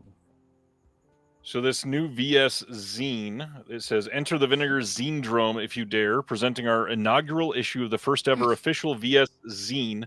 36 pages of interviews, art, and essays that get at the beating heart of what VS is all about. For this first round, we talked to VS restoration artist Brandon Upson, Let's Scare Jessica to Death filmmaker John D. Hancock, slipcover artist extraordinaire Robert Samlin, and take a guided tour through the cinema of Norman J. Warren, courtesy of Scout Tafoya. Featuring new art by Johnny Ryan and Joshua Revell, designed by Stake Mountain. All of this can be yours for the unholy low price of $6.66. And then taking a closer look at the pictures. There's not many pictures. Huh. Interesting. Tired. No, I mean about this coming for your this Oh, I don't care about that. competition. Mine has more pages. It's bigger. It's higher quality. I'm all Mine about mine. has more pages. It's bigger. Mine's bigger. I don't have Johnny Ryan art, but I've got other stuff. Thank you, Patrick. Just tip me $20 for Candy Snatchers. I will buy it right now. Nice. Thank you. Oh, something I have seen in the partner label Shit 60% back. off page. Faults also from Yellow Veil. Highly recommend. Great underrated Mary Elizabeth Weinstein. Whoops, clicked on the wrong one. Flick. Also, oh gosh, what's his name? John. I can't think of his name. I guess I could just click on it. Which one are you talking about? Faults. Oh, Riley Stearns or whatever. Yeah, I really like him. I can't remember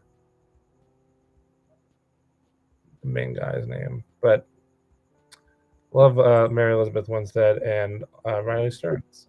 So I'd recommend that one. Many of these partner labels that are on here for 60% off came out after October, so that's something to look at if you had your eyes on some. Like Another Body definitely came out after October.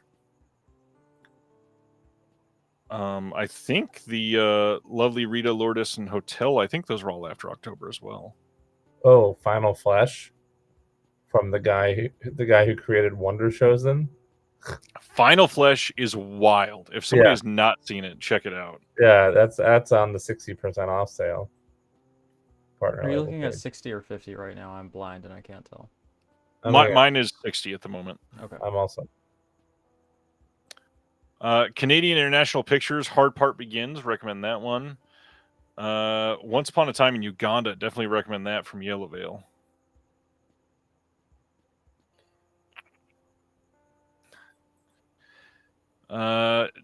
Zach got The Dark Half Jade and Let's Cure Jessica to Death. We're All Going to the World's Fair and Buddies is both 50% off. And the stupid super limited edition New York Ripper 2. Of course you did, Zach. That sounds like a Zach purchase.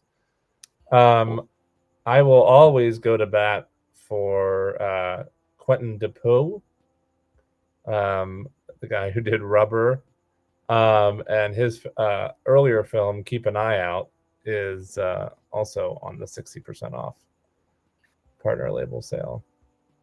I couldn't get on that one's wavelength, but I thought it was okay. I love it. My favorite from him is Wrong, which I think Draft House put out, I believe. Who put out Wrong? I think it was. Anyways, I love that one. I have received a correction in my Facebook messages that Dustin was actually the one who sent me the money for Candy Snatchers. So corrected thank you to Dustin. Sometimes it shows up under his husband's name for whatever reason. So. But apparently he also recommends it. So. The Dorsch Wishman's set from Agfa, 60% off. I do not recommend Fuck the Devil and Fuck the Devil 2.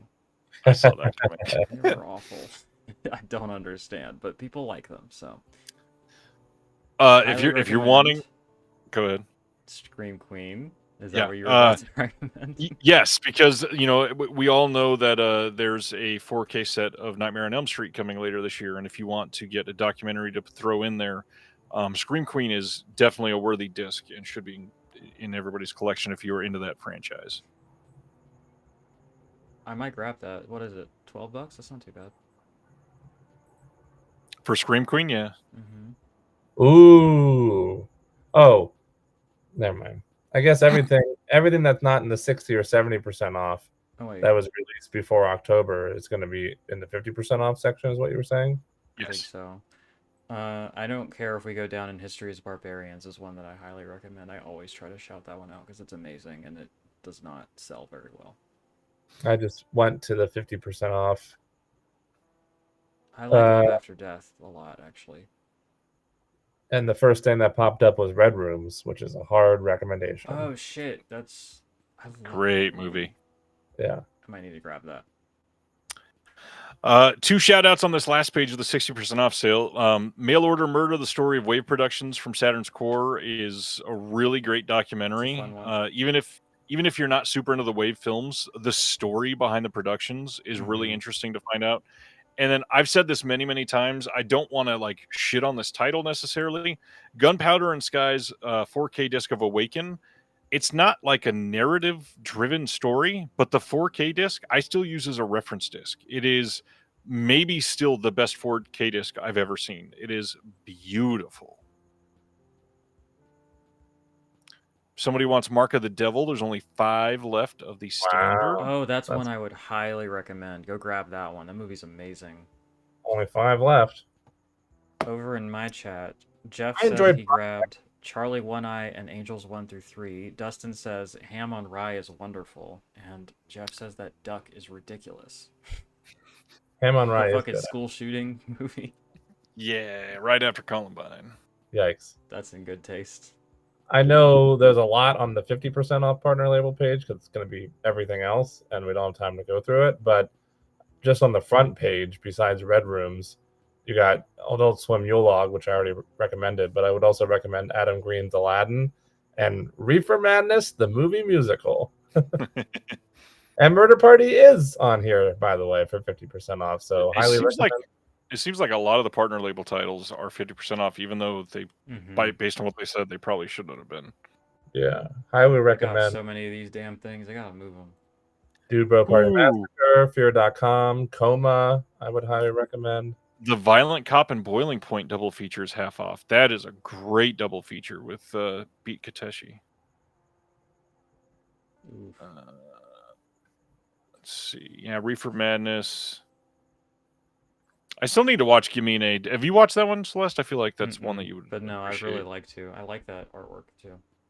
It was good. I saw it's an anthology. I saw the premiere. They had the premiere at the Arrow, Ryan. Oh, nice. Yes Wave, new VS zine, and this is the first issue ever, and it looks like there's a shit ton of the copies of it. Oh, the Snowtown Murders is on sale even. Nice. Reflecting Skin is half off? God dang. That's crazy because that one, the old Blu-ray, was like never went below like $29. And a better disc of a really great movie, you can now get it for slip on it too, honestly. 18, yeah. Fear.com is half off. Yeah, Dude Bro Party Massacre 3, incredible movie. Check that one out. Hell yes. I Used to Be Funny, like we talked about. The Battle of Chile, Duck. Wow. My Heart Is That Eternal Rose got scooped by Radiance with a better edition, I think. Yeah. But it's supposed to be real good. Oh, they got Sadness. That's going to be the standard edition, obviously, but that's a great movie. Yeah. There's The Wounded Fawn that you brought up earlier. The Poetry of Li Chang Dong is on sale. Is that still got a limited? I think it's sold out. Yes, it is sold out. And actually, the Li Chang Dong, only 174 left of the standard. Wow, jump on it. Sean Baker shouted it out on the Shelf Shock Rewind Awards. It'll get reprinted, but it could be a while. There's Femme. I need to see that for my 2024 list. I haven't seen it yet. Sweet East. Shout out. Oh, Mr. Lonely, 50% off. Harmony Korine. Mommy Wada, I still need to watch that. Way Bad Stone, great little movie. Bleeding Skull's made some good choices so far. Bleeding Skull rules, dude. Their line has been great. Oh, Supermarket is a single press. I need to. How many are left on that? There are only 576. Okay, I mean, I agree with David Holland. Femme is a really good movie. That'd be a great pickup. Yeah, you might want to keep an eye on Supermarket, considering it's one time and it's on sale. That could dip quick. Yeah. Michelle loving Way Bad Stone, nice. You should watch Michelle Kisner on my new Sinners video where we did a collaborative review of that. And I thought it turned out really cool. Thanks, Michelle.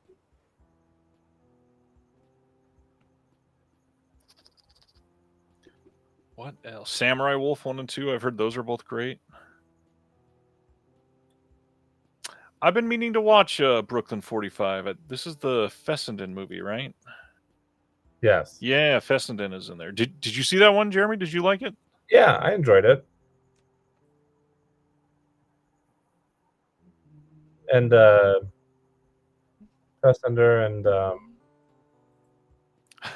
Gary, by the way, he says, you all chuckle dismissively at Mr. Lonely. It's a gem. We were not dismissing Harmony Korine.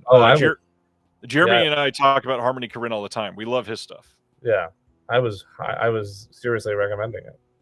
It was more of an inside joke chuckle. David says that David Rock Nelson set is life-changing. I need to watch it.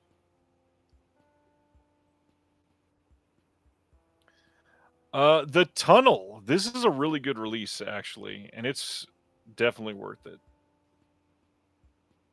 Mm-hmm. Mm-hmm. I said Full Time earlier. That's on sale. It's a great one. Good things about that. It looks really good. I don't think I have The Spirit of 45. I need to check that one out. There's a lot of great titles on here that I would love to get, but alas. But alas. Trouble Every Day. Even though there's a 4K coming from Eureka. Yeah, I guess don't get that then. Shout out to the Zombie Army. Anybody that wants this. Will and I did a visual essay for this release that Ross from Saturn's Core genuinely texted me afterwards and said, I think this may be too classy for Saturn's Core.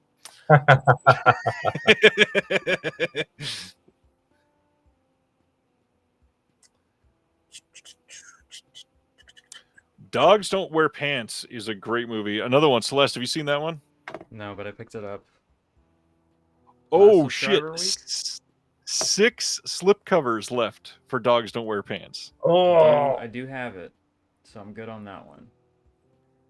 That's about to be gone, baby. Good night, Craig. Talk to you tomorrow, probably. Good night, Good night, Craig. Craig. Or definitely talk to you tomorrow because we're announcing a Thank title. you again for signing up. I appreciate it.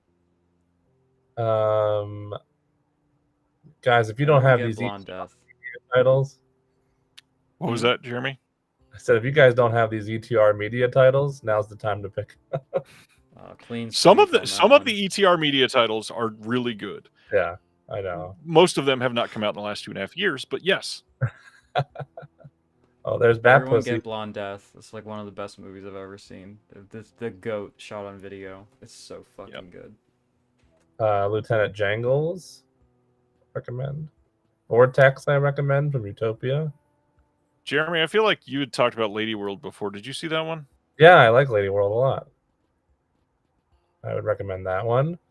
I just came across one that I can't believe I have not mentioned tonight because I feel like I mention it every time we do these annual streams, which is In the Soup. Buy it, buy it, buy it. I love In the Soup. I love that movie so much. Jeff recommends We Kill for Love and Lieutenant Jangles. Yeah, definitely both on the list. Excuse me. Gunpowder and Sky put out Hearts Beat Loud. That's a super underrated little comedy drama film that I love. On this row, this is a really great row. The CIP release of East End Hustle is incredible. And then we already talked about We Kill for Love just a moment ago, but Night Chills from Saturn's Core. Night Chills. Oh, yeah. Another one of their best releases. What a I like that blast.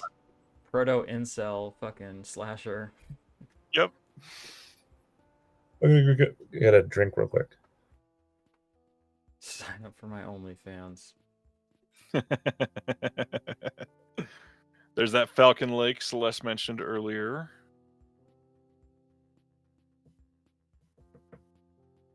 Oh yeah, there's the Haas titles that got mentioned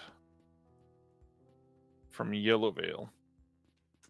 Brad in my chat says work without hands is parasitism. I'm not sure what that means. The Brad or another Brad? Brad Euler. Oh, that's a different Brad. Okay. The Oregonian is really good. I agree. It's a fucking weird I've movie. still not seen it. I need to. It's a fun one. It's a trip. I love that. Michelle's comment. Lieutenant Jagles has a commentary I did where I drank 3 beers before the commentary. Well, Amazing. sounds good to me. On this one, definitely recommend Effects if you've not seen it. This is one that if you are into like the old George A. Romero titles and Tom Savini and that whole Pittsburgh style of filmmaking, definitely need Effects on 4K. I did not love that one, to be honest. It didn't do much for me. Like the scene that's on the slip was pretty effective, but other than that, I thought it was kind of. It just didn't do much for me. I mean, it's fine, but I've thought about selling my copy before. I liked it quite a bit, and Tom Savini definitely laughed at me when I asked him to sign it. That's fun. Hitman Heart is really great. It is an incredible doc. Justice Ninja Style is a really good one from VHS Hit Fest. Lady Street Fighter is a great release from AGFA. Sellout from Connie is a banger. I love that movie so much. It has Gina from CIP is great. The excellent soundtrack. Does it still? Mm-hmm. Damn. Okay, yeah, that's definitely worth it. I don't believe that was a limited thing. Yeah, it's still got the CD on it. It's great. I really liked Amigo. I don't see many people talking about that, but the catalog release of Amigo was a favorite of mine. Who Done It? The Clue documentary. I have an interview with the director on my channel, but do not recommend the documentary that much. Actually. Yikes! Ouch. Did he do other things that you like, or was that an awkward interview? No, I mostly wanted to talk to somebody. I adore Clue, so I wanted to talk to somebody that got close to everybody in the film.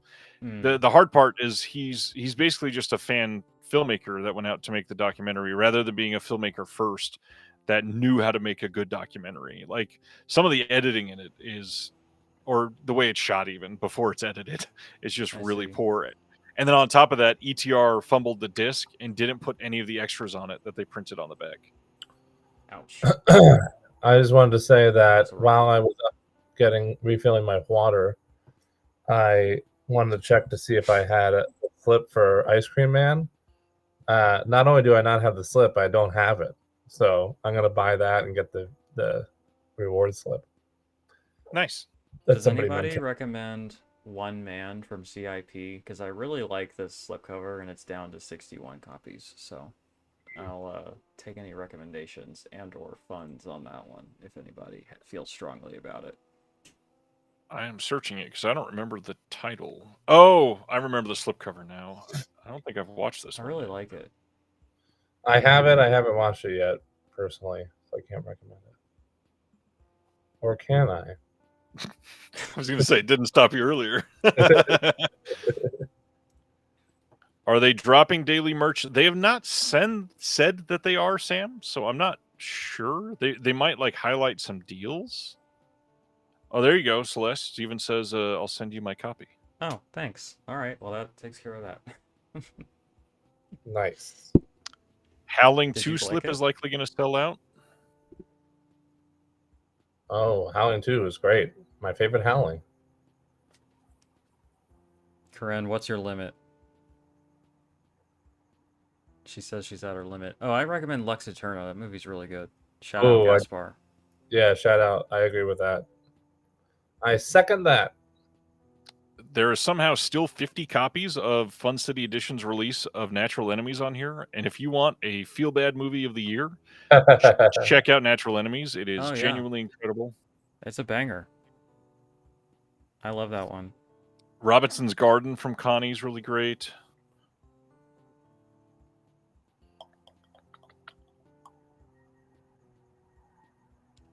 Forbidden Love is a good release from CIP. I know a lot of people didn't love this one. I really loved Inspector Ike. It's got some hilarious, just someone droll said that to me, and comedy. I have not watched it yet. Our friend Brad Euler, who continues to confuse me in my chat, says Akira Kurosawa will never be topped best director and writer. I mean, sure. I really enjoyed No Resistance, the Saturn's Core release. It's a 1994 Houston or Austin, Texas SOV. Really, really fun one. Really well made. Just happened to be shot on video. Kev Bones picked up some good ones. He says in the chat.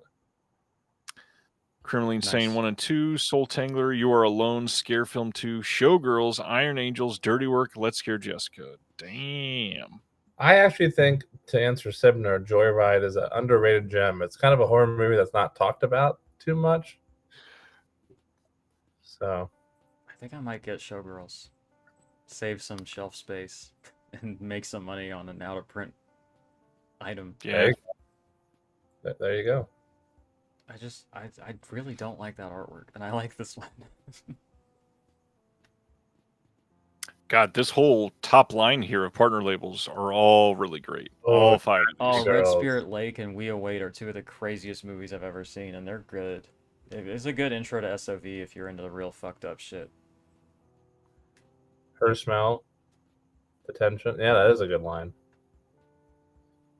Tragedy Girls I wasn't into, but I think I was a bit of an outlier on that one. God, this whole row is pretty great too. Summer of '84, Last Matinee, Shatter Dead, Boarding House, Commando Ninja. Boarding House isn't amazing, but this is the kind of movie people who are buying it know what they're getting into. I love The Last Matinee.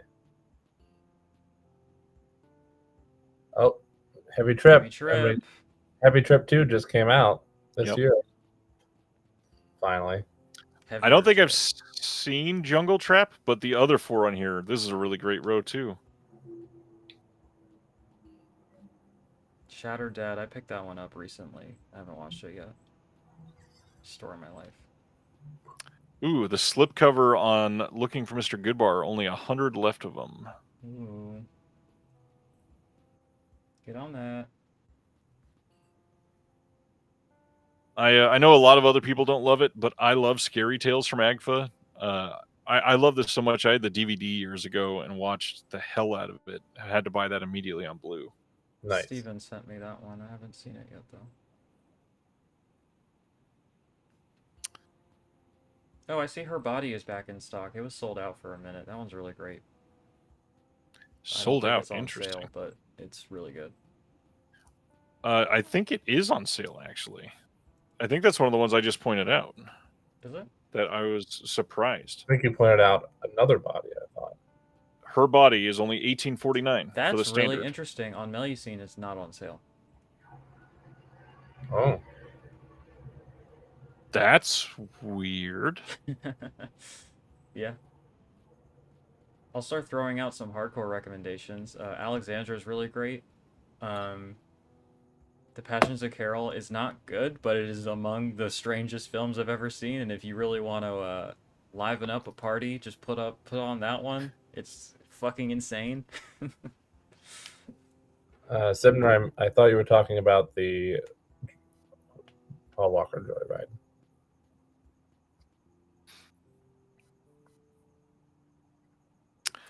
So how are we feeling about the brand new slate there, Celeste? What are you thinking about any of these new titles? I would like another chance to see Let's Scare Jessica to Death, so I'll probably rent that at some point or whatever. And the VSA looks fucking sick, and the VSL looks really cool too. So I'm excited about those. I don't know anything about the Dark Half, but it seems like a big title, so that's cool. And then the ones that are already announced, I would like to see Jade for sure. Golden Child and Dirty Work don't seem like my kind of thing, but I would watch them. And I will say I cannot stand that artwork for Dirty Work. I hate it so much, but that's besides the point. After we get done and we're not live anymore, let's talk about the artwork for Dirty Work. Okay. Once again, I have to ask for a refund from Celeste because she said she's not interested in Dirty Work. I mean, I'd watch it. It's just not. Comedies are just so hit or miss for me, so it's not something that like jumps out at me. I would definitely watch it. McDonald and Bob. And Bob.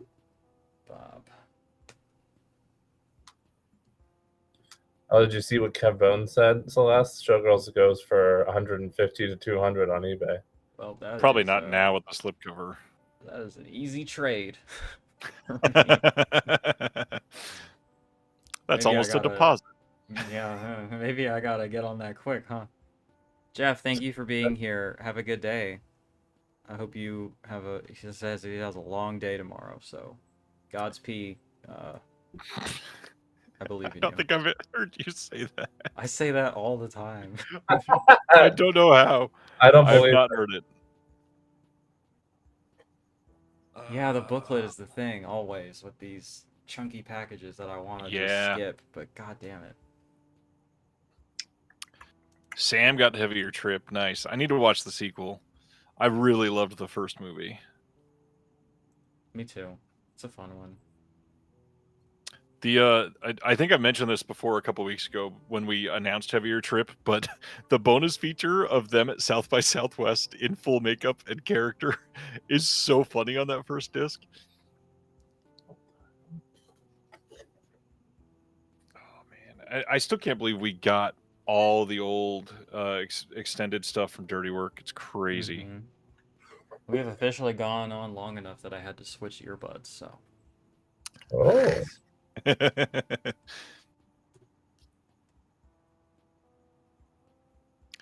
Dude McMahon, Dark Half was long out of print from Shout. Wonder how long before ridiculous eBay prices on those will drop. Jade was already dropping the day after it was announced. Yeah, I probably should have sold my Dark Half already.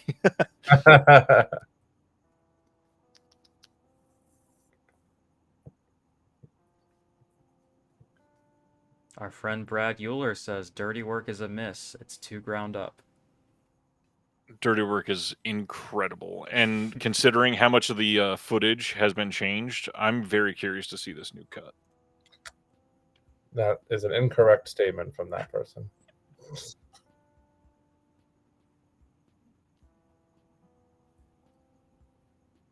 Nick B is asking, is Berserker or Unmasked Part 25 worth picking up? Has anyone seen them?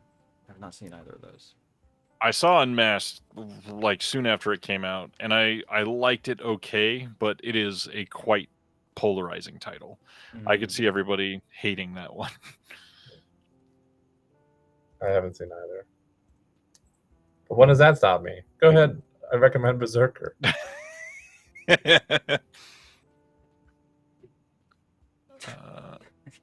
Brad says that Dirty Work is like eating celery with molasses instead of peanut butter. He is on a different wavelength, I gotta say. I'm like not that picking person up needs on to any move of to this, the desert. but I appreciate the engagement. Celery and molasses? I don't know, that doesn't sound terrible. Dylan is asking, when will The Loved Ones from 2009 come to Blu-ray or 4K? It's already come to Blu-ray over in the UK and Australia. I just have a feeling there's something with rights in the US. I could see it getting another release, though. I know it's one that a lot of people would be after.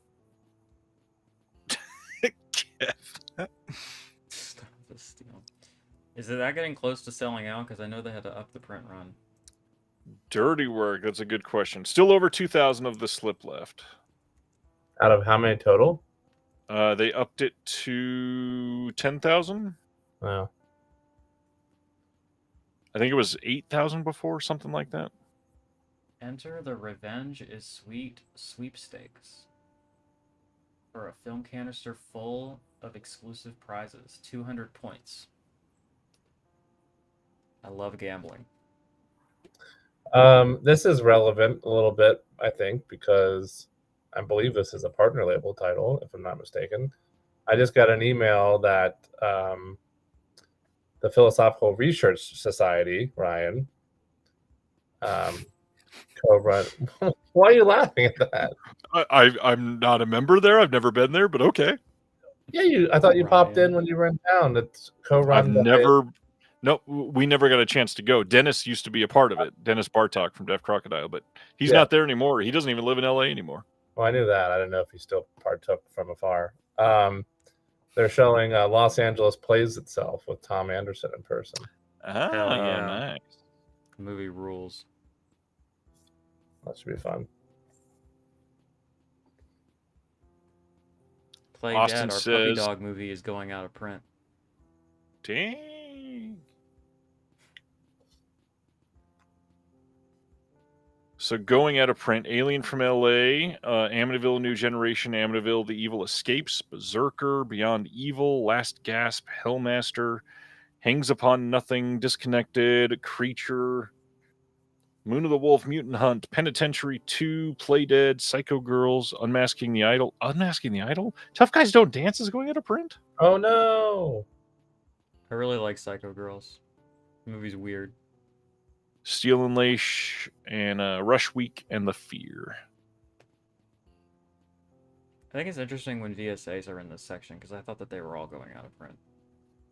Yeah, I think this is like a let's induce FOMO type of thing. I mean, maybe they still have the right. This is telling me that they must have the rights to everything else, and they're choosing not to reprint it. And this is like, hey, we're for real gonna lose the rights, so get on it. Yep. I don't know. That makes sense. What's going out of print on the partner label side? That's a good question. 12 products. Once Upon a Time in Uganda. That is a must-buy for going out of print. Tremble The Adam All You Rifkin Want Film is a new Festival. one there. Adam Rifkin's going out of print? It's a single print run. They never had a standard on that. Wow. Tremble All You Want, Viva Erotica, Psycho Sisters, Awaken, Out of Order, Smut Without Smut, Satanic Horror Night, Kid Candidate, Rainbow Boys, The Full Moon Trilogy, and then Graveyard Alive. Tremble All You Want is down to 200 standards. I know that we already kind of made a couple cracks about ETR Media earlier tonight, but heads up, do not buy Graveyard Alive. Supposedly there's some major issues with the disc and they never fixed it. Yeah.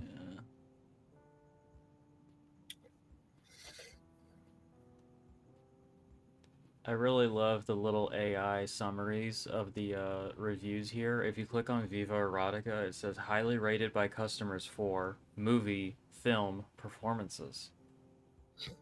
So it's up top underneath the title. Oh gosh. Fucking AI. I really recommend this for movie.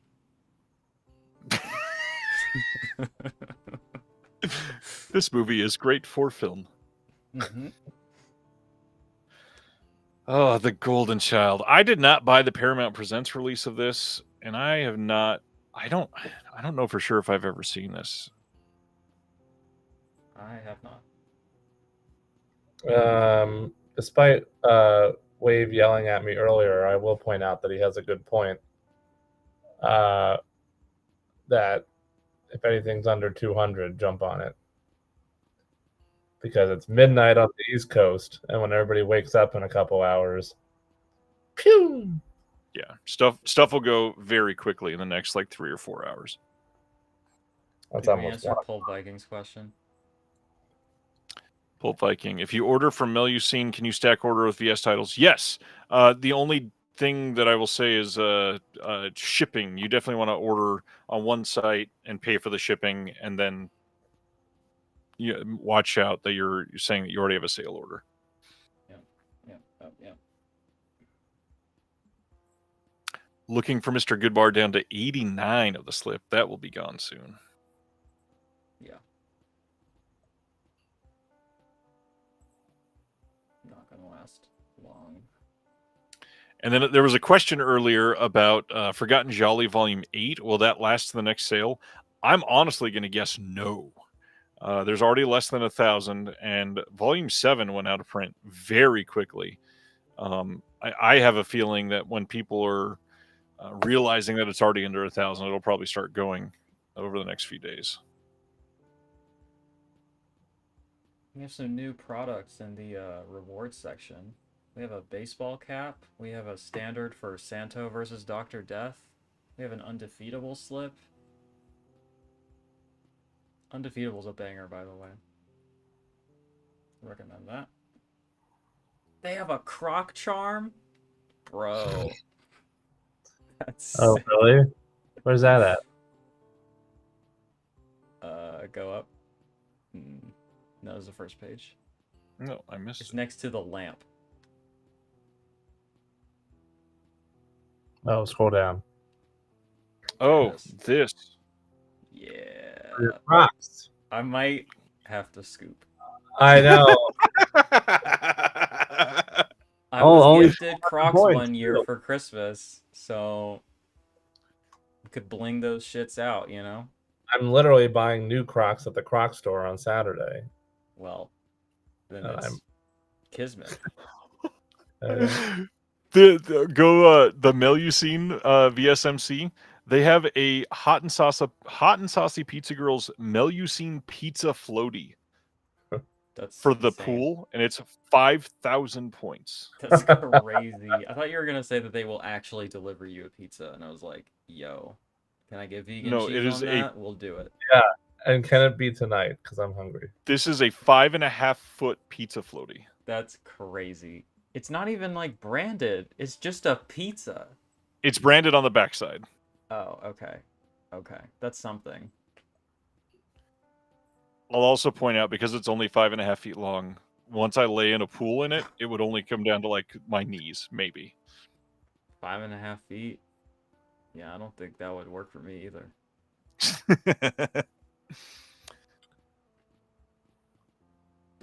Man, I still think it's kind of crazy that they raised the prices for the VSMC slipcovers to $1,500.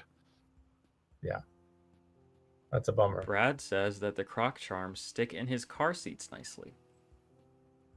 I'm not sure where, but I love the ingenuity, you know? Dude McMahon, an everlasting video store memory is buying the Golden Child promotional wall clock for $5 from one going out of business. Even though I never liked the movie, I still have it hanging in my room. No way. That's great. That's fun. That's awesome. What a gem. If you want to save 3,000 Media Club points on Hot Summer in the City, Join on my Celeste Plex Patreon. server. For a measly $6.66, you could have it at your viewing leisure and pleasure. You know what's funny is I think I redeemed to get that, and then within like 2 weeks you had uploaded it to the Plex. So I was like, God damn it. Yeah, I don't think it has any features or anything, right? So I was just like, I'll just scoop I that. don't think so. Do they even show like the backside of the release on there? I think so. Let me check. Yeah, you can see it. There's nothing scandalous, I don't think, if you want to display it too. Yeah, there's nothing. Oh, yeah, there's nothing on there. It's just a 2K scan. So it probably will look better than the one on my server, because I just pulled some old internet rip or whatever. So you'll still have a better version of it, but That's what I need a great version of. yeah.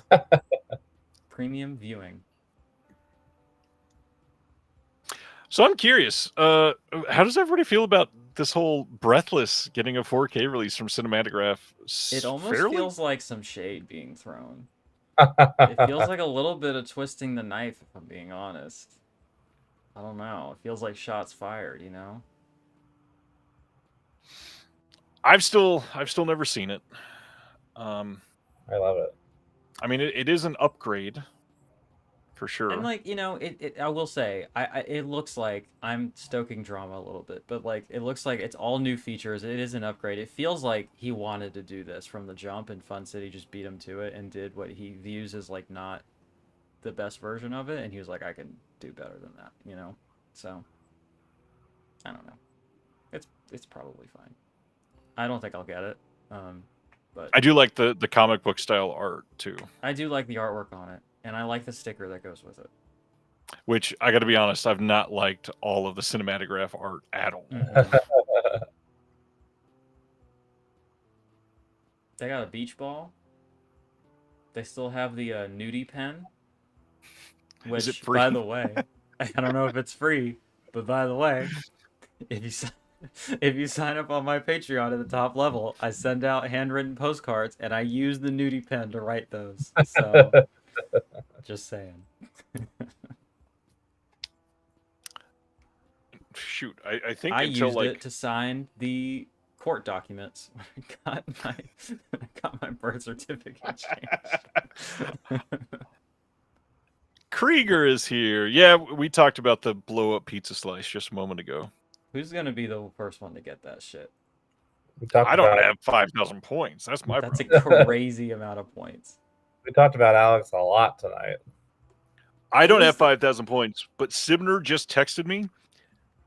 I don't think he's redeemed anything yet. If you have, correct me if I'm wrong, Sibner. He has 21,000 points. Holy shit! Holy shit! I have like 1,400. 21,000 is so many. Do the points? It's the same across the two sites, right? Because I do all my Yeah. shopping on Melusine now, so it's They're all that's shared. the same. yeah. Okay. Reggie says, "Are there any ninja throwing stars for Jeremy?" Unfortunately not. I've Okay, I'm never wondering about the intersection of people who has 5,000 points to spare on Melusine, but also is throwing pool parties. Who is that person? You know what I'm saying? Like, and like when you do throw that pool party, you're gonna bust that thing out. People are gonna be like, "Why do you have a gaudy pizza slice? Like, what is that?" No one's Why gonna is get it. horny Starbucks logo on the back of it? I guess there must exist a person who hosts Melusine viewing parties and has a pool and can bust that out and be the coolest person, you know? Maybe Eli, who's on Punk Eli. Vacation a few times. He might does do feel it. like that person, honestly. Well, and he hosts Melusine parties at a He couple does. of different places. Yeah. He does. Shout out Eli. He's a good guy.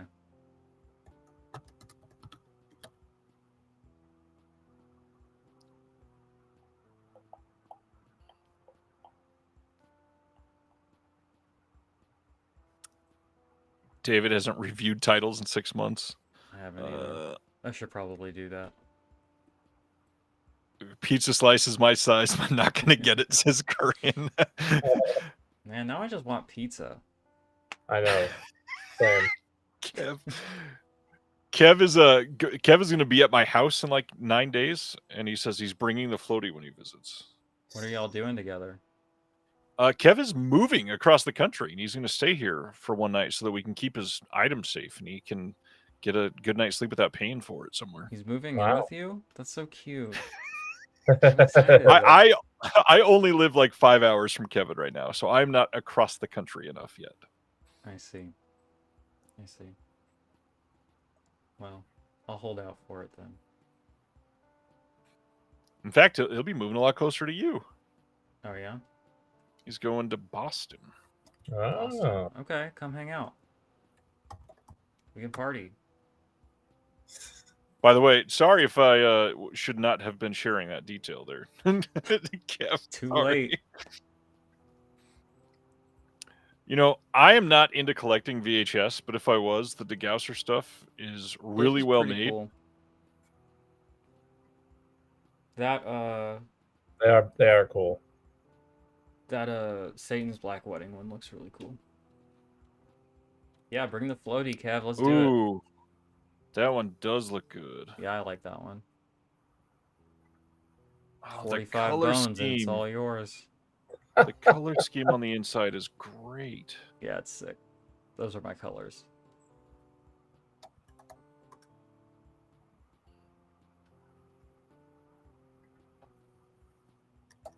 No, we were doxing Celeste, yeah. It's fucked up. Steven's getting Demon Wind. I always recommend that one too. Love that one. Yeah. Thanks, Chris. Alex said, didn't know we were doxing Celeste. Technically, I didn't. Celeste doesn't live in Boston. It's true. I don't. If you can tell from my voice. And lack of racial attacks. Jesus. Yeah, I don't have any of those under my belt like our friend Marky Mark.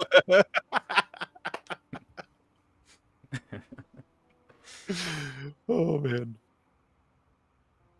Wearing my KL Classics hat in the floaty. New Dave.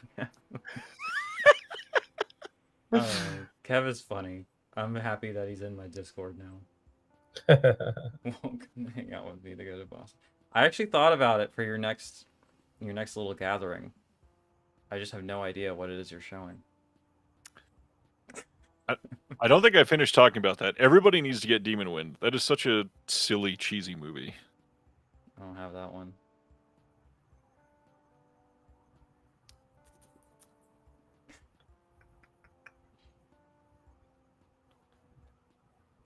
All right, Jeremy, you've not spoken up about it. What all have you picked up so far?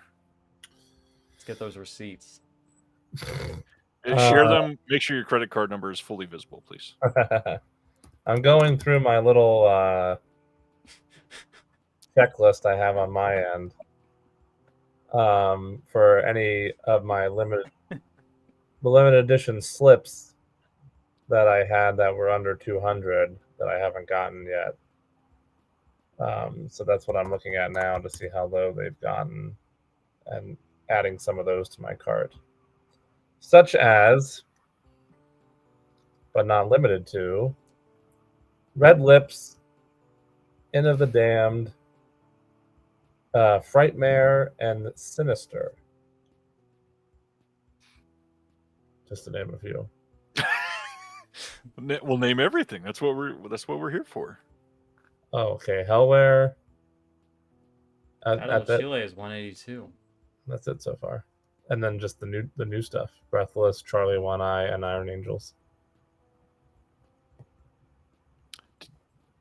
Did you get all of the new stuff? I guess that's not all of it. Are you getting Golden Child? I got Golden Child earlier when they Of course announced you it. Yeah. Did you get Criminally Insane 2? Did I miss that? It's in my cart. Even though Did you you hated get- the first one? Yeah, Did we'll you see. get Battle of Chile? Yes. He probably already got that. Yes, I got that with Golden Child when they were first announced. Battle of Chile was not announced with Golden Child, but okay. Oh, what was the cinematograph that was announced earlier? That is Swimming in Cambodia. That's the one I got. Sorry. Battle of Chile is the documentary from Icarus Films, I think. Mhm. I realized that I missed out on a limited edition slip that slipped out of my hands, but it is still available on one of the Core 4 sites. So now I'm looking at that Which as we one? speak. I don't want to say because Because it'll sell out. I'll text you privately. There is a private chat on the right side if you want to put it in there. Oh yeah. Gary I got can't Forgotten look Jolly at it Volume 'cause I'm 8. Screen sharing, but yeah. The Sadness, A Blade in the Dark. Well, you could just share it and put them on blast. That's true. I could screen share our private chat. Blade in the Dark, Delirium. Delirium's good. Adjust Your Tracking, From Beyond, Phase 4, Showgirls, and The Tenant. Delirium is crazy. David, I've been slamming White Claws for the last 4 to 5 hours. Really hard to get drunk on these things. How many Blu-rays could you have purchased for the cost of those White Claws? And how quickly are you, quote, slamming them? As fast as the carbonation will allow, I would imagine.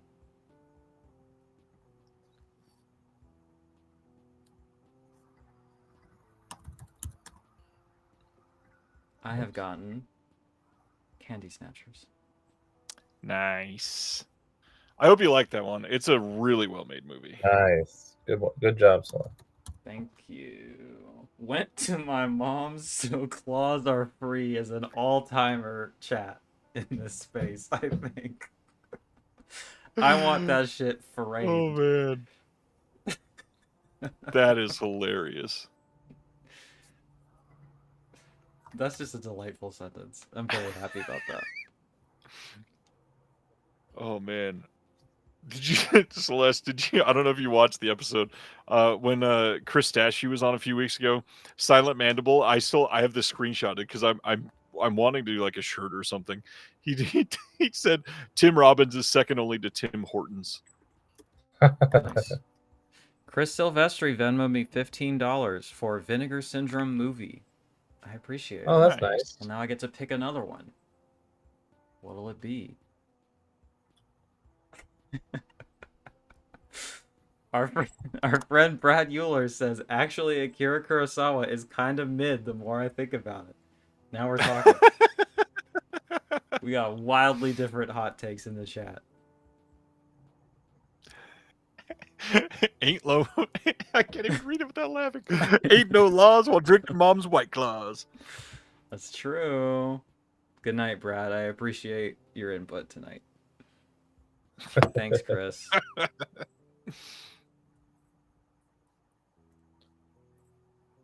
All right, in my cart, I have Supermarket, Femme, and Showgirls. Ooh, good picks. Is Femme? Is that the one? It just came out last year. Is that the one that we watched during the? Uh-huh. Oh yeah, the one during the Discord watch along. I loved this movie. Yeah, it was great. It seems really good. George McKay is freaking incredible in that movie. Supermarket. With the 15 I was just gifted, plus my $10 rewards points. That can take care of that one.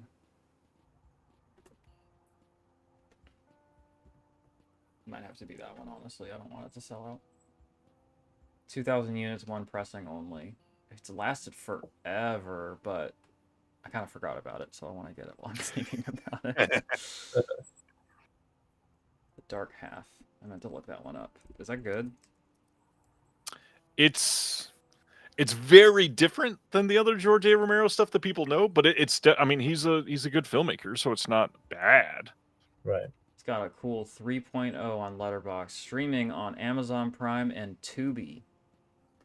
Hey, honestly, 3.0 on Letterboxd is not bad for that movie. Yeah. Danny says, conversion rate sucks, but I got Breathless, The Dark Half, Jade, Singapore Sling, Showgirls, Once Upon a Time in Uganda, and The Sadness. Tempted to get Navy SEALs in Australian dollars. That's got to be like 8.4 million or something. Brutal. That's a good haul. Good night, Corinne. Corinne says, get Supermarket, Celeste. All right, Corinne, I'll do it. I appreciate the smooches. I'll do it. What are you putting back in order to get Supermarket? The other two? The other two are, yes, Showgirls and Femme. And those you won't get. You can only get one, is what you're saying. Oh, for now. We'll see.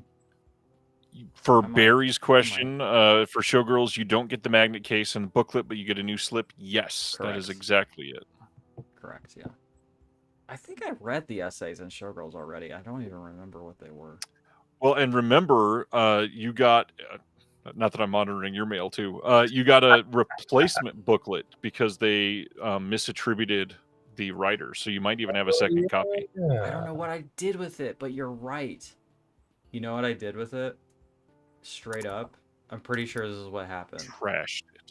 No, I would never. But I think there's a little free Blockbuster in town, and I think I stuck the old disc and the booklet in that for someone to have. Nice. Yeah. Nice.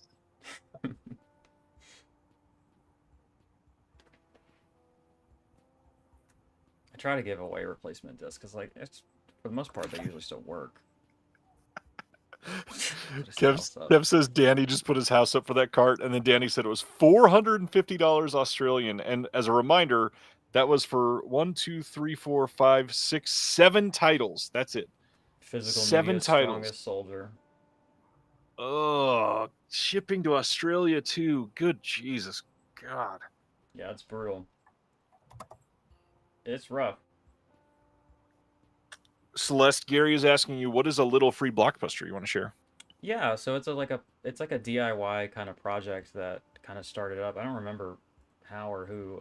I don't know how. Like, you recognize what it was, but I thought it was kind of a local thing.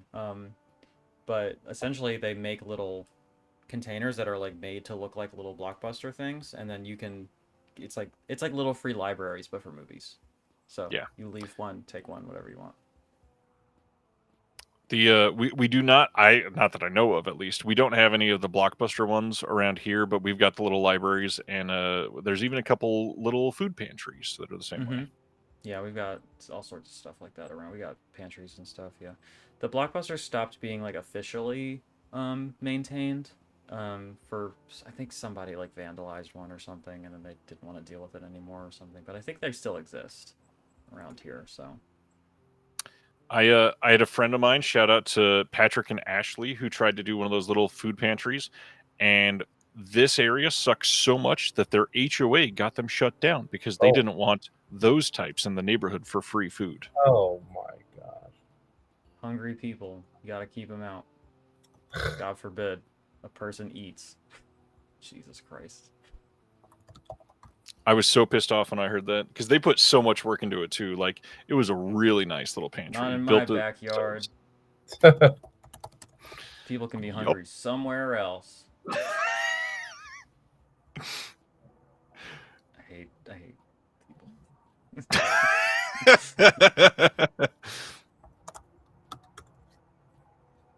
All right, supermarket is acquired. Hell yeah. I got a whole supermarket in my cart. That's crazy.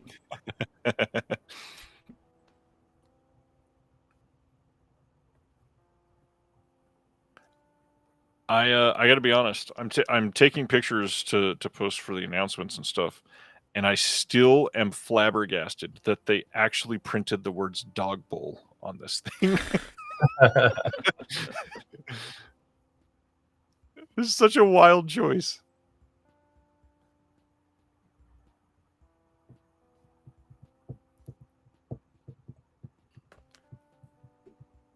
They should brand all of their merch like that.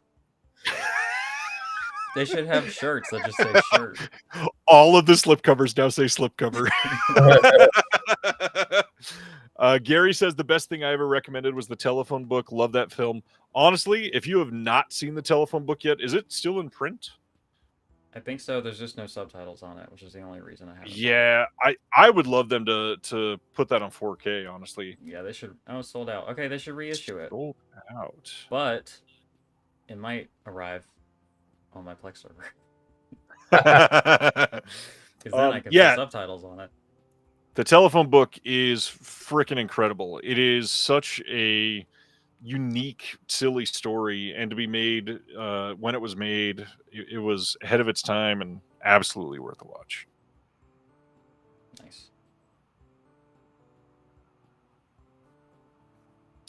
Chris says, just sold a huge chunk of my collection because I needed the money. It was heartbreaking, but I'm still collecting what I really want. Looked like the cover of Breathless when I parted with some of my collection. Oh, well, Chris, I especially appreciate the donation then, given that context. That's very sweet of you. David says Telephone Book is top 5 ES. I mean, yeah. I think Sam Deegan said the same thing, so.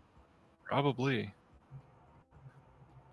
Wave, I've been to food pantries when I was broke. It's a great cause. Helped me so much. Oh, yeah. Shout out to all those people willing to donate. Yeah. My work, actually, we donate a lot of jams to food pantries around town. Reservoir wants to know if we discussed Melusine already. You know, we discussed Melusine, but we didn't go super into detail on A Girl's Best Friend, which is the next Quality X title. I can't share much because even the slipcover is explicit. Yeah, so I will just read out loud. It is another one directed by Ron Sullivan, starring Juliet Anderson. If you click to the back artwork, it's totally clean if you wanted to display that. Oh, nice. Oh, actually, this other artwork is fine too, so I can do this. Nice. Here is A Girl's Best Friend, starring Juliet Anderson, Ron Jeremy, Bobby Astry, Richard Bola, Veronica Hart, and Very Naughty. Haha. 4K restoration from the 35mm OCN. Feature-length commentary with Glenn Kenny. It's got the original trailer, an archival image gallery, and then a liner note booklet with Glenn Kenny doing some writing on there. I don't know Glenn Kenny. Who is that? I'm trying to place the name right now. Says with the production assistant and film critic Glenn Kenny. So I wonder if he PA'd on this or if he's just a random PA who's also a critic. It's weird to use a PA credit on your byline if you are not the PA on this. He writes for the New York Times and RogerEbert.com. Damn, wow, he has his own Wikipedia. Nice. Okay, we got some prestigious scholars on Quality X. Sure, what's your store? He owns Legends in Granby, Massachusetts. Yeah, I'll stop by. I don't know when I'll be in Massachusetts, but keep that in mind.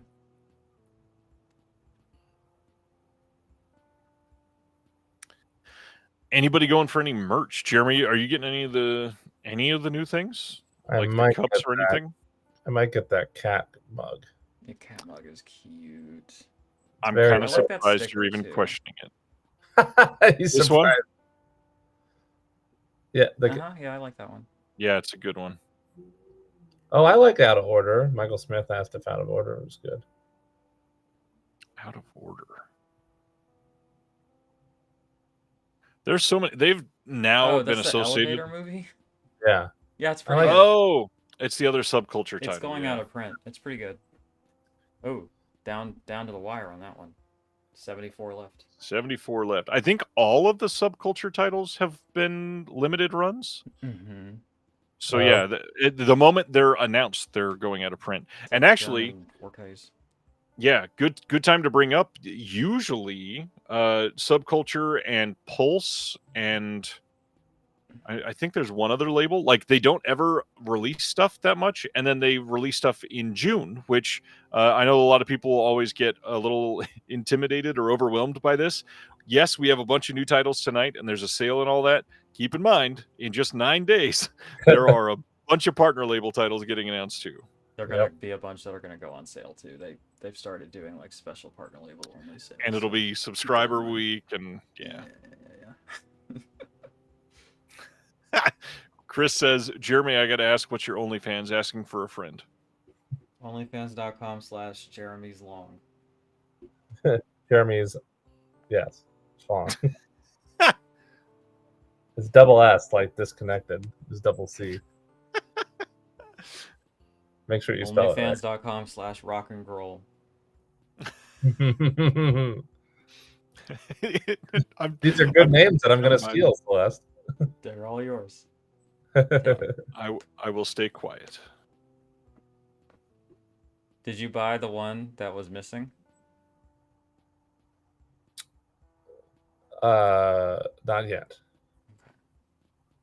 I'm yeah. Oh, you did put it in the private chat. I did. I gotta pull up the StreamYard in a second window. Also, Ryan, I realized I missed out on this too, which I'm really bummed about. Whatever. That one released while I was with you in LA. You didn't buy it then? I don't think so. I'm gonna double check now.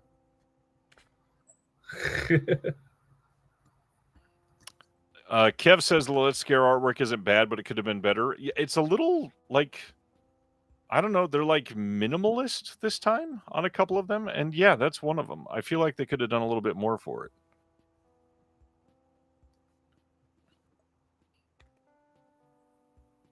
Adam, you're an artist? If you ever want to do a cover for the Physical Media Advocate, let me know. We can work something out. Get you some artwork out there. Oh, never mind. I got it. Just now or back in January? Back in January. Told ya. Okay, what was it? Her body. Oh. Yeah, that one's good. No, that's not the one that I'm getting. That's the second title I brought up. Did you get the first one? I'm looking for that now, in case maybe I did. Because that one I think has been sold out for a bit. If I did, I didn't update my freaking grid. Clearly.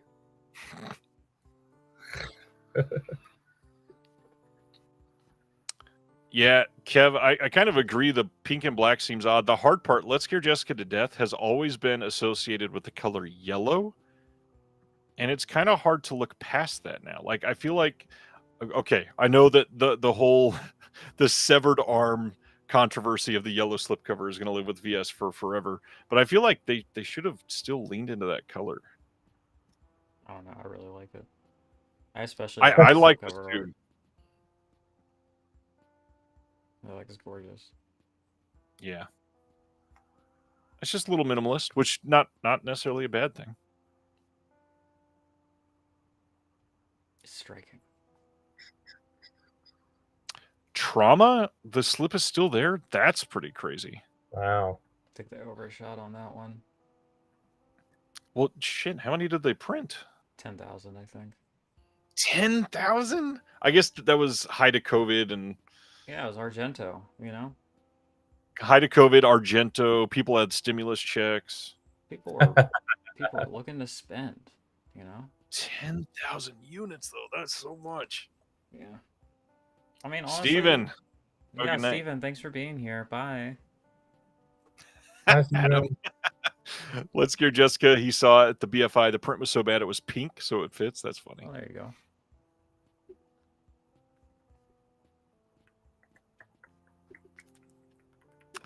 You know, honestly, who said that? Dave Holland says, I miss dude designs. I got to be honest. I feel like a lot of the VS slipcovers have gotten a little samey over the last handful of months.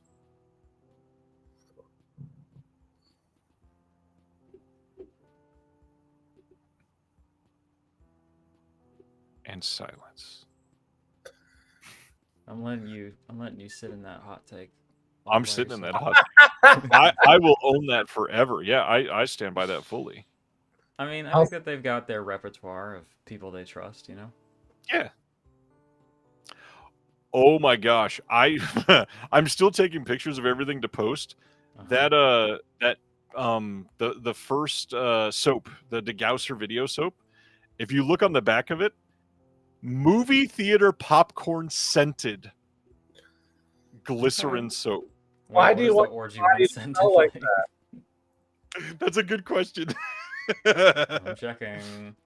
I don't personally. I mean, I love movie theater popcorn. I don't want to smell like it all day. A sudsy, sensual interplay of tender peaches, luscious cream, and warm honey in 6 shades of naked. I mean, that sounds I a do lot like- nicer. I like that touch too, that it's the multicolored, different body colors that they're going for there. 100% vegetable-based, no animal testing. And I don't see any honey in it. So this is vegan orgy soap. I appreciate that. Appreciate the extra effort there. Just in case. Yeah. Look, there's no need to hurt animals, okay, when you're having your orgy. That's about good vibes and pleasure, right? Yeah. Barry says, how's Altered Innocence doing these days? I miss the convenience of buying their titles on Vinegar Syndrome, but bought a couple at Bay Street Video a few months ago. Too. I literally just spoke to Frank. He's busier than ever, it seems like. He's That's good. doing pretty well. That's good. I was also kind of worried about them, but they put out a new porn double feature that I wanted to get. I was trying to do a screening of it, but haven't been able to gauge the interest quite yet. All right, I'm looking at all the titles in my cart so I know which one I feel like I need to get. Which ones I think will sell out. Kev says, can you imagine when they drop the VS cologne that smells like sticky floors and stale popcorn? They could get one that smells like vinegared film. So you just smell, I mean, like death walking around, you know? Literally if the Vinegar VS sign Syndrome. wasn't enough, if the VS shirt wasn't enough of a turn off, you could have the VS cologne just to smell rank as fuck, you know? Michael is asking, how are bees hurt for honey? Veganism is not necessarily just when something is hurt. It's just no animal byproducts at all. That's true, but also in industrial bee farms, they do gas the bees to get the honey. For me, veganism is about harm reduction, but yes. Oh, for vegan sure, yeah, at the technically heart of it. is. But okay, now we're getting into a whole thing. There is ethical versus dietary veganism. Right, Ethical veganism, there are technically instances where you could eat animal products and it would be in line with ethical veganism, but it would not be in line with dietary veganism. A question that I get a lot, sometimes half-heartedly as a joke, is like, if you eat people, is that vegan? And I'm like, well, if I got permission first, then yeah. Because then it's consensual, you know? But it's not if you're a dietary vegan. It's a whole thing.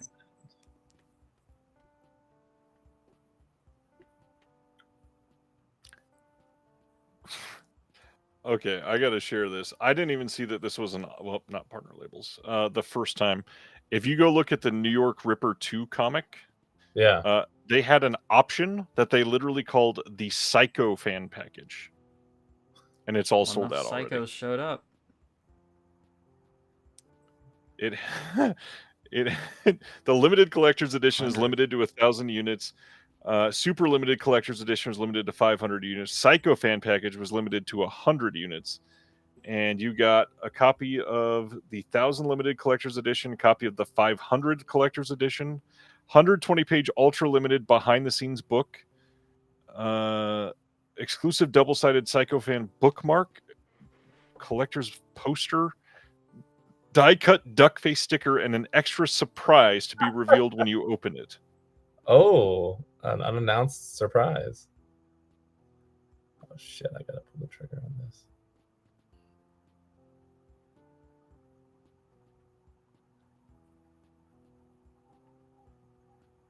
We just hit 4 hours, boys. Heyo. Still going strong. Are you? Barely. I've almost been up 24 hours now. Jesus Christ, do you need to go to bed? Probably, but I'm out sick tomorrow from work, so. Oh, good idea.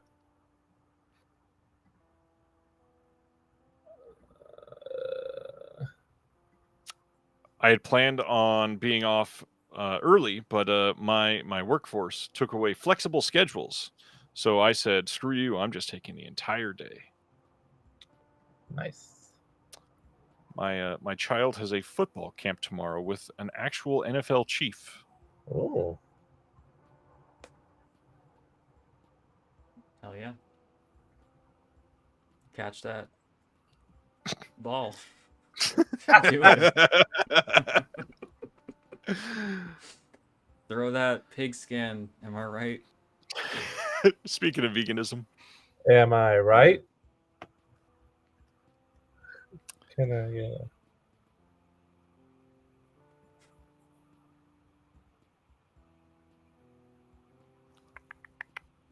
I am also curious what the core 4 is. I could guess Orbit and Diabolic. I would have maybe guessed Grindhouse, but I don't think they're a thing anymore. So Yeah, I don't Grindhouse know. kind of been replaced by Brother Belial. So it's Okay. Brother Belial, Atomic, Okay. Atomic. Orbit, and Diabolic. Okay. Okay. That's what I consider the core 4. Also, shout out to my friend Travis Foley, who just opened his own online retailer. Go to odysseymovies.com. Shout out. They are running a 10% discount until June 11th on everything in their store. Since they're doing it for the whole first month. Nice. I already signed up, Travis, if you're watching. Have a good night, Good Colton. Yes, Chris, I do have a doctor's letter, but my first request was denied, and I'm in the middle of a reconsideration process. But the federal government sucks ass right now, so not counting on it. Yeah. Sadly. Wait, did you say you got the day? You took the day today? I'm taking Friday off. Okay. I worked all day Thursday. Okay. And it was denied? My day off? No, my medical accommodation request. Oh, I understand. For my foot. I understand. Yeah. For his boat. Is that a biblical foot? No, it's a medically documented. My foot has looked like fucking hell before. Yeah. I think Jeremy's seen the pictures. I have seen the pictures. Available on OnlyFans.com. Available And the Patreon if you really want them. I took his photos that he showed me, and they're available on my OnlyFans. Oh, that's great. Anybody in the chat loving the merch and getting anything? I've really not been buying shirts, but some of the designs are pretty decent. Like Celeste loving the long sleeve. It looks nice. The long sleeve looks so cozy. It's out of my price range, but it does look comfy. I still haven't gotten that Sex World shirt that I really wanted to get, but oh well. Do they still have it on here? It's out of my size, but it is there, yeah.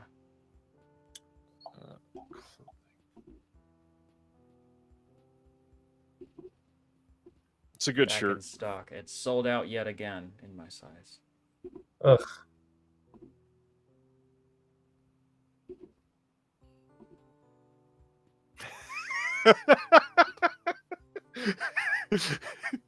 Kev, that's a really funny comment that nobody is going to care about.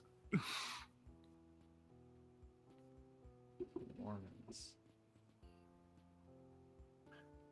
Kev was amazed that he said that when he got here, I don't even remember what the original comment was, but he said he was going to throw me out a window or he was going to jump out a window or something.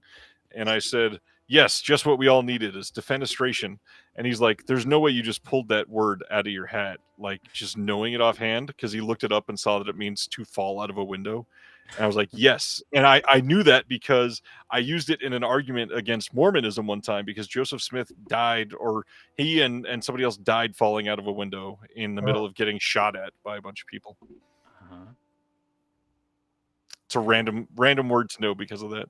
Yeah. I wonder if I could trace the origins of all the $10 words that I know. Doubt it.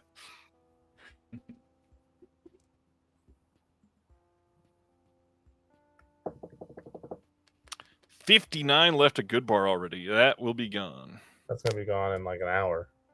Yeah. And yes, this name is mentioning the email that just came out about Tragedy of Man.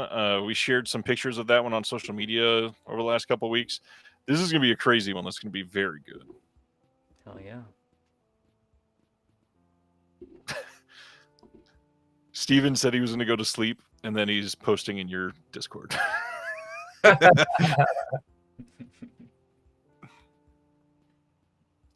Yep. Specifically in the shitposting channel so that you know it was worth staying up for. And not just once either. Uh-huh. Celeste, you recommend Battle of Chile earlier? I've not seen it, but I would recommend it anyway. I think Will Dodson had really big things to say about that. Good things to say about that one. Yeah. He did, yeah. It looks like it's a really important kind of leftist political documentary, so yeah, I feel confident recommending it. Nice. Icarus Films, I think in general, just does good shit. So That's true. That's true. I think maybe Sam Deegan recommended that one too. Icarus Films has only put out 4 releases so far. That's crazy. That is crazy. They're all bangers though. Barry is asking, where is Dr. Will? This is a perfect setup. Thanks, Barry. Will is sleeping because this weekend he and Rock Chudson, a.k.a. John Daly, are working at Carolina Fear Fest, manning a booth for Severn Films and TerrorVision, doing half and half code work. And we're doing some top secret SFP work at the same fest right now. We've got some awesome stuff coming up. Someone's favorite productions. Oh. And there's a lot of really great guests. So if you're in the area, go check them out. Yeah. I thought that was an industry term I was missing. Oh, look at that. CGTV says Odyssey Movies has the limited slip of Looking for Mr. Goobar for less than what VS is selling it for. See, What? this is why you stay in this chat. You get the scoops. You get the hot scoops. Uh-huh. When you said that's a perfect segue, I thought my friend Will Dodson was going to appear, and now I'm just that he's instead sleeping like a chump. Sorry. You secretly sent him the StreamYard link. He's admin on the account. He doesn't need it. Oh. I feel like he still does. Everybody's asking. Everybody's asking where this is. This is at Carolina Fear Fest. This is in North Carolina, in Raleigh, I believe. For all and your it's this weekend. Horror and barbecue needs. all your horror and heavy on the vinegar barbecue needs. Yeah, why doesn't Vinegar Syndrome have a hot sauce? Ooh, that is a good question. Or a vinegar-based barbecue sauce? Yeah, exactly. God, I'm just full of ideas today. Get on that. Honestly, probably because it would be a nightmare for all of the discs they would ruin when that bottle breaks. I make hot sauce at work. I'll make Vinegar Syndrome hot sauce. Hit me up. We'll make it happen. An SFP hot sauce. By the way, SFP is someone's favorite production. Well, I'll do it. Kidding. Hit me up. I'll do it. I love hot sauce. I'd make totally a strawberry jam habanero hot sauce that is banging. So. We also did a scorpion pepper blackberry limited run, but it's hard to get scorpion peppers. So, yeah. Scorpion peppers are one of the only ones that kind of mess me up. I feel like there's something in that. They're pretty brutal. Yes, but I've got a couple Reaper hot sauces here even. Mm-hmm. I just, for some reason, the makeup of the scorpion one doesn't always sit right with me. I have a baby palate when it comes to spicy stuff, so it's too much for me.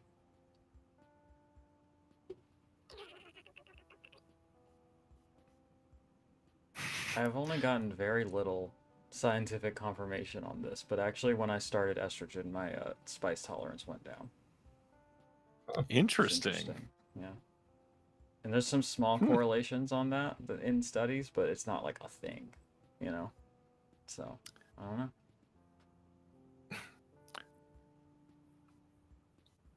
It's a good. That'd be a good thing to study over time. I've lost a lot of weight a couple times. Like I lost a lot of weight once, and when I was super fat, which I still am, but when I was super fat, I could have like all the spice in the world, and then when I was smaller, it bothered me a lot more. Interesting. Shout out Fat Kings, by the way. 8 love left Fat of Red Kings. Surf. That is no. George Clooney. Yeah, I've got that one. I haven't watched it yet, though. This doesn't super look like my thing. But I'm fat and I have a low spice tolerance. nice. You're not 2 Fat Kings. We love it. I definitely felt bad when Will and Jeremy and I were all together, because anybody we walked by, we had to have been just intimidating. Because you're the shortest of the three of us, I think, right? And you're still what, like 6'3.5", 6'4"? 6'2". Oh, okay. I think we did Not actually. that tall, is he? I think we did barrel down some people. I didn't So- even realize it. We just kept walking. Jeremy's 6'2", Will is 6'4", and then I'm 6'5". He's 6'4". I don't remember him being that much taller than me when we hung out, but maybe I was just like, oh, he's like older, so he's taller. That makes sense, and I just priced that in. Because we all definitely get taller as we age. Yeah, exactly. Maybe because I call him my dad all the time. I'm like, oh, okay, he's just taller. That makes sense, right? That's fine.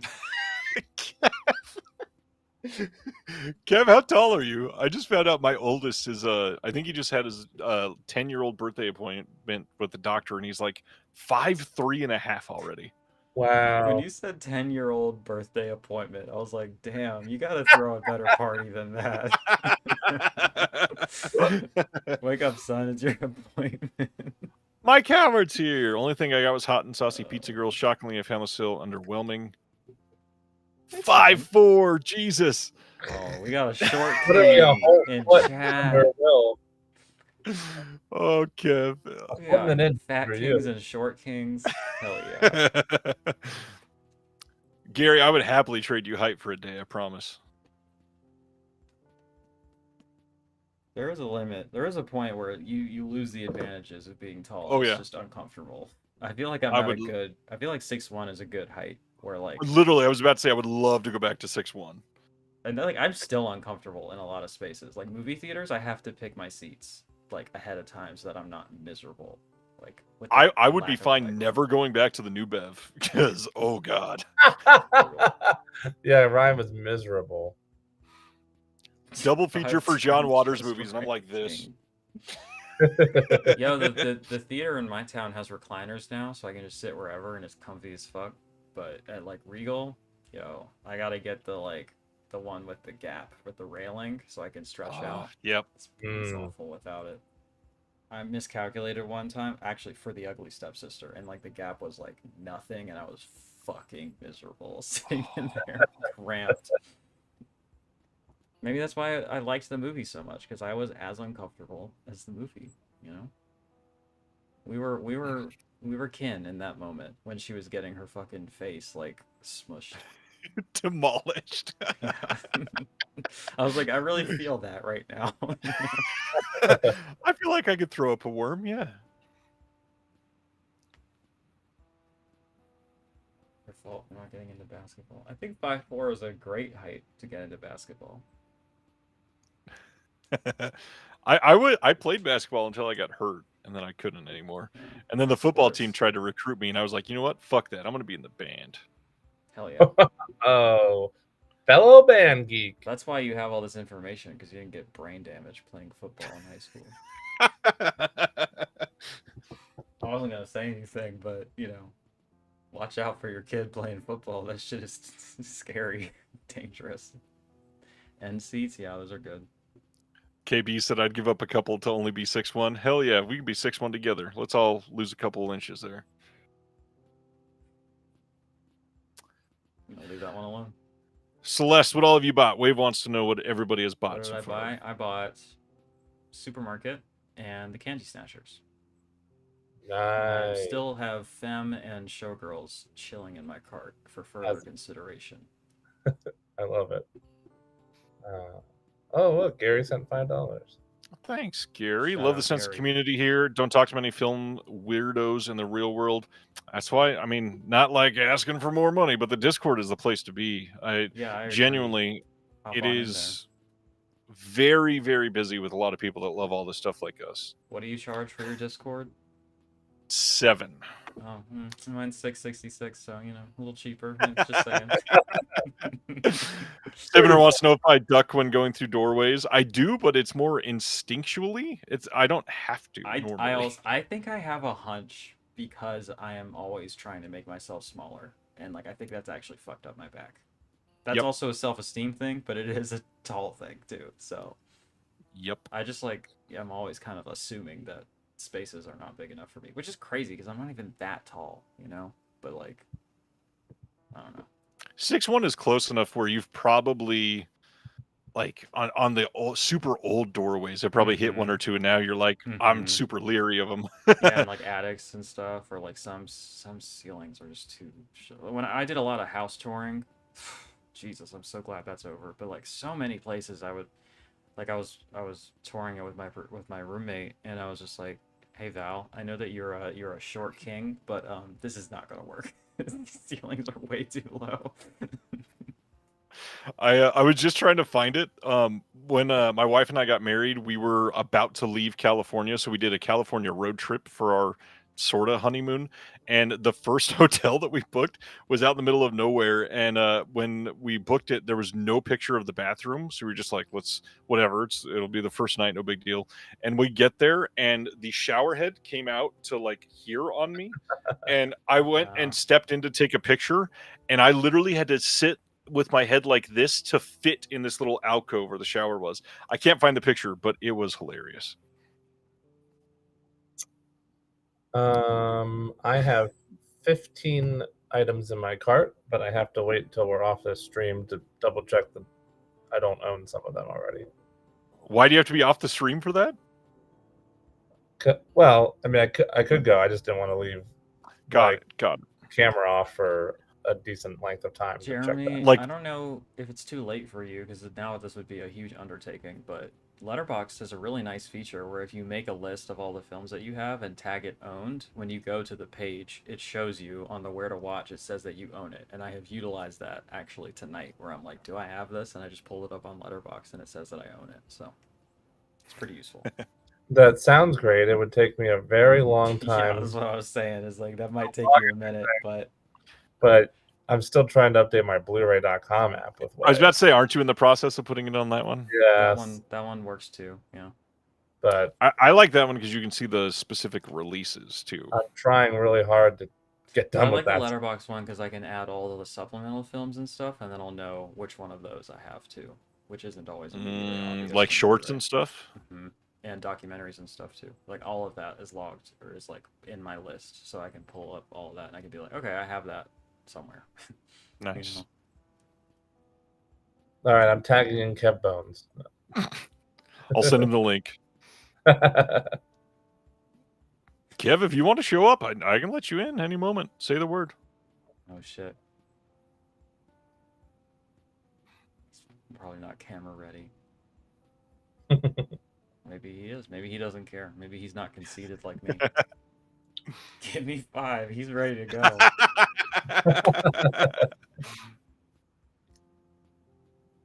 He said I can get camera ready. KB says, dusting shelves this weekend and checking barcode scans in my movies. Yeah. It's a two-part process. Every so often, I'll just scan through. Well, I try to scan this stuff as soon as I get it in, but then I'll do it in chunks where I add it all to my letterbox list and put all the notes in. It's kind of labor intensive, honestly, but it helps me stay organized and sane. I've got this many to scan in as soon as we're done. Nice. I look forward to the point where I can just scan in my new arrivals. Not be playing catch up. When I got in that Radiance of Haxen, I scanned it and it said that I didn't have it at all, which is nice. It tells you if you have other versions of it. And I was like, well, I definitely do.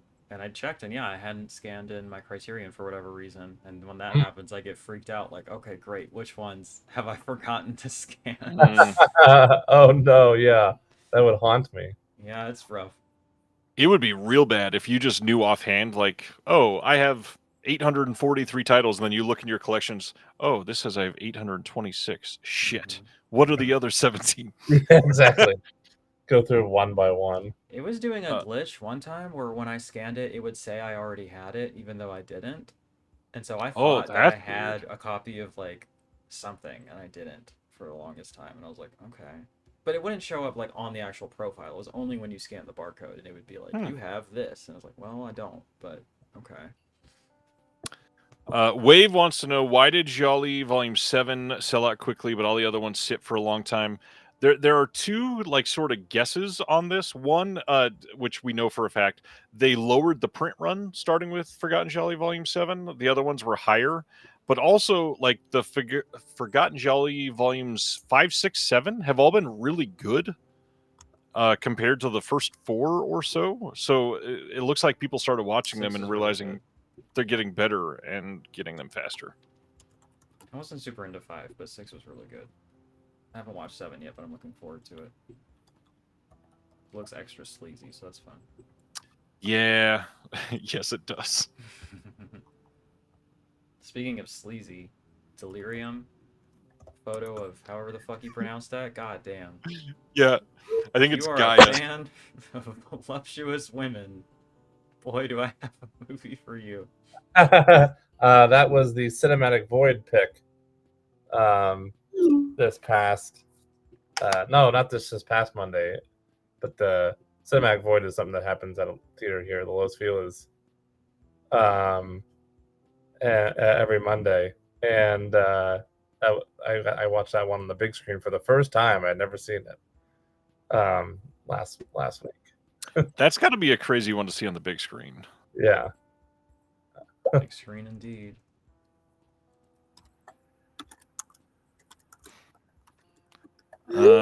This name says, I like the simplicity of the new From Beyond slip more than the original. I think I also like the new Showgirls more. I know Celeste is thinking about getting the Showgirls. I kind of want the Showgirls too, but yeah, From Beyond, I think I'd prefer that one too. From Beyond one, I like it the more I look at it, but I like the one I have too. So I don't know. If it holds its value, maybe I'll trade them. I don't know. I'm not that. Oh, am I remembering wrong? Adam says it's Joya. Thank you. I could not figure it out. And in my recent video where I was talking about it, I was just like, your guess is as good as mine. I have no idea. There's like 16 vowels in a row. Like, what the fuck? How am I supposed to pronounce that? All right. Well, as promised, here's Mr. Kev Bonesy. Yo. Hey. Blair Witch 2 enjoyer. I've not seen it. It's terrible. I love it. More or less than Dirty Work? Oh, well, Dirty Work is actually great. Blair Witch 2 is just, I've like been Stockholm Syndrome into enjoying it because I love the first one so much, but yeah. It's like when I can only watch Blair Witch so many times because it is my favorite movie, but I have to be ready for it. But if I want just a little Blair Witch, but like it doesn't have to be good, throw on some Book of Shadows. Why not? Shout out to Kev, who wrote a really great piece on Blair Witch Project for the Physical Media Advocate right after the big second site release. Yeah, the thing that I wrote about that is kind of how I feel about the new edition of Dirty Work, where it's like they put out like, this is the way Blair Witch is always supposed to look. I'm like, yes, but I've lived with this version that is worse for 25 years, and I can't just rewrite what's in my brain. It felt weird watching that, but it's like if you're not as invested into it as I am, then it's like, yeah, go with that. And yes, I am wearing It's Pat the movie hat. That's why you had to get camera ready. Yeah. You guys fish out the hat. They did like it's a Human Boy Worldwide that does like hats and stuff, and they did a screening of it in LA with Julia Sweeney, and I was like, do I go to LA just to get the fucking hat? Wow. And then they put it up online. I was like, give me that. Terrible film. Need the hat. It's hat. It is. It was right there, and nobody else said it. That was so well done. Kevin, how old are you? 32. You have the sense of humor of somebody younger than that. Your sense of humor is very online. I think that's A compliment? It's a compliment. Okay. It's a All right. compliment. What is my humor at 32 supposed to be? Jaded. Less online, I think. Yeah, I two mean, BS it's... films named Delirium. I get them confused also. One of them's a lot better and one of them's a lot weirder. So Is Alex Krieger still in the chat? Because he talks about Kevin all the time in the Discord. You say what? Okay, Who be talking about me? Okay, computer in the Discord. He has nice things to say you about have Kevin. Tom York in the Discord? That's crazy. He's the other guy that loves Kurosawa. Mm. Oh, yes. Okay. I'm not good with remembering. Oh, I know he names. has said positive things about you. Good. There he is. There he is, Christ himself. That's what he said. Yo, Will Gage. Pat ever be topped? That is in the sequel that never got made. My man That'll be Gage sold on the Hog. Milucine What's site. good? Gage the Hog. Gage the Hog. The better Kurosawa. I mean, Akira is probably he is a better filmmaker, but for me, I'm gonna go for Cure Impulse. I'm gonna do that. And also, the older I get, the more that I've regressed as far as like, well, you're 32, you should be watching Ran and fucking Thrones of Blood. It's like, nah, dog. I'm watching like his Kiyoshi Kurosawa's like shitty comedies he made in '85, and I was like, this gives me more than Seven Samurai. I'm very sorry. I watched Yojimbo for the first time recently. I Kicks really liked ass. it. Yeah, it's sick. Yeah. So what'd you get tonight, Kev? Oh god, I posted in the chat. Let me see. I haven't bought. Like I said, I'm getting ready to move, and I don't want more shit. But now I have my apartment set up with the address, and I'm like, I can ship stuff there now. So put this shit on Affirm. Don't have to worry about it till next month. I got a Criminally Insane 1 and 2, Soul Tangler, Saturn's Core newest, You Are Alone, Scare Films Archive, Sugarls. Iron Angels 1 and 3. That is what I'm fucking here for. Dirty Work finally, and Let's Scare Jessica to Death. It's like some of the sale titles, I was like, I don't need them. They'll probably be on sale again. Like some of the Connie titles and who put out like Red Pony Gambler 1 and 3. Like that one. I'm just like, I could probably get that any other time. It's fine. Yeah. A lot of those don't sell quickly, especially because they've had UK releases, and the people that are really after them already have them. Mm-hmm. But I might still, because those, like that one, whoever did that art did another one for that label, and I just don't really care for that art, the slipcover art. So I'm like, I can just get those standards, so they'd be pretty cheap. Oh, I keep forgetting it's Iron Angels. I need to get that one. Mm-hmm. Yeah, I've been wanting to watch those, but the only thing that exists on a redacted website is like VHS DVD rips from Japan that look terrible. So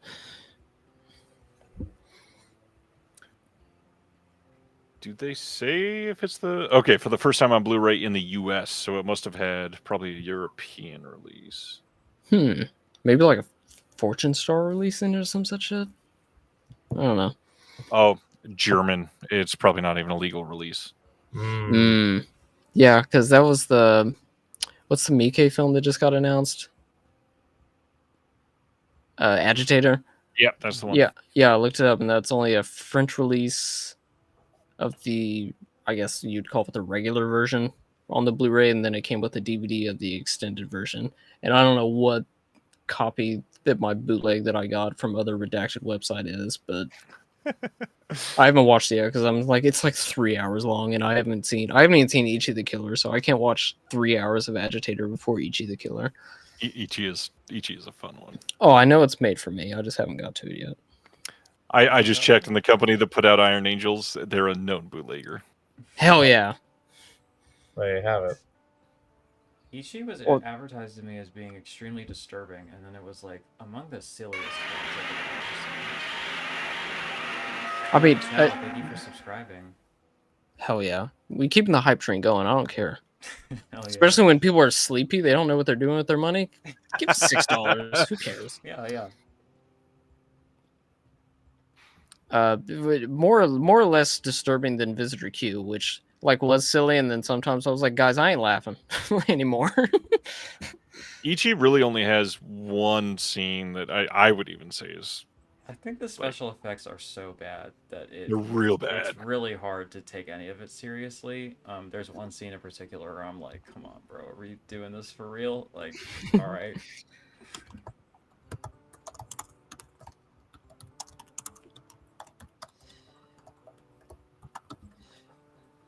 Can I real quick just say what I've been watching, which is not anything because I have been too occupied with moving shit as soon as I sit down like 5 minutes and I'm like, oh wait, I forgot to email back, but I made a list because I do the wide release horror movies that I have to watch, unfortunately, and I was like, well, we got to do the 2000 horror remakes. We have to. I'm forcing myself, pointing a gun at myself saying do it, but I watched the Fog remake. Oh boy.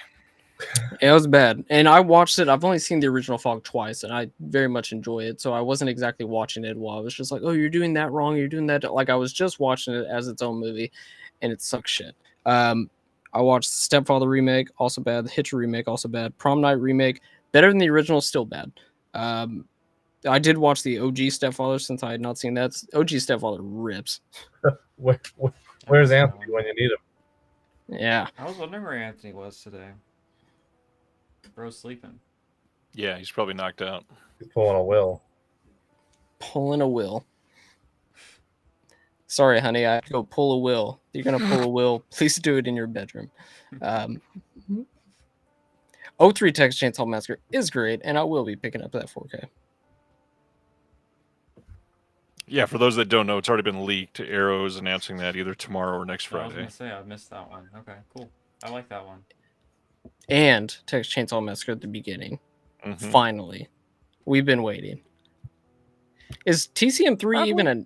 No, we have not. Movie sucks. Has TCM3 ever been put out on Blue? Yes. So Warner Archive? Warner Archive, yeah. Okay. Which, you need that in high fidelity. Of course. Am I like the only one that likes the Netflix Texas Chainsaw?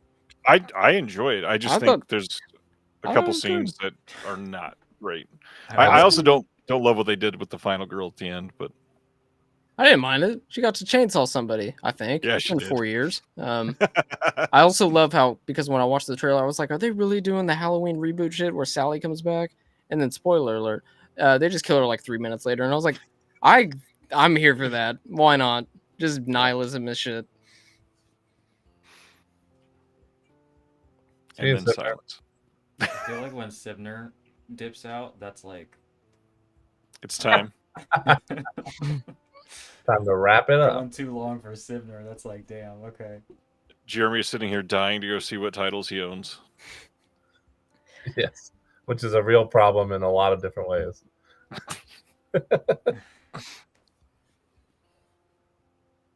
I love I that need I'm to- taking screenshots of orgy butter soap so that I can Yeah. post them on Instagram. Yeah. Is that really a new title announcement? the merch No. announcement? Merch announcement. Mm. You know, that's one of those moments, I think, where you have to sit and think, what are the steps in your life that have led you to this moment? And do you need to reevaluate some things? As we just got done with the almost 5-hour stream talking about orgy soap. I'm just saying, you know, heteronormative terms, but a woman comes up to you and she's like, what do you smell like? You smell so good. Oh, this? Yeah. A secret. This Yeah. is popcorn. I'm not Mhm. okay. I don't have a sense of smell, so I'm not a scent person. But I You know don't that have a some sense of people. smell at all? I don't. I never have. Fun fact You're like about me. Dewey Cox. Hmm. You're like Dewey Cox. I guess so. I don't know who that is, but um. It's one of our finest musicians. Yeah. Okay. Celeste hates comedies, remember? You ever Oh, seen yeah. the biopic about him? Dewey Cox. Oh, I know what you're talking about. No, I haven't seen it.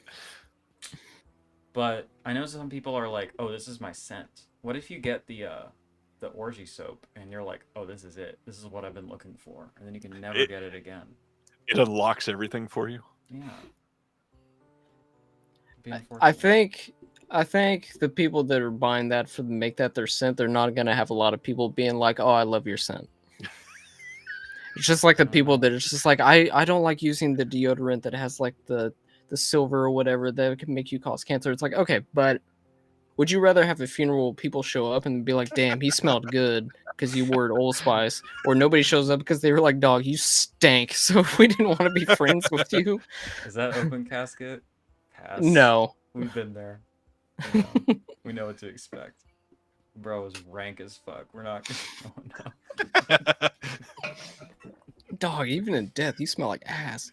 Should have got that VS soap. Honey, did you use the last of my VS soap? I don't have enough points to buy another one. Honey, why are you taking my children? Yeah. Has VS ever done a candle?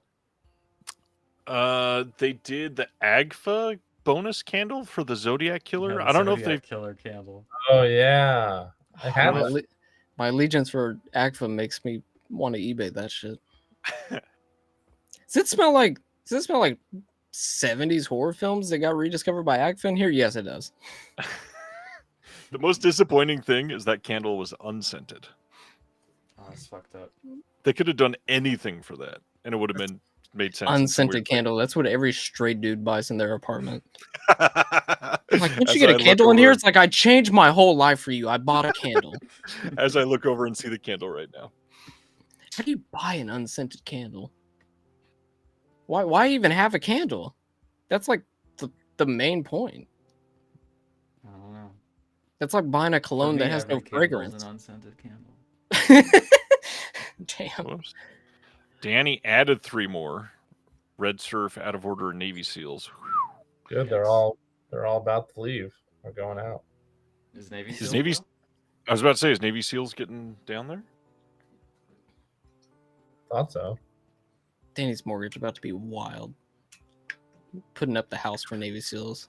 There's only 750 left of Navy SEAls. Ew, good thing you got that's it. That's out of 10,000, right? So it might sell out this weekend. Yeah, it's the first time it's on sale, so yeah, possibly. Oh, I think it will. Oh, and it wasn't 10,000. It's only 6,000. Oh, really? Yowzers. Okay. How has it lasted this long, folks? Congo is 10,000 though. Hmm. I need to watch Congo. It's got my man from Nip Tuck. That's pretty much the only reason I'm going to watch it. I should do I don't the remember if I've Congo seen Better Congo. Man double feature. Ryan, you've never seen Nip Tuck? Holy Lord. I've not watched Nip Tuck for I've sure. never seen it either. Oh, one Good. of the great FX shows. Better Oh Man kicks my ass, God. By the way. I need to watch Mm, Better Man fucking too. rips. It's on my It's list. so good. I know Jeremy doesn't like it that much, but I love it. Seem to be an outlier on a lot of stuff today. I watched like a 10-minute clip of it and loved that clip. Jeremy, you said Sinners was fine, right? Oh, I like Sinners a lot. Yeah. Okay. Oh. Damn it. Okay. No, I think you said Ugly Stepsister was fine.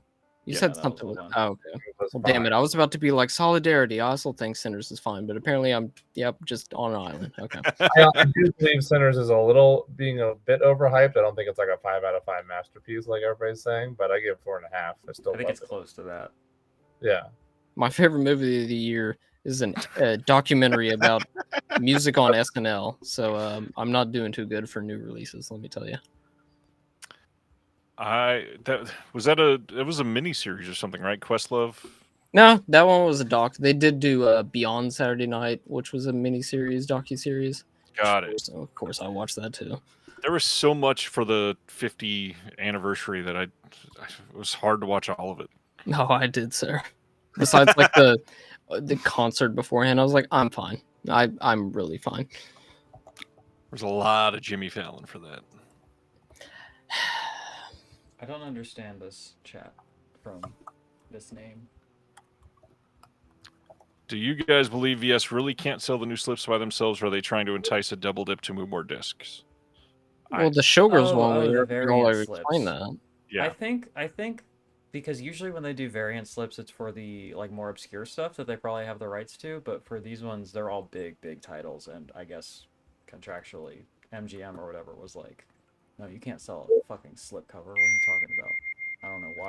Why do I feel like MGM was just like, you want a slip cover? What is a slip cover? No, just no. Like, I don't know what that is, but you can't sell it.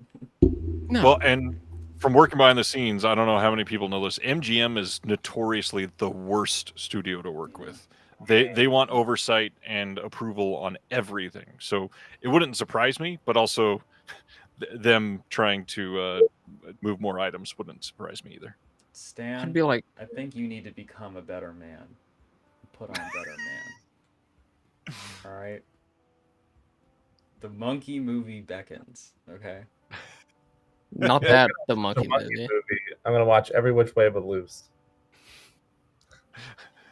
What is it with movies with monkeys? And I love me some monkeys, but we got the monkey, and I was just like, that's one joke that went on for too long. And then A Better Man, which I was just like, the guy from Rock DJ, you made a whole movie about him? Okay.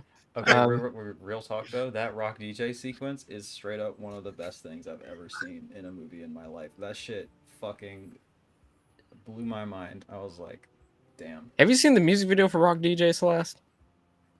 That shit will blow your mind. I really like Kill Shill's comment. I like that presumably they were just watching for a bit and they were just like, I think I'll share my feedback. This is not for me. Goodbye. Not for me. Good day. And you know what? Thanks. That's Have a so good one. fair. You know what? Kill Shill. Have a good one. At least Yeah, it's a for feedback. respectable feedback. Yeah, just like, you know what? It's not that it sucks. It's just like, you know what? It's not for me. Just check it out. Is it because we're talking about monkeys Not for everyone. And not Vinegar Syndrome. and not All right. porn titles? And Wave is waving goodbye. We're losing our strongest soldiers here. see you, Wave. I gotta go too. I'm starving. Yeah. And Adam wants us to debate worst label out there. I have not eaten Master Video. all day. Because there's worse Oh, labels that sorry, you're just I like, didn't they know just that. put out shit. But Master Video is just like, you put in money, you're just like, you have to know what you're doing. And it's like, and it's like all AI. It's like, oh, yay. Because the last thing I got was that burp double feature that I ordered like 13 months before it got here, before I learned that they're all losers. And thankfully I watched it and was just like, this is not good. I'm going to throw this up on eBay for somebody else who, like, Right. I don't know, listens to, I can't even think of a joke. It's too late. But thankfully I was able to get rid of that.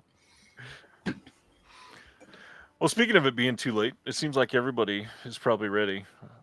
Jeremy needs to eat. Kev, thanks for hanging out for a little bit. Probably also eat. I've been eating all day. I went straight into this from work. Well, you can't eat yet, Jeremy, because I need the behind the scenes scoops. Celeste wants to hear about that title. Oh, That title, okay. and you also need to shit talk some cover art. So Oh, yeah. I got to mention that real quick.